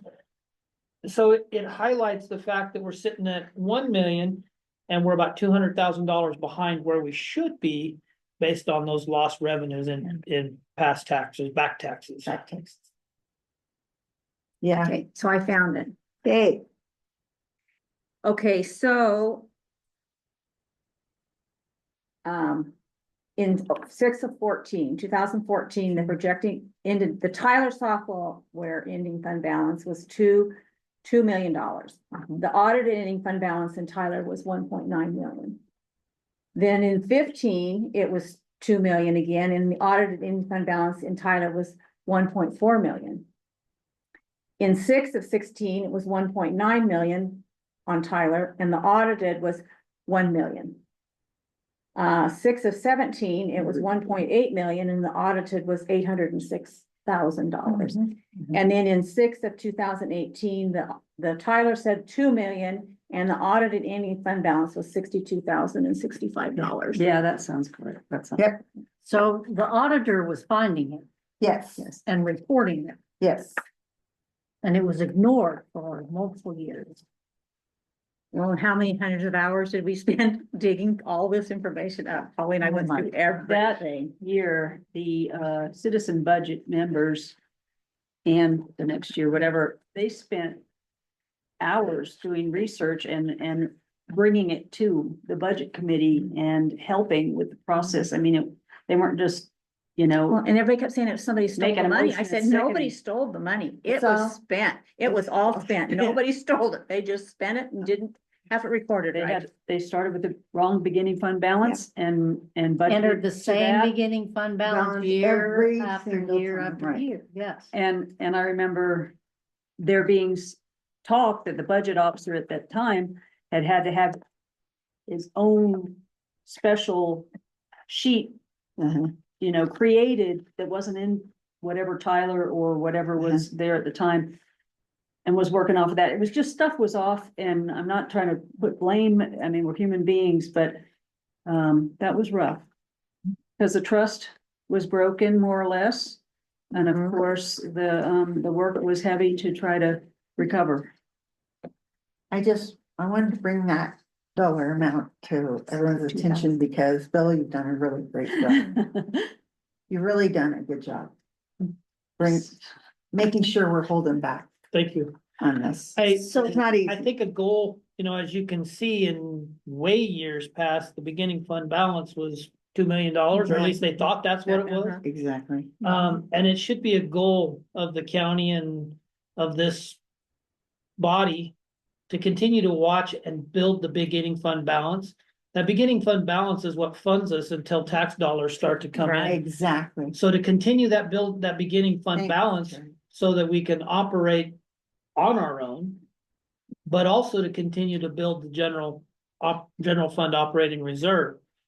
If with this this emergency that we're faced with right now, if we really had a major catastrophic situation where we had to find some funds to take care of things for people, that could go real quick. $1 million could go real quick. Oh, boy, yeah. So, and not just our own internal government No. budgeting, but a community disaster. So regarding this fund, could you go over this line by line as to what these numbers should be so that I'm Yes, clear yes. what So- we're actually approving? Yes, so, line number, so I'm gonna just use the last 4 digits and that's the actual line number. The first 3 digits are your department. Okay, So line 5020 will be 20,000. Okay, Line 5026 will be 0. 5027 will be 200,000. okay, So your total is gonna be 220,000. right. Transfer. And these are just appropriated so that if we had to get at it and we needed to use it for something, there's a built-in transfer of $300,000. On line 5025. 5026 is 0, 5027 is 0, for a total of 300,000. Rest of it stays the same. Your interest.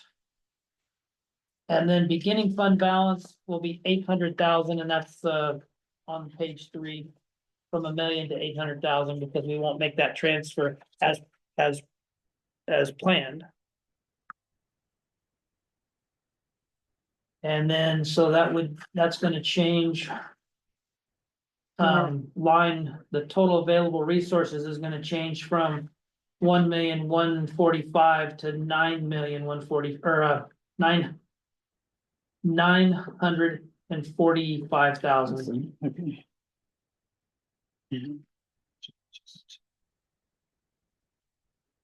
Okay, so that's 220. And then your Total bottom revenue ending is fund balance is gonna be 220. 645. Total available resources.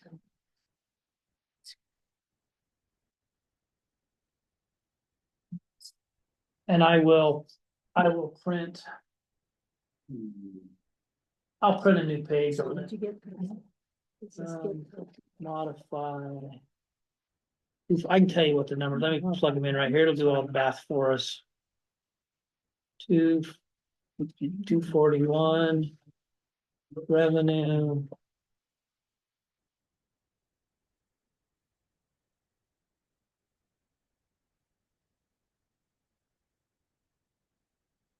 $200,000.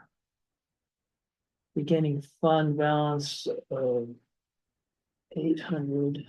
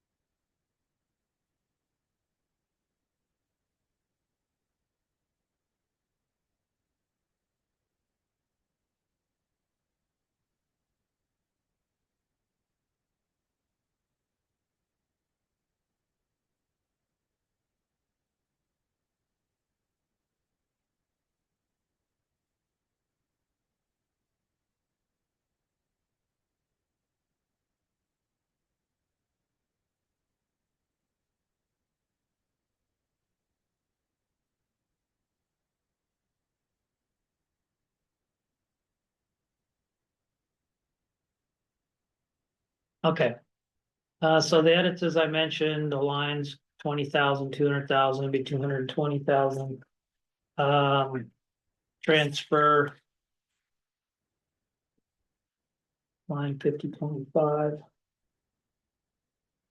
These three. These 300.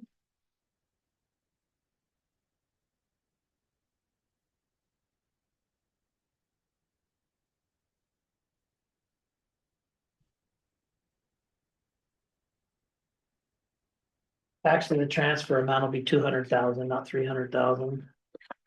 And the final will be a beginning fund balance of $800,000. Beginning fund balance 755, 582, because that's just what the computer is figuring the numbers at. Total revenues of $245,000, that's interest and transfers in. Total available resources, 1,582,000. Total expenditures, 200,000, for an ending fund, projected ending fund balance of 800,582. Now, Grant, that only way it's gonna drop down is if we dip into that 200,000 for some emergency reason. Okay.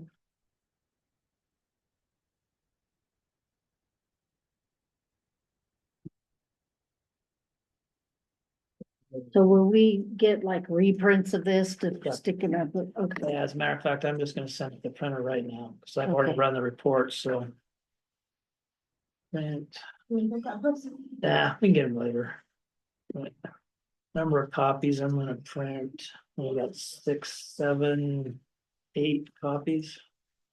Was that using an estimated beginning fund budget of $1 million instead of the actual projected ending fund balance?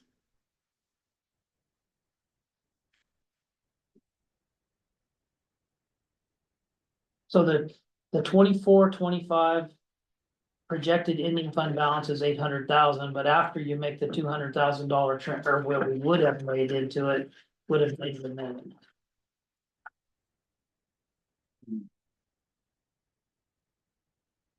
Probably be clearer once you see the paper. Yeah, Well, I'm wanting to see that, Mhm. a paper person. It's easier. so they've printed, we'll have them for you.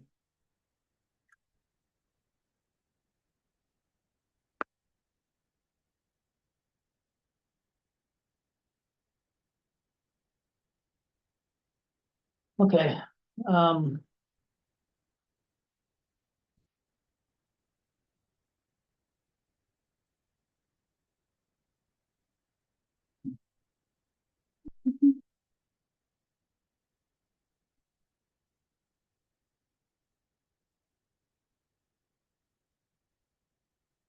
Hopefully that doesn't foul up anything else you have. so actually I take that, I'm gonna revise that, so the way this would read is the 2024-2025 column. If you see, there's $245,000 of total revenue. That was with the transfer, what we would have done this year. I mean, you'll have all this in the printout, but, what that would look like now is only 45,000. Because we've spent, The 200. yeah, it's at, 200,000. well, the computer shows it at 49,116 because it's doing all the math. For a projected ending fund balance of 800,582.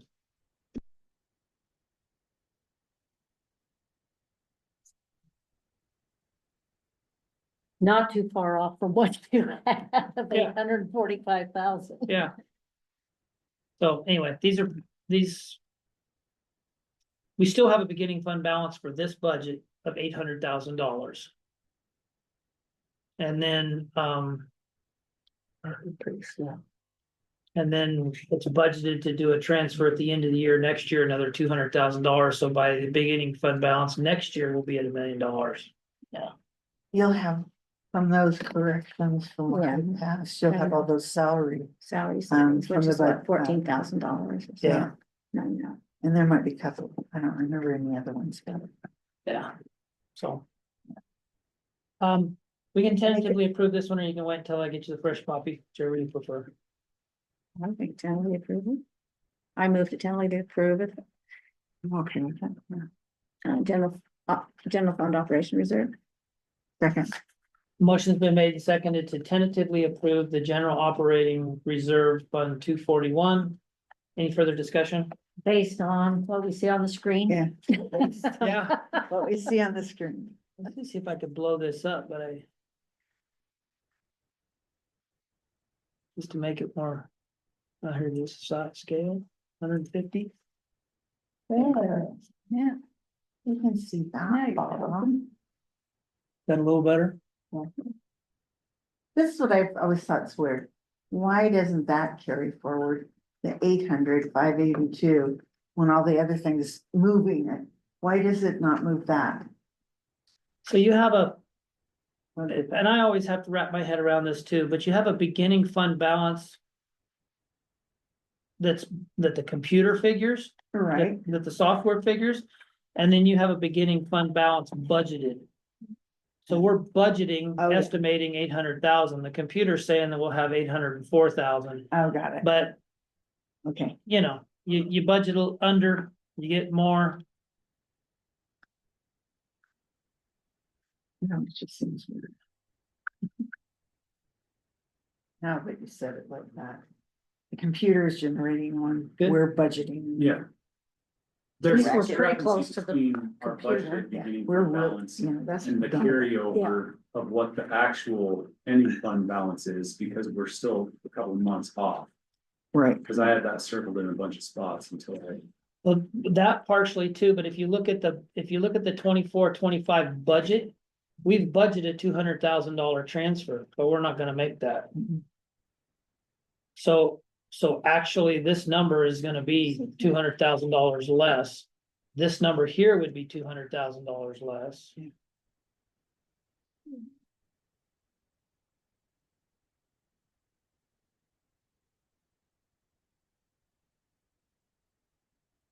This, So at least this, it's moving the right. this way. number here, if you notice, this number 804,699 is the same as this number, because that's what the computer's doing the math Right. for. This one here, I take that, again, I'm gonna end up getting everybody confused. This number will stay at 800,000 because the, darn it. Total expenditures. We're not gonna make an expenditure of $200,000. It's just budgeted for that. So the beginning fund balance will still be at 800,000. Without the transfer. I mean, simply, we were planning an $800,000 balance. Or I mean, a $1 million balance minus 200,000, because we're not gonna make that transfer, so it's $800,000 is the estimated beginning fund balance. Is the easiest and most direct way to look at it. Did I call for a vote? I don't think so. All in favor, signify by saying aye. Aye. Aye. And opposed?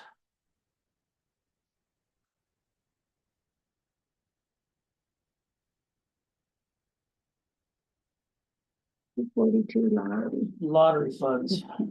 We can get it. Jeez. So, estimated revenues of 105,000. With a beginning fund balance of 34,000.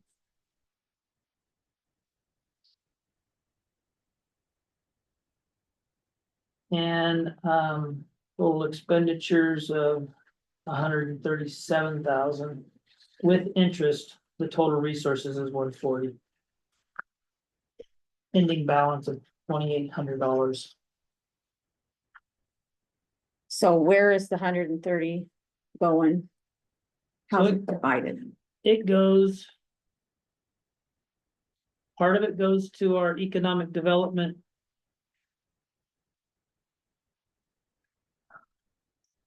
Part of it goes to our economic development contract. And is that still $7,000 a month? Yes, How long is that contract for? it's up this year. And we as a court have preliminarily discussed some options. So this year we're in right now, or this, Yeah. after this budget year? June 30th. Okay, okay.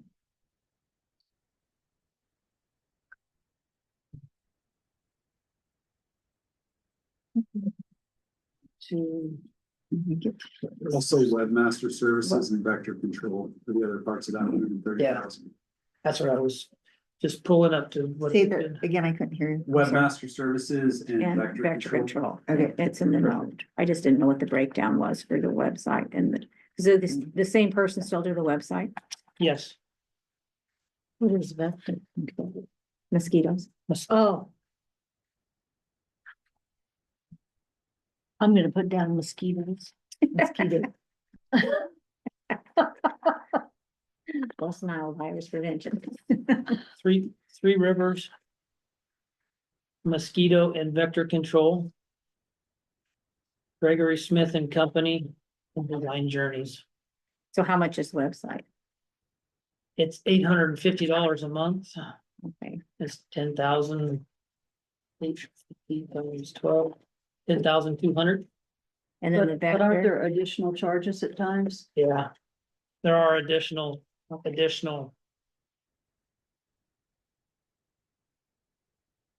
Uh, Have we had, I know you're gonna start. Yeah. Maybe.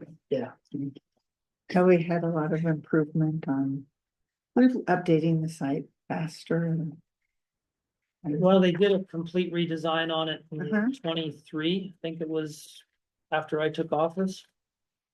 And then, yeah, you know, if we send stuff to be added and updated and whatever, like they created a page, an additional page to link to our, as a part of our website, for the flooding that have resources and everything on it, so.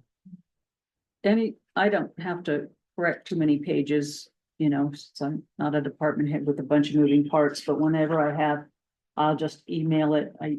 So far, and haven't had to do it in a while, but I'll just email the webmaster and it's done within 24 hours. I don't think that's because I'm a commissioner. I would think that That's the overnight they service. work on it or whatever, but I know I've gotten the impression maybe some people, I don't know, but the department heads, it's their responsibility to keep their pages. If something's not right, they need to make sure it gets corrected. A lot of times they say, I don't have time to do that. Well, wrong information does not need to be posted on our website, you know? So. I haven't heard too many complaints lately, but it could be. it's better. It's I had some better. trouble with the tax website. And so I emailed Corey and, She it was has my straightened- browser. The browser was keeping it from there. So she Interesting. said, try a different browser and that worked fine. So, Yeah. Yeah, I've had that happen on banking Safely before. did that to me. Yeah. Motion? I moved to tentatively approve, 242 lottery as presented. Second. Motion's been made and seconded to approve. Lottery Economic Development Fund 242 as presented. Any further discussion? All in favor signify by saying aye. Aye. Aye. And opposed? Motion carries. 243 Predator Control. Is the economic development. That was what we just Yes, did, we the just did. lottery. 242 Lotteries plus lottery. Economic development. I thought that was. I thought that was like a reserve. thing. And then the note here it mentions what's in here.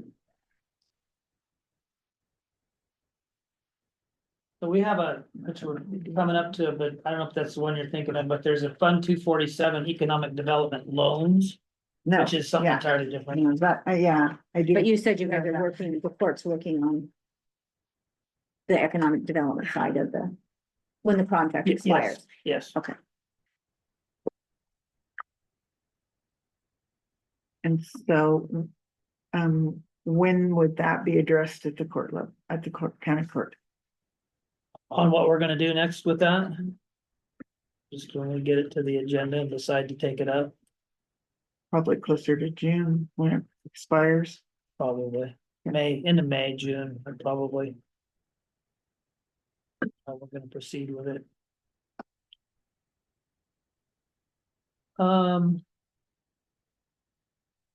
Predator control. So, the contract, as I said, I thought, I couldn't remember 95, 90, whatever, but it's $94,500 is the contract. Administrative cost $5,700. That only way to get to those numbers was, a transfer from Taylor Grazing of 83,000 and a transfer from general fund of 16,200. That combined with beginning fund balance funded this fund for the year. At the legislative level, maybe Commissioner Frank knows he's been keeping it pretty good on legislative things.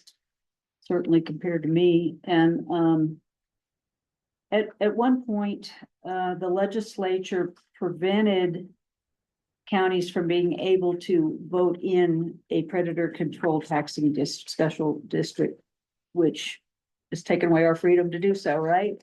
And I don't know if that's changed. That was only within the last several years. And I remember we were very disappointed. Why would they do that? Yeah. You know, before we're allowed to, then they, you know, put in a statute that says you can't. Is that getting worked on? Has that changed at all?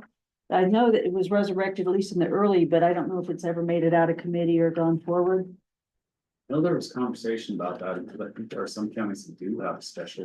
If they already had it, but they didn't let any additional.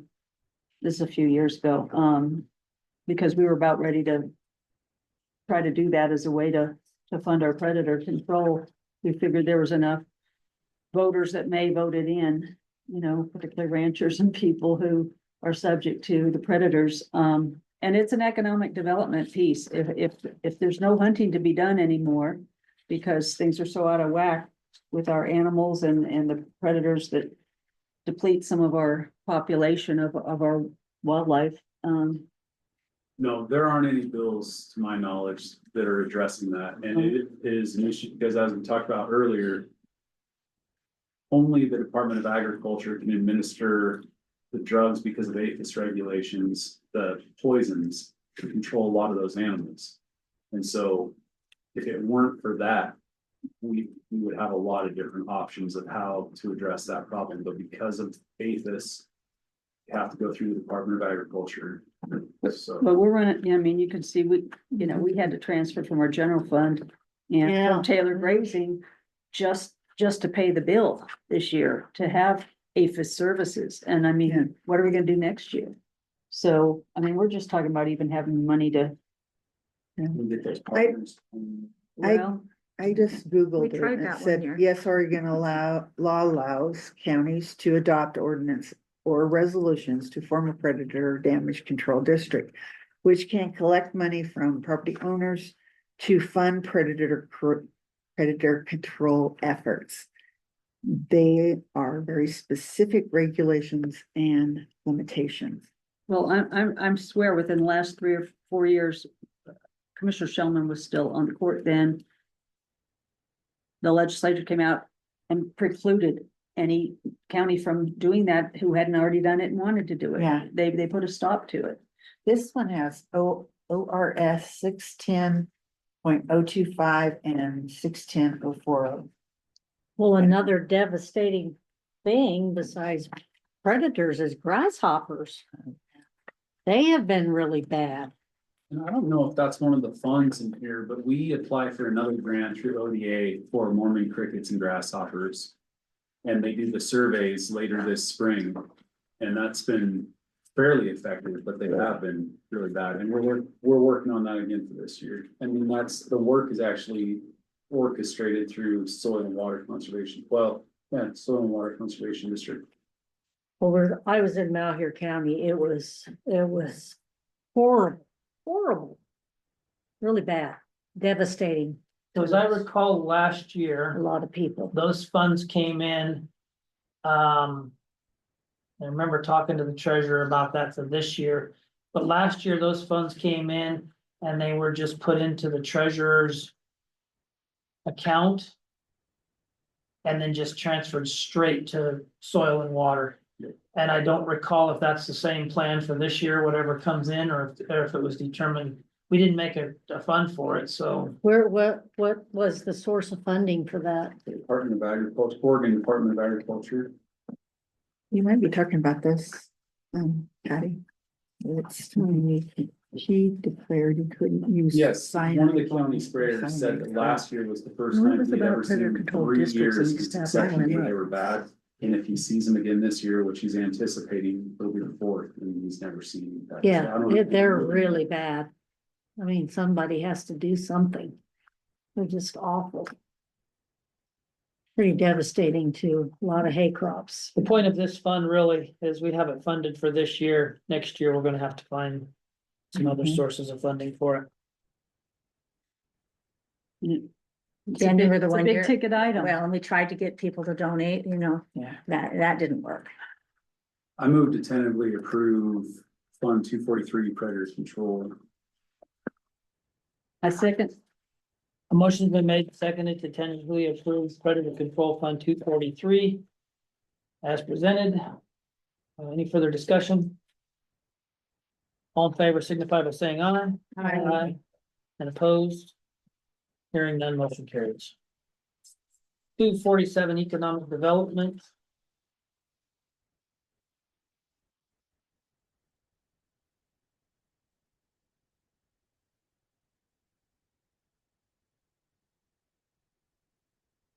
So this is a, 45, I'll get there.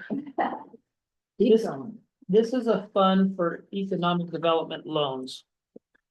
That we could do at the local level for small business startup type stuff. I've wrestled with this and haven't done anything with it for the past 2 years because there wasn't any, this one and 248 both. There isn't any real guidance on how to administer these funds. As far as criteria, it's just a simple loan application or agreement to repay is all it is. The individual has to own a building, it's on Main Street, has to own the building or have the owner's permission. So very basic stuff. I have looked into a small business funding source called Kiva Loans. And it's all managed and everything by this organization, and people have to put a little skin in the game, so to speak, and it's kind of starts off a little bit like a crowdfunding type of a process, and once they get to a certain amount, then the secure portion of it that comes from a sponsor, which we would be a sponsor, kicks in, and you can put all kinds of restrictions on it. You could even drill it down to say, minority loans only, but you can do all kinds of, you can restrict it to zip codes or Harney County, whatever. But it's all administered by this Kiva Loan organization.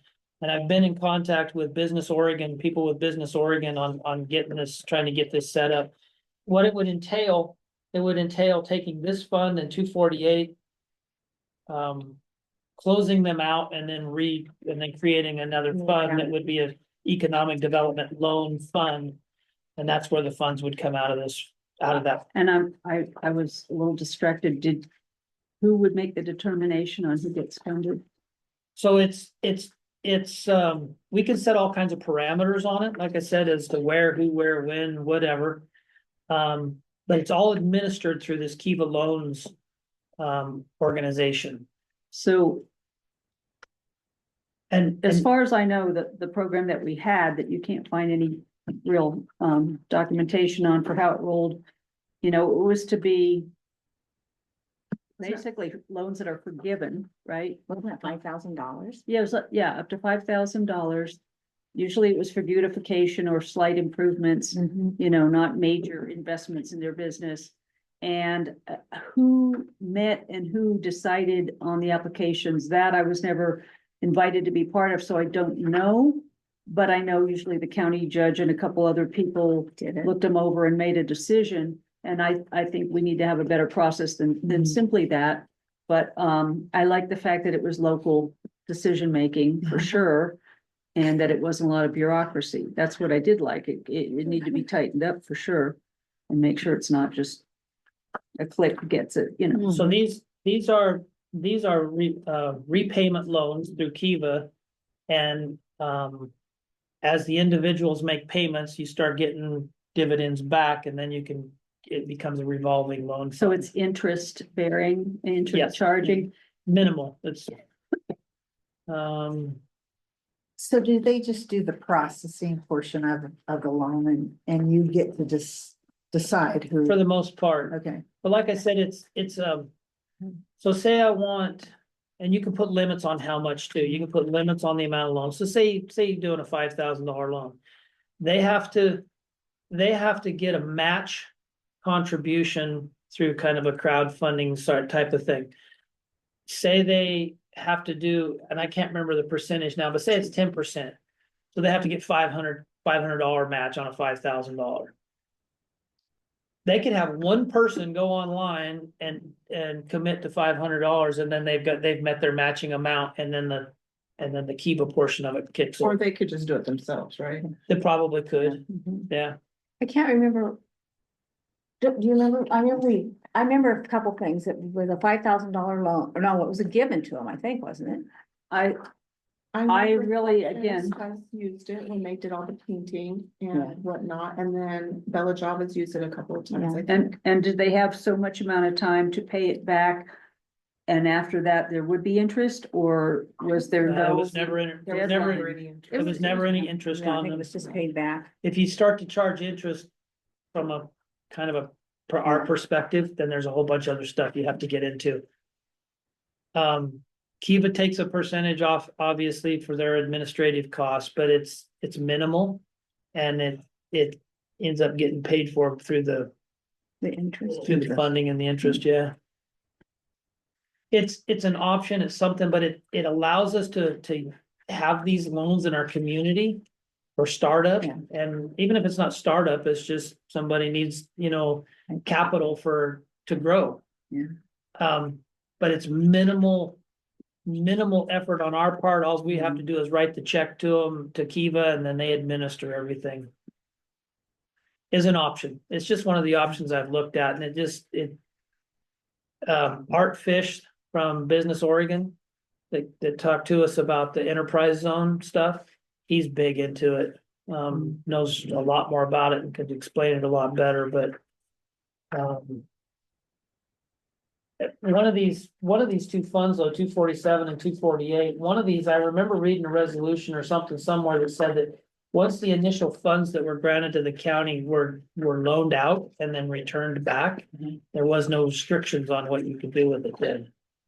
The type of loans that they had to be for. Yeah. And I cannot find that resolution again. I read it early on. Yeah. But there were a few that defaulted. There were a couple of them Yeah. that defaulted, and obviously that took away from Yeah. because they were intended to be repaid loans that would be revolving. I think it was resolution 2021. I can send it to you. That is listed here. That's the In one the I got in notes. here, yeah. But that's not the one that I read that had I think, 2012-10 is what the notes say. Yeah. That's a long time ago, 2012.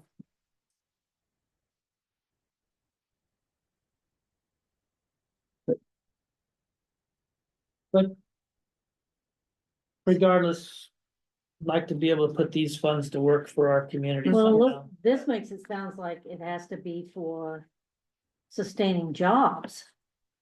I mean, painting reflections doesn't really. The way I always thought that fund was is to help you either start a business or do something in your. Well, no, but remember they talked about beautification And Yeah. beautification, because I can't So the remember.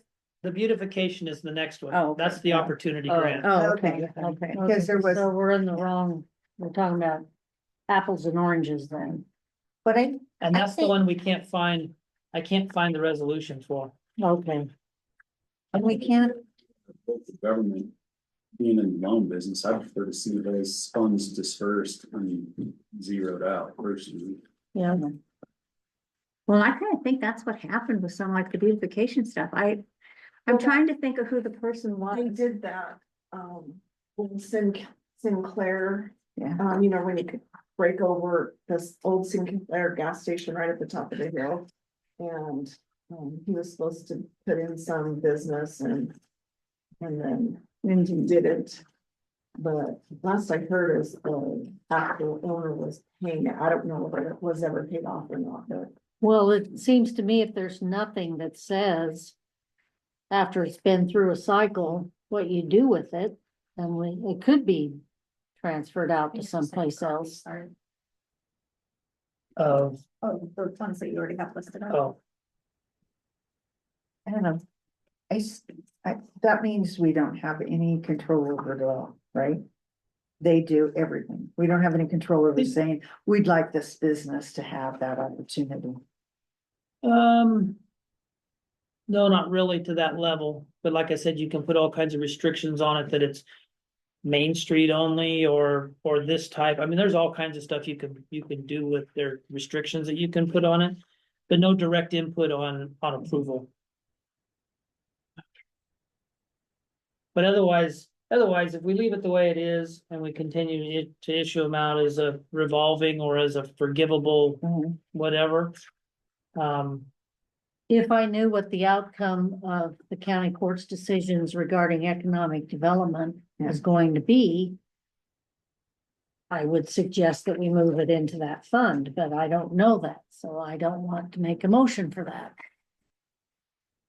That'd be a more appropriate. Yeah, Yeah. yeah. Well, then they'll be depleted and they'll be gone. Yeah. Move them into economic development, they'll be one time spent and they're gone. Yeah. There won't be no revolving economic opportunity to, and there are a couple of loans out in each one of them. Right now that people are paying back on. And Where that's did what this the, money come from? You know? I don't remember. Well, it would be if you stipulated it that way, stipulated what, that it be used as a revolving. It just would eliminate this fund and move it under a different fund. And that whoever manages the economic development fund would manage this loan process or Yeah, whatever. I I'd hate kind to of mix those. recommend, even though there's some arguments for moving it now, I would say let's stay with it right now and have that full discussions and at that time. Either next year at budget time, or if it's gonna be earlier, we can make some decisions and appropriate. so 247, these funds originally came from Title III Secure Rural School Funds. That's where they originally came from. Really? Wow. Because there's three different options that you can choose in SRS funds. You can choose Title I, which is roads. Title II is joint projects or something like that, and then Title III is economic development. It looks like back in 2012, maybe when they first started getting these funds, instead of committing them to the road department, and you can change it from year to year. You can opt for different. What if we did like you're saying, Patty?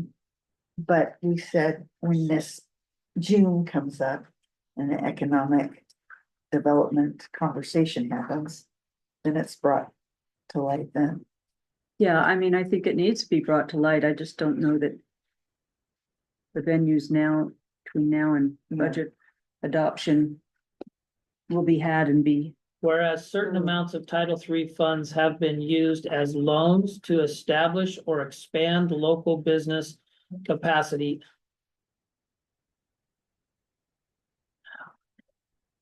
To accomplish forest health projects. And whereas loan repayments are being received by the Harney County Treasurer. And whereas these funds should be retained by the county and used to sustain the community of people within Harney County through job creation or expansion opportunities.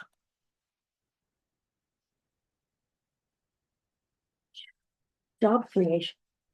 There's nothing that stops us. I mean, we don't have to distribute any loans out of it. If we do go a different direction with economic development next year, then at the next budget process, we can address it, or we can tell economic development department, do something with these funds. You be in charge of distributing these loans.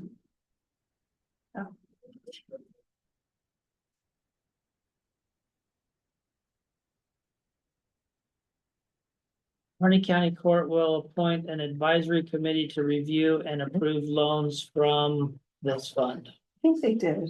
I mean, cause I remember Jan Oswald. It was Jan and Pete, I Pete can't and, remember who else. Because Jan's one who asks me all the time, do we still have it? Yeah. yeah, and I I can't can remember picture, who else can't was think of the other, picture her face, I can't think of her name. Anyway, I remember auditing it. Well, I just remember Pete talking about, cause I thought some people were just given $5,000 beautification loans. Yeah. I mean, money, just That's giving what I them recall. $5,000, giving them to them. Oh, no, they had to pay it Did they back. have to pay it I back? thought. Did they? Okay. But maybe I'm they did. remembering anyway. And there's still 2 being paid back? I don't know. That's I the wonder Bobby now. question. I'm not gonna do that. I'll be Scarlet over it. Oh, don't make me use that, Patty. It doesn't work out too well, but. Yeah, exactly. Well, if So it goes then- back to 2012, it's been a long time. I almost, Problem. I almost wonder, cause here's another resolution for Fund 247. 2020-21, Mhm. and those funds were from Business Oregon. $25,000 grant from Business Oregon. We will begin a loan grant program to businesses in Harney County, combined with the $25,000 existing in fund. So they repurposed it a little bit. In a loan grant match program. Now therefore, Harney County will begin offering a loan grant program for COVID-related business costs Oh, that was up to a maximum of $5,000 each. I really think what we need to do is research these 2 funds, find out what any restrictions for the funds would be, and close them and redo it. So here's in I like that. 2020 and 2021.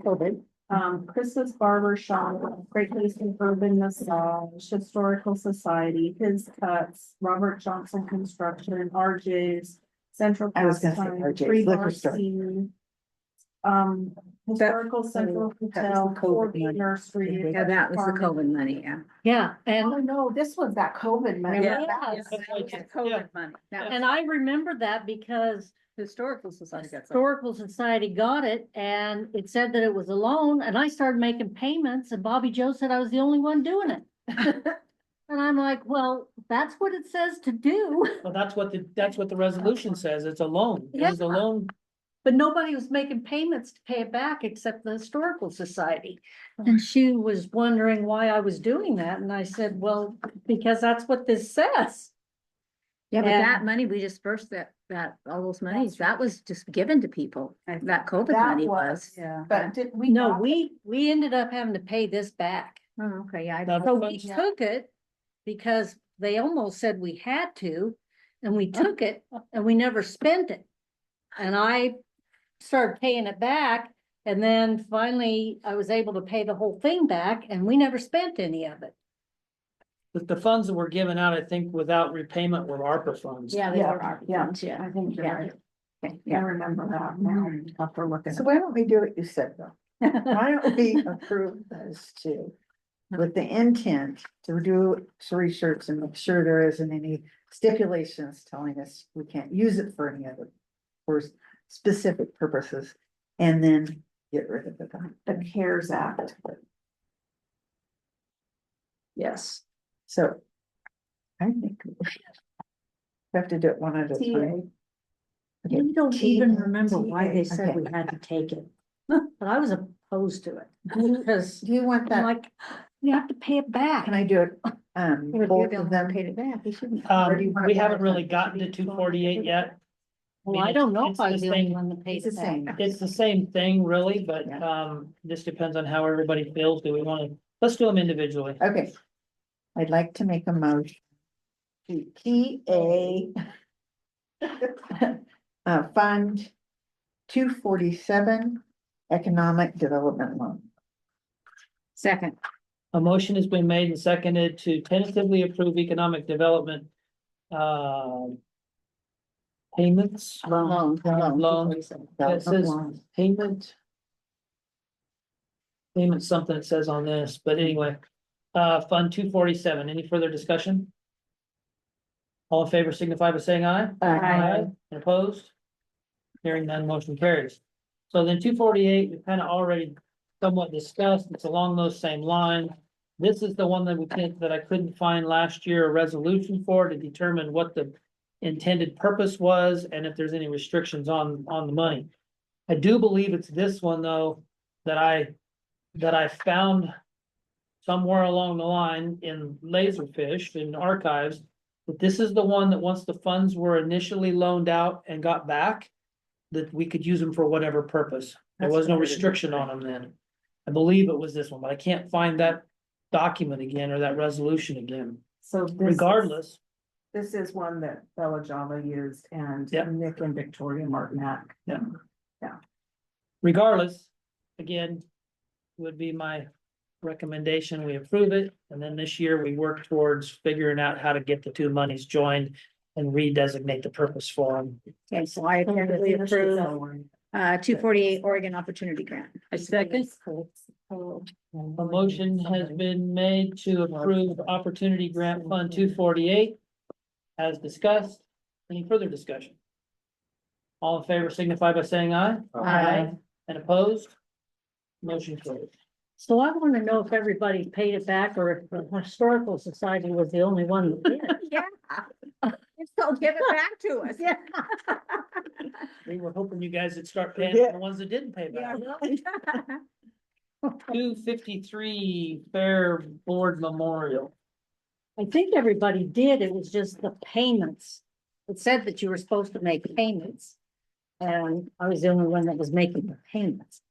Way to go, Deb. Thanks a lot. Proud of you, man. The county appreciates your effort. And I mean, I wish we could go back to the day when we used to give money to a lot of places, like the museum, the Little League, the Pop Warner the Chamber Football, of Commerce. Chamber of Commerce.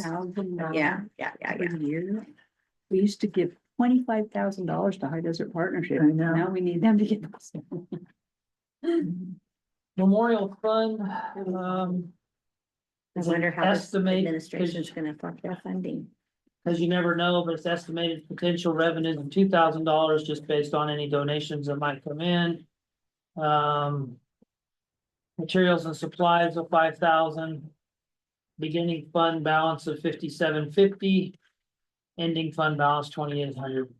The resolution, as you can see that we did dig up for this one, is it just says that all monies placed in this reserve shall only be spent for the operation and maintenance of the Harney County Fairgrounds. And the only reason I can see to have this fund, and why not to zero it out, is it's just a place to bring in donations. You just posed that question in an email about people who wanted to donate towards the construction of the event center. I will make the caveat or the clarification that donated funds do have to be budgeted. Like, the Fair Board can't just accept checks and then spend it out on contracts. It has to come through the budget. It's, the library ended up with some donation type funds as well, and we had to create actually, I think it was coming from the foundation outside of what or like they were buying equipment, like they bought a 3D printer and whatnot, and then gave it to the library. Well, it's an in-kind, it's still money's purchased Yep. something and brought around, so Has they to had to be. have an in and an Revenue. out for it. So the fair board, if they solicit any private funds, those funds tentatively, once they're donated, become public funds and they have to be accounted for. Yep. So we'll have to make sure that any potential donors we have a place to receipt those funds in. They have to be receipted. There has to be record of it, of course, but you wouldn't have to budget for it. If somebody wants to donate $1 million and we didn't budget for that, we can still Accept it. take it and document it. It would be, that amount of money would then lead to a supplemental Yeah, budget yes. though, You would, because, it's over the. yeah, Anything over 10% of Yeah. what the budgeted expenditures are, we'd have to do a supplemental budget. But hey, if somebody wants to give $1 million, it's worth doing a supplemental budget for it. yeah. Well, hasn't the Fair Board already accepted donations for stuff? Not large donations for the Fair Event Center. But they do, I mean, the sponsorships that they do for fair every year are basically the same thing. Yeah. Right there. Is it in Oh, the, yeah. but is it, Oh, yeah. but it might be recorded as revenue in the fair It is, fund. it goes in your cash flow, not in your budget, which is Yeah. just. Yeah, it wouldn't have to be in the budget. Lucky revenue. And I'm pretty sure that ORS about the 10% is 10% of your total budget, which that's another question I have. It makes it Total budget. Oh, I would take one of those, thank you. You want one? So obviously, well, that's the last one. That's not general. There's like. I don't know that this has to be in its own fund though. Thank you. Thank you. I need it. Okay. I mean, I don't know why it can't be in the, no, thank you. I don't know why it can't be in the fair. Thank you, Ann. Yeah, I appreciate it. So thank you very much for all your work. understand what you're saying. Will With do. that particular one, I think there was concern because some of the original donors to that or descendants of the donors were worried that it would be used We put all those. not as it was intended to be used. And so That's always a in concern. that particular one, see why they wouldn't consolidate. Yeah,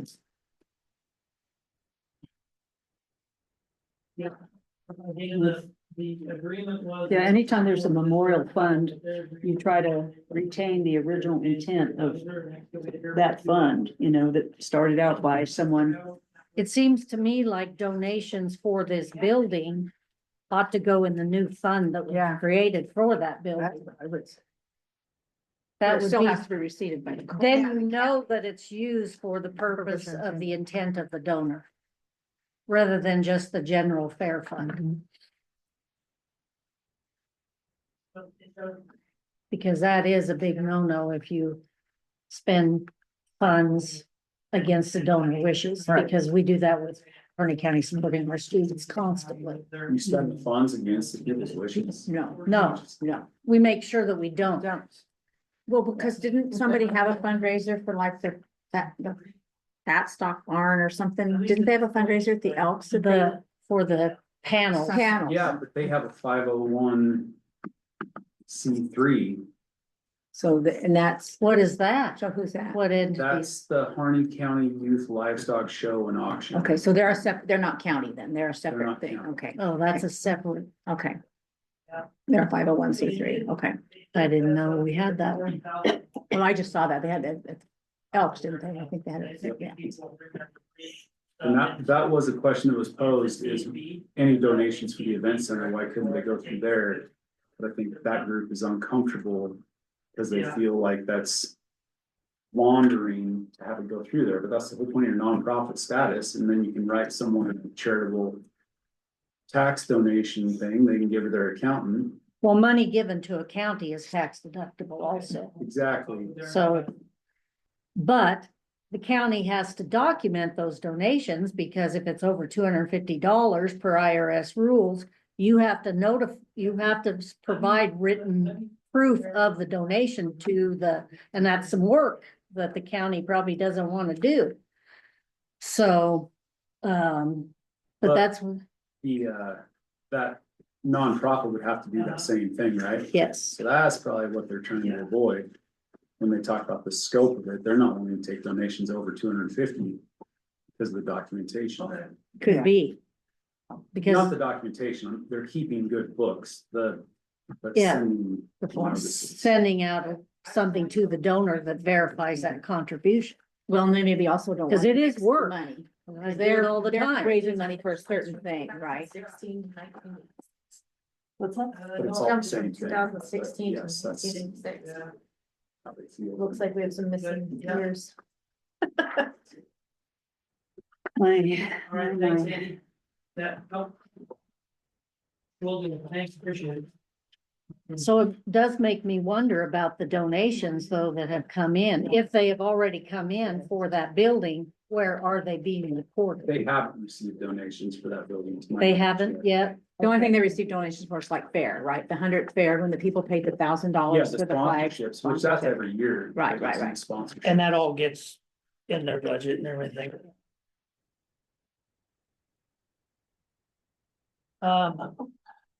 Oh gee, Good. the candy person was here while I was gone. The That was, Easter bunny, that was, he's early. Andy Root, and they are about 6 truckloads away from finishing their work on the Broadway. So on the topic of donations, you know, I'm just looking at some of our other funds. Such as, you know, Public Health, RHC, they have a fees and donations. I would think hospice, I know they do a fundraiser. And stuff, but, and I know that in the library, we added that line for the Harney County Library Foundation donations in that they fund library projects, and we wanted to make sure, even though they're funding it, that we're capturing some of the revenue. But are you thinking of any of our departments where we do it right? And as we look to the Fair Event Center and how they can process donations correctly?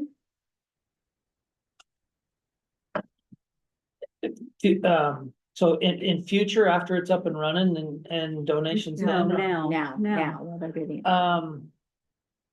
Well, I think he That's was what I'm on the saying, from phone Rob's- when we were talking about that. Yeah, from Rob's email today that he asked basically about where are we gonna reseat this, it'll probably be a conversation with the treasurer to decide where the best place is gonna be to reseat it. This fund and the resolution specifically says spent for the operation and maintenance. So not in capital construction. Right. So we will probably have to, in the event center fund that we created, have to create a line in that for potential donations is what we'll need to do. yeah, I would think so. I know that Rob was. I think, Rob, were you saying you didn't think there needed to be a budget line for receiving donations through the county? I think if you receive donations, it would probably be appropriate to put a donations line in there in the future, but I think if you receive donations and don't have a donation line in your budget, it goes in your cash flow and you record the receipt of it. But I don't think it excludes you from receiving a donation if it's not in your budget to receive a donation. And that could work that way, but the problem becomes that you can take revenue in all day long. But if it's not appropriated, you can't spend it. So if we take in, again, if you take in $1 million and you receipt it in cash line, if it's not appropriated, you can't spend it. If it's over 10% of your expenditures, you have to do a supplemental budget. Of your expenditures for the department or for the total budget? For the department. And that's where we, you know, in the general fund, if we get some unexpected. Because the general fund's $8 million expenditures. Total expenditures is 8 million something. If we take in. You know, what's 10% is 80,000. So if we take in some unexpected revenue that's less than 80,000, we can expend it without doing a supplemental budget. But it's accumulative, so if you take in 50 and then you take in another 50, then you're gonna have to do a supplemental budget. Because you've put yourself over that 10%. And is it the appropriate thing to do if you didn't budget for it and you take that donation, then the court would just pass a resolution transferring it into the appropriate line so that you could expend it? Is that? If it's over the 10%, you'd have to do a supplemental. I mean, budget. prior to the 10%, you could just Yeah. do a resolution to put it into the line item so that they Yes. could spend it, and then If if it's it's over under- 10%. If it's under 10%, we can do it by resolution. And hopefully we have to do a supplemental budget because we get more than 10% in donations for whoever. Well, you know, and another thing I thought about that we probably didn't budget on is that grant that they're trying to get with the matching funds. I don't know if we put that into the fair event center. I think it is, because I was. Is that what confused. that 4.5 million is? Yep. Cause I think that says federal sources. Is that a federal grant that they're going after? Okay, It is. I didn't know what the source was for it. On the home health hospice, on the hospice part of that budget, under their revenues, they have a category called other grants and gifts. And they have a line called funds raised, and then they just, you know, they have an amount. I'll talk with the treasurer when she's back tomorrow, but we could probably dissolve this Fair Board Memorial Fund. If its purpose is just for donations, then yeah, why couldn't we just in the fair operations budget, create a line for donations? Is that the Betty Morgan Memorial Fund? I don't think so. Wasn't that particularly for the arena or? Isn't it there? I thought they That is that spent what this that. I think that got spent and that one was specifically for, yeah. Yeah, it seems to me The like arena stuff. I thought they zeroed that one out. Yeah, I'm thinking they did, we did, whoever. Long time ago, I think. It's been a little while. So one thing, while we're on this topic, that we were always told nonprofits were, that I've been involved in, were told that say the library foundation buys a piece of equipment like this 3D printer with a grant, and it's housed in the library, if ownership of that, because they purchased it, they own it. So if anything, if liability occurs because of that printer, it's on them. Unless they donate that item to the county, buy a document. They need Well, I to don't- transfer that ownership, otherwise the foundation is still liable if anything if it blows up in Yeah. somebody's face. I don't know about the documentation trail, but it was purchased for the library, given to Right. the library. It is library asset now. But physically given, but on paper wasn't given. Well, that's what I'm saying. I don't know Yeah. about the documentation trail, but. Yeah, so that's what I'm saying. We were always told that, like the PTA used to always buy playground equipment. And you have to go to a school board meeting and say, we're giving this to you. So that then the PTA doesn't still be liable for that if a kid falls off a slide. So just something to think about. A printer is probably not a big deal, but Do we want to tentatively approve this or put it on hold pending moving those research with the treasurer and moving them into a donation line? You don't think it'd take too long to research it, do you? Yeah. But the treasurer might have some background on it that I'm not aware of, and it might come back that we just need to keep this fund. So, what do you think? Well, let's tentatively approve it, but I have it in my list of research to do. Okay. So I so moved to tentatively approve 253 Fair Board as presented. Urban Memorial, I second. A motion has been made to tentatively approve the Fair Board Memorial Fund 253. Any further discussion? All in favor signify by saying aye. I And opposed? Hearing none, motion carries. State court security. These are pretty much. Now, they're funds that come in, but we have to, let's see, 258.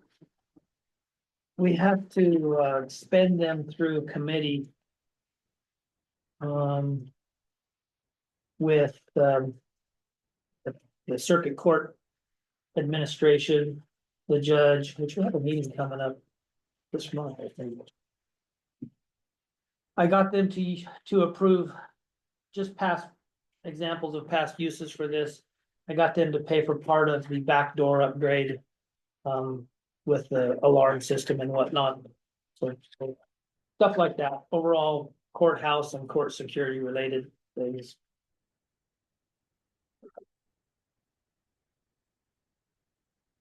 Estimated beginning fund balance, 185,000. We have 150,000 appropriated for whatever may come up. And estimated ending fund balance of 47,000. So I tentatively approve 258 State Court Security. A second. A motion has been made to tentatively approve State Court Security Fund 258. Any further discussion? All in favor signify by saying aye. Aye. And opposed? And none, motion carries. State court mediation, again, it's all managed, this is all managed by circuit court staff. It's funds that come to the county or come for this program to the county, through the county to the circuit court. I don't have any involvement other than just that it comes to us, so we have to account for the funds.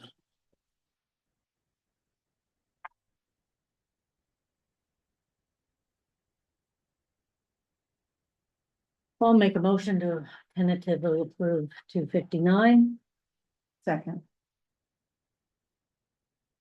A motion has been made to tentatively approve state court mediation fund 259. Any further discussion? All in favor signify by saying aye. Aye. Opposed? Motion carries. 280. County school, these are all pass through funds. Why were there never any not your refuge payments under federal sources prior to this budget? What are you looking at? You're looking at They haven't the received it for revenues. this year. Federal The sources, sources, there's- Oh. 2.3324. Um.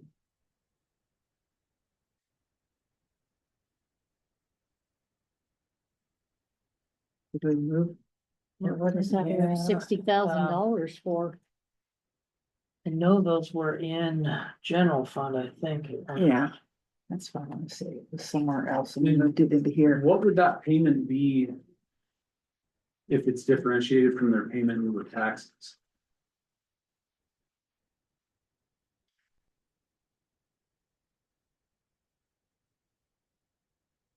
That's all I would know that we would get from them. It's just a PILT type payment.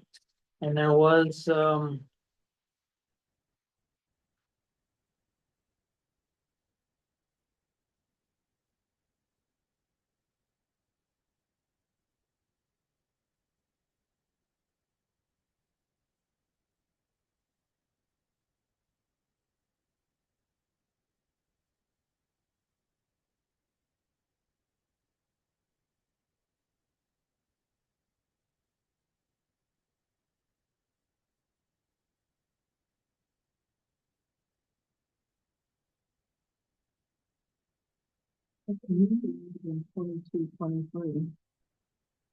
what's that? It looks like it was created in 22, 23, That, and nothing's been, there's zero.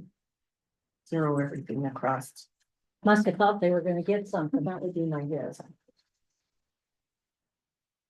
And then never got it.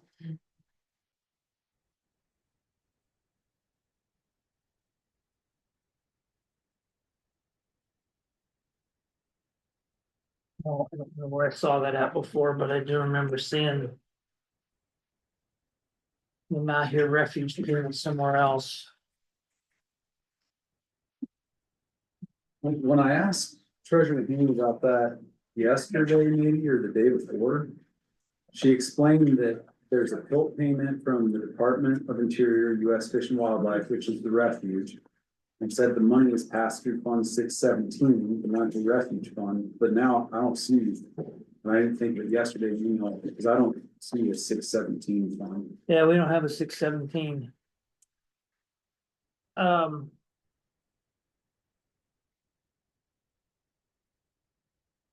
So we get our public landfill payment from the Department of the Interior. And that's into the general fund.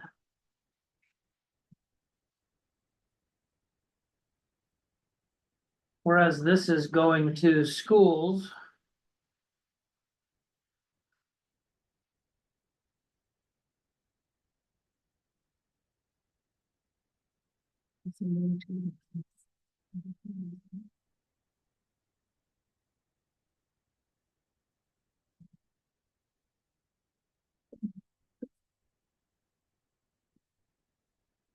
Okay.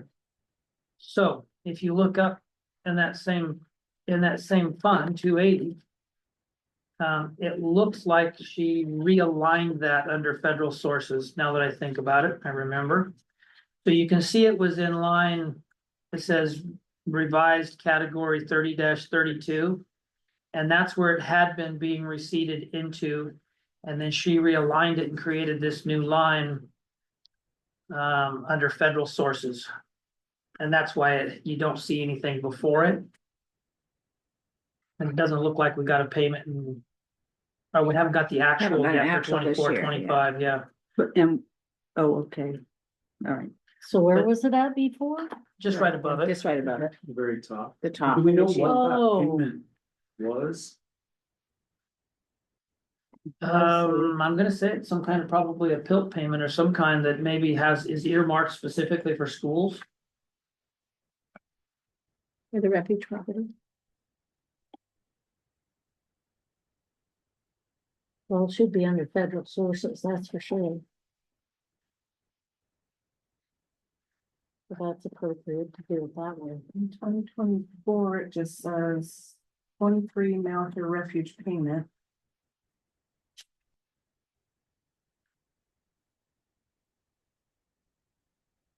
So it's a pass through. 2022. Yeah, comes to us and then pass it through to schools. Wonder if that 3032 is supposed to be the CFDA number. It might have been a reference number associated with the payment of some kind. Yeah, all federal monies have a CFDA number. And that's how you know to put, where to put it on the CFA. It goes back I to, think the pill for USFS and BLM is separate from the refuge. And I misread, I thought she said a third goes to schools, 2/3 goes to schools, so 60,000 is what, that must be the bill. Yeah. For the refuge. it's about 50,000 something goes, every year goes core back to 2019, 2020. Yeah, that's gotta About be that, yeah. fabulous. And then that other. What's the REA mean in the taxes for other resources? REA.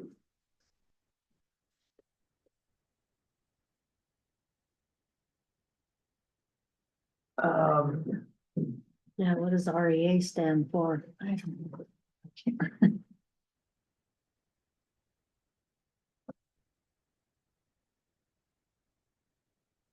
Don't remember now, to be honest. We've discussed it and I don't remember. There's something from OTEC. So I wonder if that's a rural electric, It has- REA, a Oh. rural electric association. There you go. So in lieu of taxes, is this the stuff that she has to set aside in a reserve account and can't spend though? No, because this is transferring to the schools. Oh, no, that was property taxes. Yeah, yeah. Yeah, Yeah, that's what Okay. it is. Yeah, each year it says OTEC, gross revenue taxes, It's got it, whatever on yeah, it, so, it's there. Yeah, yeah, Rural, electric. And for the SRS stuff, we anticipate funds. The funds from before it wasn't passed through the legislature would be that 370,000. But then if they don't pass it through, then next year we won't have any of the SRS. Is that correct? Well, SRS is about 1.1 million to the road department. That's title one, I believe, SRS funds that go to the road department. It's roads and schools. Actually, part of the SRS funds go to roads and part go to schools. So, Oh, yeah. I don't know how that portion goes to the schools, if it goes directly to them. Or if it's divvied through us. I don't know. But SRS funds are for schools and roads. Are we budgeting on that they will pass that legislation? Yeah. So that's in the road department fund that we haven't got to yet. This year was budgeted, and I mentioned that in my budget message, that if we don't get those funds this year, if they don't get it appropriated and we don't receive them by July or June 30th. Then we're gonna be $1.1 million short in revenues for the road department this year. But there's a good chance that we could get it after July 1st for this year. And then towards May, June of next year, we'll get another one, so we get two payments. One would hope. You never know, but Make sure that gets mentioned once, at least at the Sunday night, Senator Merkley. look, Senator Merkley, Senator Wyden are, actually, I think I mean, they're for it. they were co-sponsors of it Right. originally. And just thank them and ask if they can continue to push it. And I was going to mention that to Governor Benz, or Congressman Benz, but I didn't have the chance to have that moment with him. Because there is a House bill and a Senate bill both working their way through to reappropriate those funds. But yeah. Well, my point on that, or my position on that kind of is that they have a bill working its way through too on forest. Not restoration, but basically open up forest, more forest sales. And obviously, that's what that SRS money is for, is to kind of offset the timber receipts that we used to get, which were far in excess of $1 million. Mhm. But until they get that bill passed through and approved to start opening up more sales, more forest sales and get more receipts for us, they need to continue to fund SRS. Mhm. Otherwise, they leave us, all of us counties hanging. Right. Well, there are some questions, but, do you think we should tentatively approve it or hold off? What are the questions? Just on the revenue sources? I mean, I think we basically understand now. We just haven't received it. But it's all basically pass through, isn't it? So we're not liable to the school districts or to the schools. If we don't receive that money, Yeah. then What we don't get, we don't pass through. this was just pass through. Yeah, and that's what that 370,000 is the portion. We get 1.1 million, they get 370,000. I moved to tentatively approve 280. A second. A motion's been made and seconded to tentatively approve county school fund 280. All in favor signify by saying aye. Aye. Aye, and opposed? Motion carries. Jail reserve, 325. Pretty straightforward, we're just putting, I have been up until now. Putting about $20,000 into this, trying to save towards the jail again this year. That's one of the places where I had to find a line to cut some money and I reduced it to 10,000.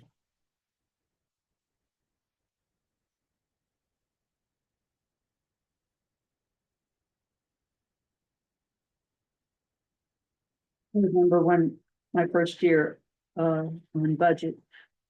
That, they said, well, this is a fund to try to save up because we really needed a new jail and we have for a long time. And they were putting no money into it every year. And I said, well, then we should put some money into it.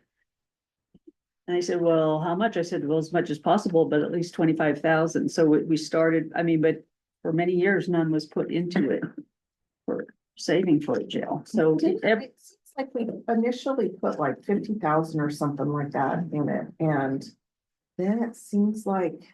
then we had the budget Out. crisis. Yeah, I think we had to I pull mean- it out at that time. Right.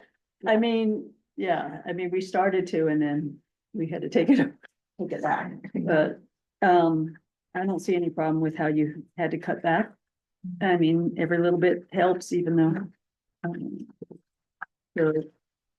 There's no questions, I would, And there's no timeframes on the money that you've gotten in 22 and 23 and on when you have to spend it or anything? It just can sit there? Yeah, so the bulk of these funds, if you see in 22, 23, there was a 2,272,500 to the equal payments in both 22, 23 and 23, 24. Those were a special one-time PILT payment that, again, I think Senator Wyden and Senator Merkley pushed through. It was post-COVID and it was for general services. You could use it for whatever you wanted to use it for. And it was prior to my time, but they decided to put it in this reserve for that purpose. So this is pill type payment. More or less, it's a one-time PILT. I have to see what LATCF stands for. It's, I forgot, local. yeah, it has something to do with tribal. LATC.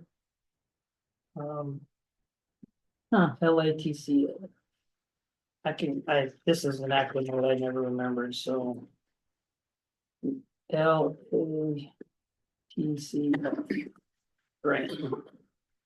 Local Assistance and Tribal Consistency Fund was the act. I'm not seeing where the total expenditures for the 24-25 budget of 4,850,000 and some change were coming from up above.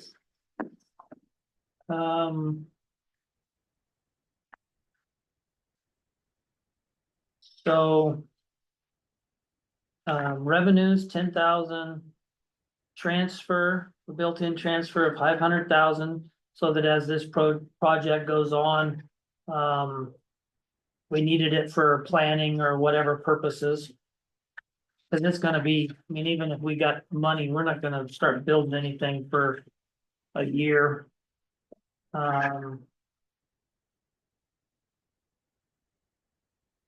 Is that, I mean, how we got to 400 or 4,860,000? Well, now I'm seeing, because last year we had $250,000 in expenditures as a transfer.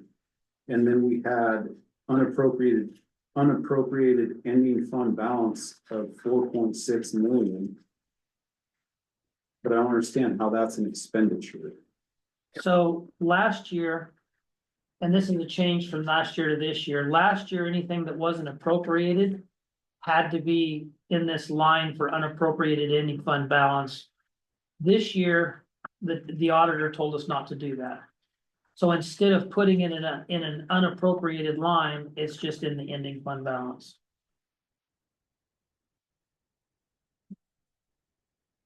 So if you took 4,600,000 and add 207,000, which was our ending fund balance last year, you've got 4,807,000.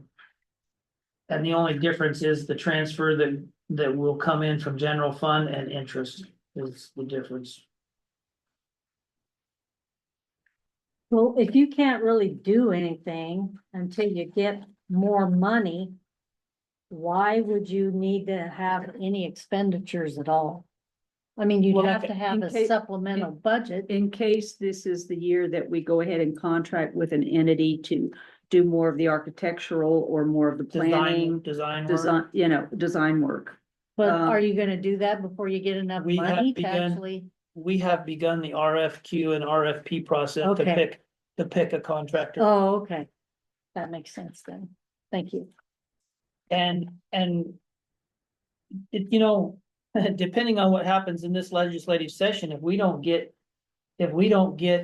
another $4 million in this legislative session for our capital project request, this is gonna be on hold for another year, and we may not actually end up contracting with that contractor, because why keep them on the hook for a year until the next time we can ask for money?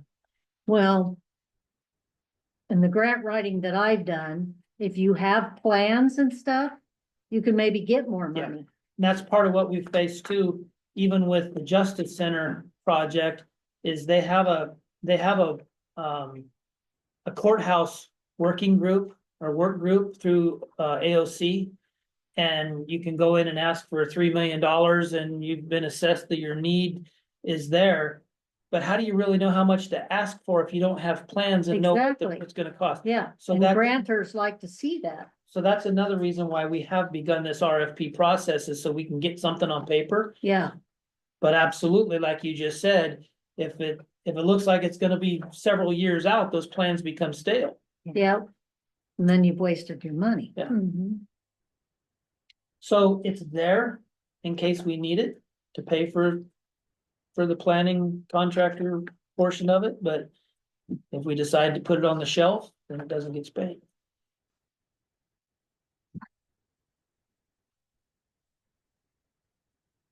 Did we vote on that? Do I need to No. call for a vote? No. Did we make a motion?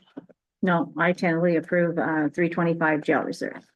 A motion's been made, oh, I'll second. A motion's been made and seconded to tentatively approve the jail reserve fund 325. Any further discussion? All in favor signify by saying aye. Aye. Aye. Opposed? Motion carries. 326 Fairgrounds Reserve.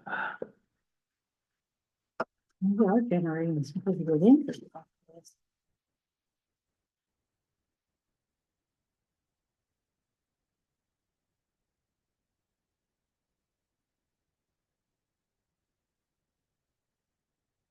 This one, I believe, is the Morgan. Is it not? I don't, let's see, there's a note on the next second page. Intent of this fund is to maintain at least $15,000 balance with interest used to fund capital improvement projects at the fairgrounds.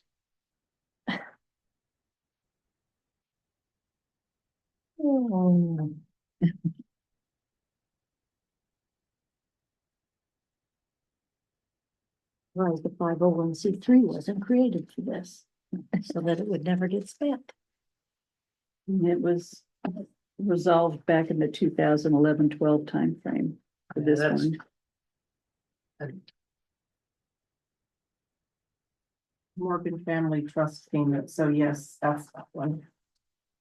And I believe that's where we're getting our payments, or that's going into this, our payments from the property sale. So from the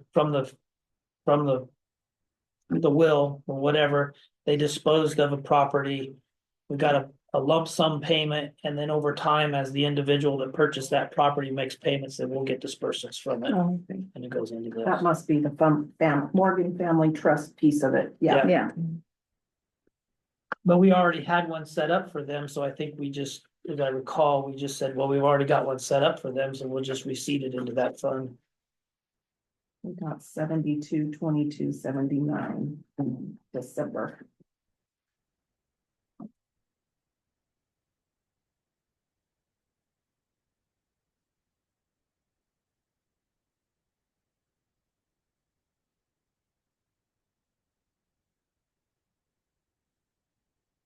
So. About $150,000 back in 23-24. Was that from the sale of that property? Is that what you're talking about? That would have been the initial, I believe, yes, the lump sum from it. Yeah. Morgan Family. We got a chunk of it, the hub got a chunk of it. And it seems like there was somebody else that got a chunk of it as well. On the initial dispersal of it.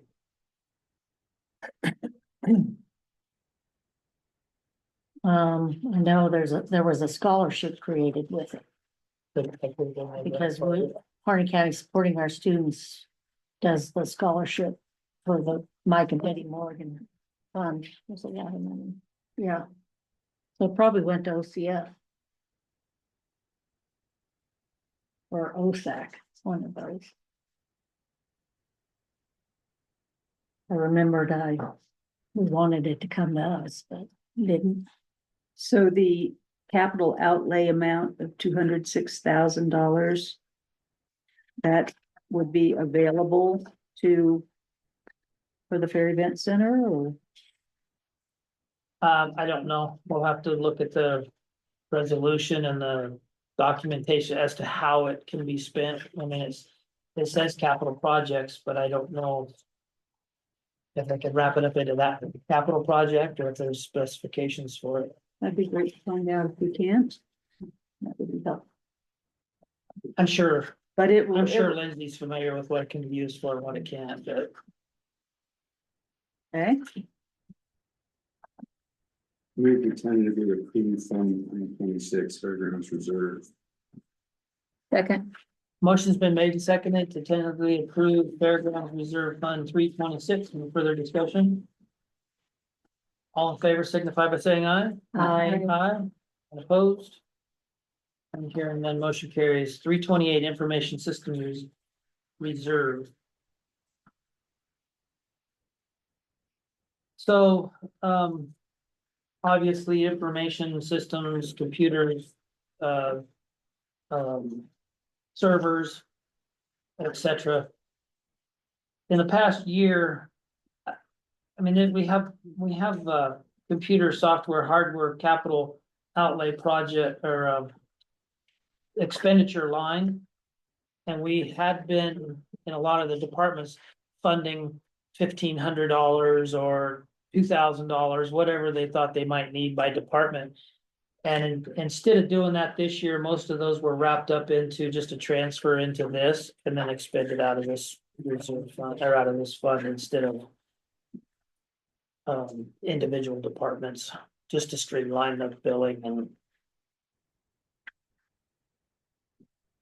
so I move to tentatively approve 328 Impulse Systems Reserve.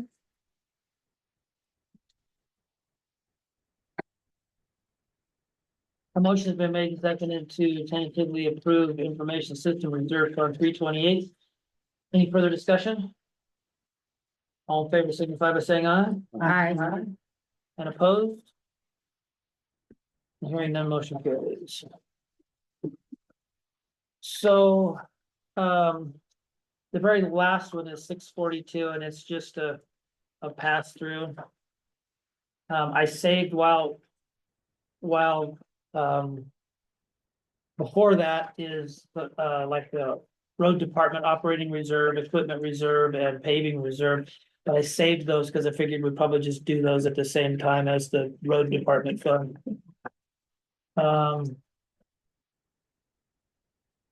Actually, I guess, we could probably do 401 archive building Wondering fund. about that. Huh? I was wondering about that as I flipped through here. Yeah, because there's really not much to that one, so. If we wanted to take care of that one while we're at it here.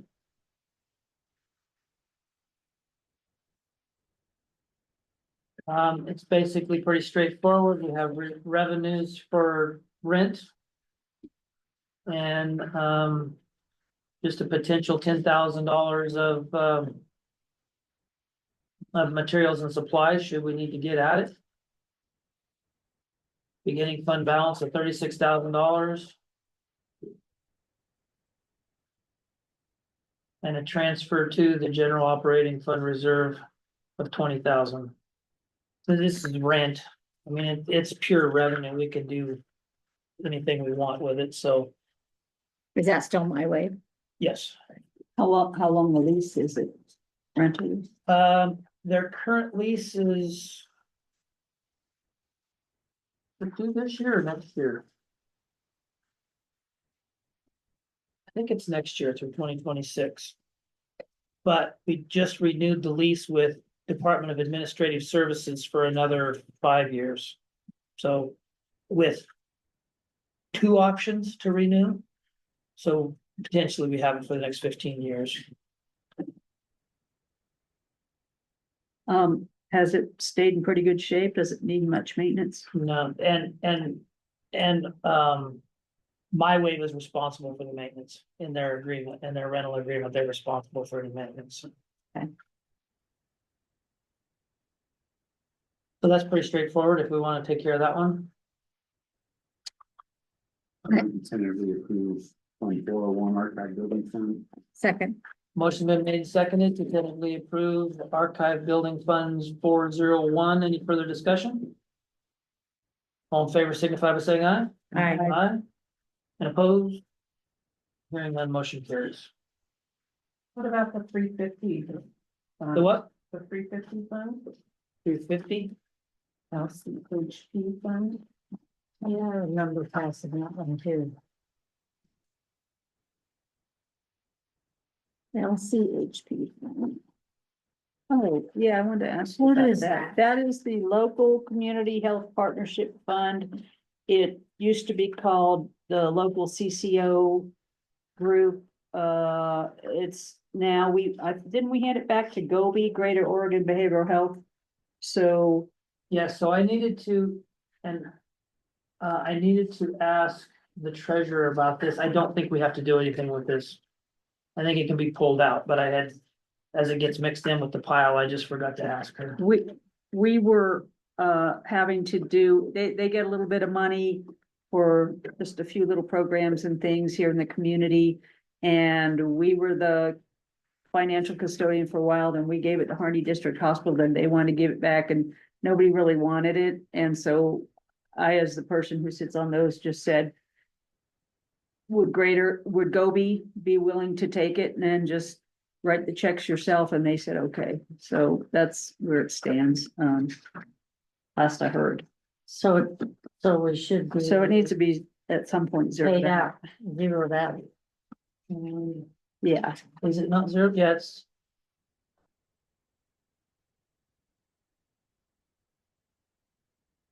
So we expended, it's zero, it is zero as of this year, so that's what I needed to ask the treasurer. If we needed to carry this or not, or if it's done. Doesn't look like it's done, Yeah. it's still cause it's got a still beginning fund balance. still. Well, it's just carry over, the system automatically carries that over. But it actually had a $1 negative good. Oh, yeah. amount. Mhm. as of the end of this budget year.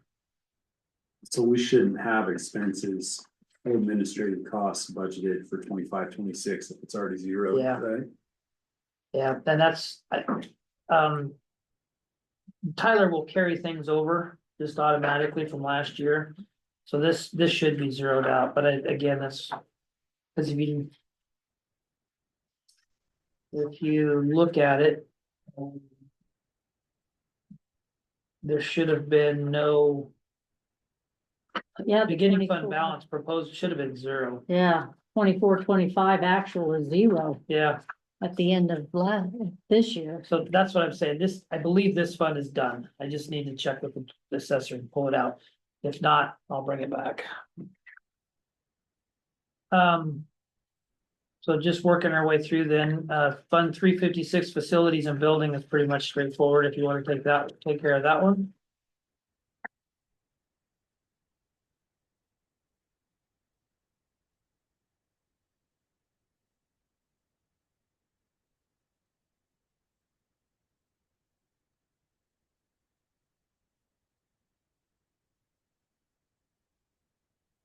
So who is the rent from? Incoming rents is zero, so we have none.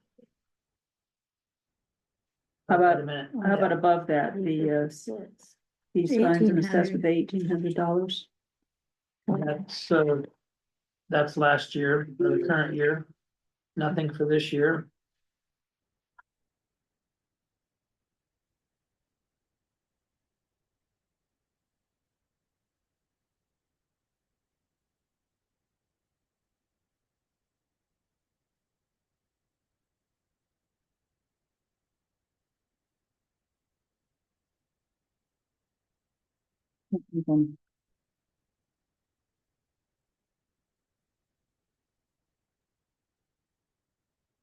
I'm going to, Purchase of capital expenditures for permanent county facilities. That's what it says it's yeah, meant for. so we have no revenue coming in. We might be working towards zeroing this one out too this year. Oh, a merit title. That's where that was coming from. Yeah.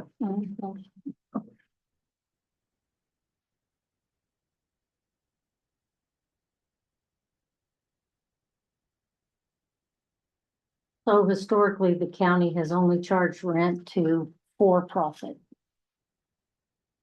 entities, Yeah, and you haven't ever charged for nonprofit entities. well, I don't know about ever, but currently the Rimrock Recycling being nonprofit, we don't charge them a rent. In the other building, Outlaw Wood Products, they pay rent.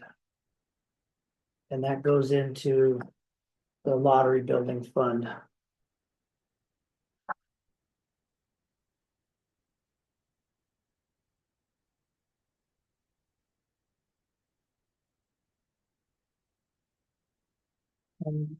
Goes into- Does Cemetery Care own their building? Yes, Yes. Okay, they're their own institution. Okay. So they own all their own buildings. All of them. There's a lot. I know. 4 million in the bank. Really, and they own at least 10 properties. Very well. Yeah, I think they own 10 pieces of property. So trying to think the only other county buildings operated by and run by a nonprofit is the senior center. yes. And they pay no rent. It's the county's. Part of the county contribution to the, Senior center. so there's Industrial Building and Economic Development Fund 215 is the fund that, see that one? outlaw about it. We didn't do that one. No, You probably could, because it's pretty straightforward too. But that's where the rent from Outlaw Wood Products goes to. Would you say economic development? It's Fund 215, industrial buildings / economic development.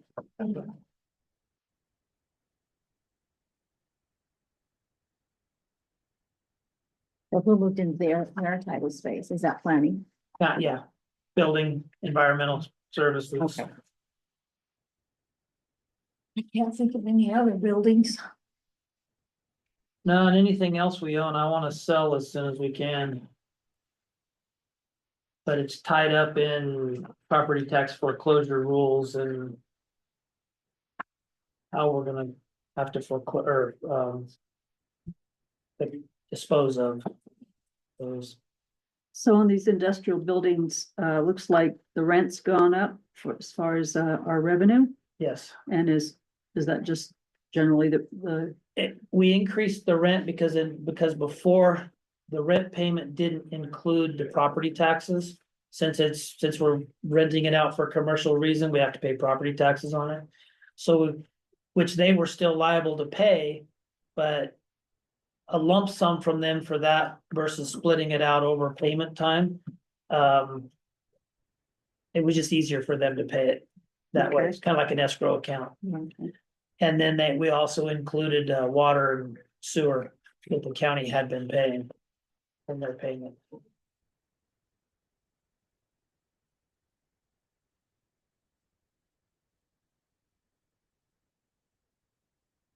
So what would you use this money for? As the resolution says, renamed in resolution 23 for the purpose of capital expenditures for the permanent county facility.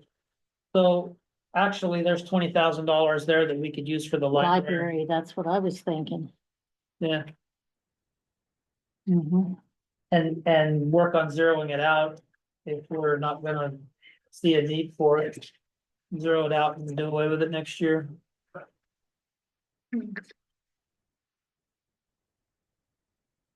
Think we could either, any future rental, we might. Or funds that. I mean, I don't know, if there was a grant or something that we were gonna put in for. Infrastructure or capital improvements. Facilities, you might have a fund like this, but we could probably find someplace else to put it. We could probably just put it in, well. I don't wanna put that kind of stuff in general fund again, because it skews the overall numbers for operations in general fund, but we could find someplace else to put it. Move to tentatively accept Fund 356 facilities and buildings as presented. Wait, are we on 250? We still on 356? 356, I think we are. yeah, I I was already. think we could. Okay. We bounced around a little bit there, but the last we were on was 356. Was you on 215? Yeah, Because that's where I was. that's too. where I was. I mean, I'd already seen 356, but. I thought it'd be No wonder I was having a hard time keeping up. So we need a motion then for 356. He just did it. Oh, he did? Okay, I'll second it. A motion's been made and seconded to tentatively approve facilities and buildings fund 356. Any further discussion? All in favor signify by saying aye. Aye. Opposed? Hearing none, motion carries. So, 215. yeah, since we're at the end here, though, let's just do we don't have to turn back and forth too much. Let's go to 642 assessments. And these are just pass-through funds that the treasurer has to have a place to.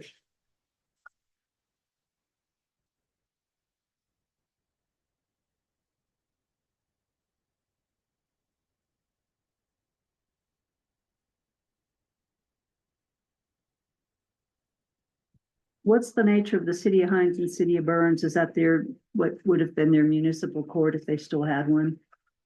And we've taken them on, or for their fees, fines and assessment? With that ORS, 55% of the forfeitures has to go back to the jurisdiction that it came from, and then to the county, actually. And then 7% has to be distributed within the county. So I wonder if that's why they listed out the cities, is because if there were criminal activities or forfeitures there, that money has to go back there. And you can see it's going to the jail.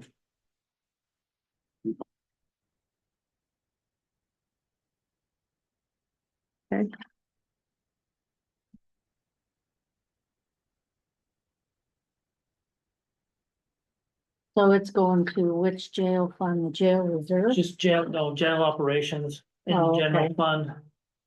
So,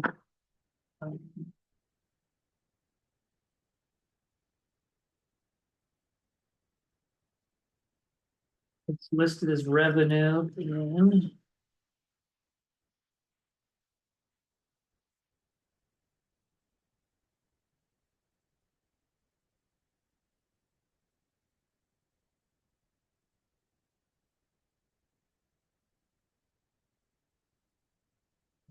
it's not.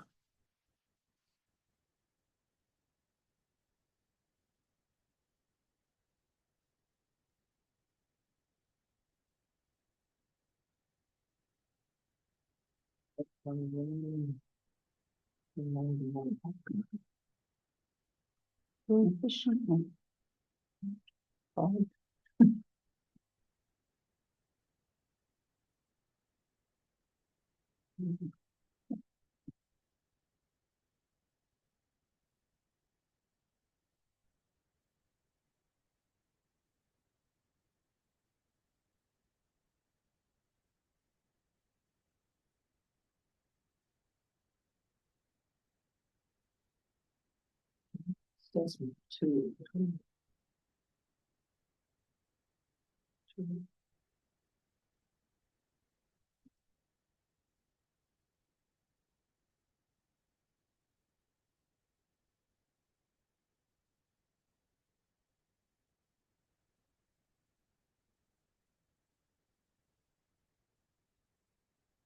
I'm gonna have to ask the treasurer on that one, because I don't see it going to the jail. It just like it's just been it looks like it's just been sitting there and it accrues.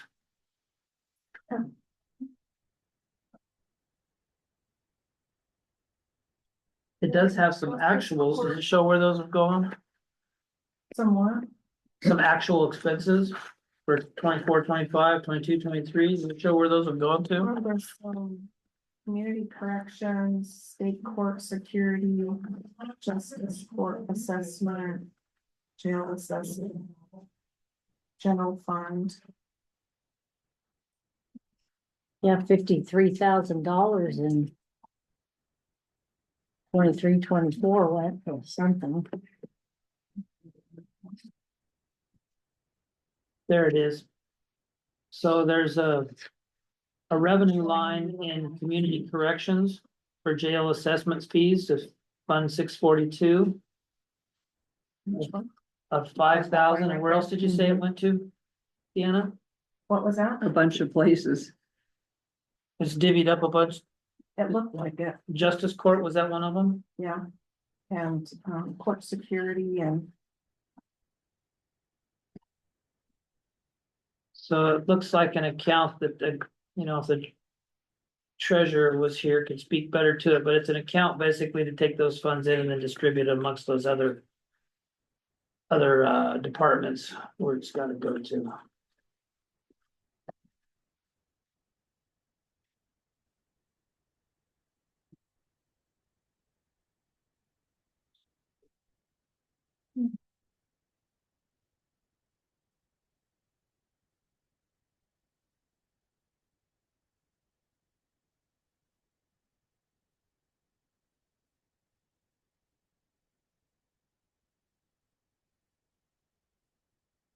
I'll be quiet. Yep, we're all at the end of the day.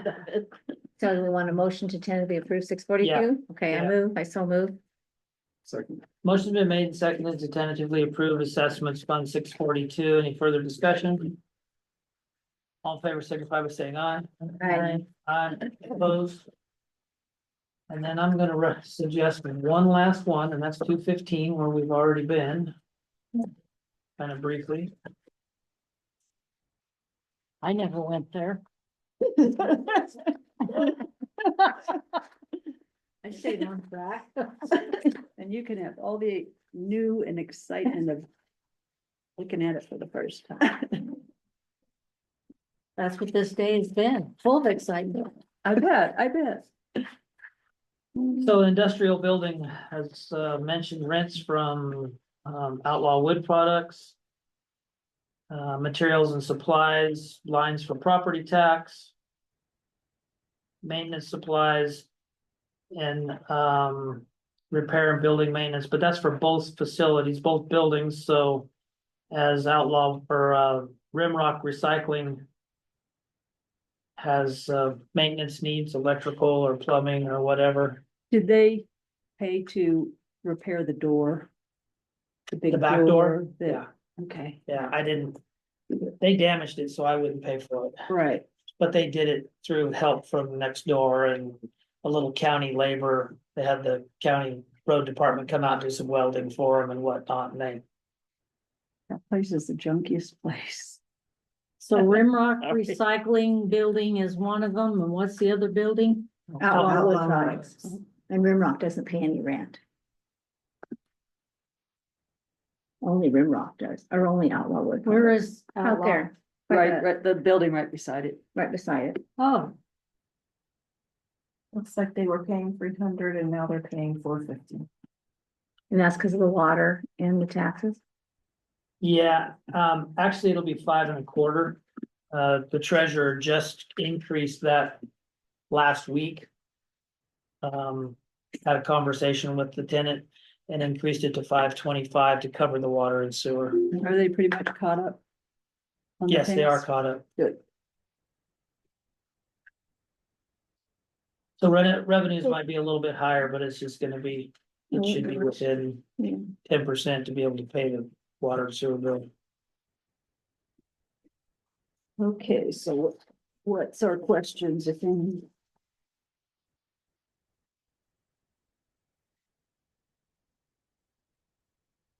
Questions, conversation, motion?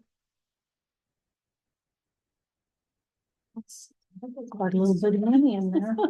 What's I'll that? make- There's quite a little bit of money in there. I'll make a motion to approve Fund 215 industrial buildings. I said, Go ahead. Industrial building. Motion's been made to tentatively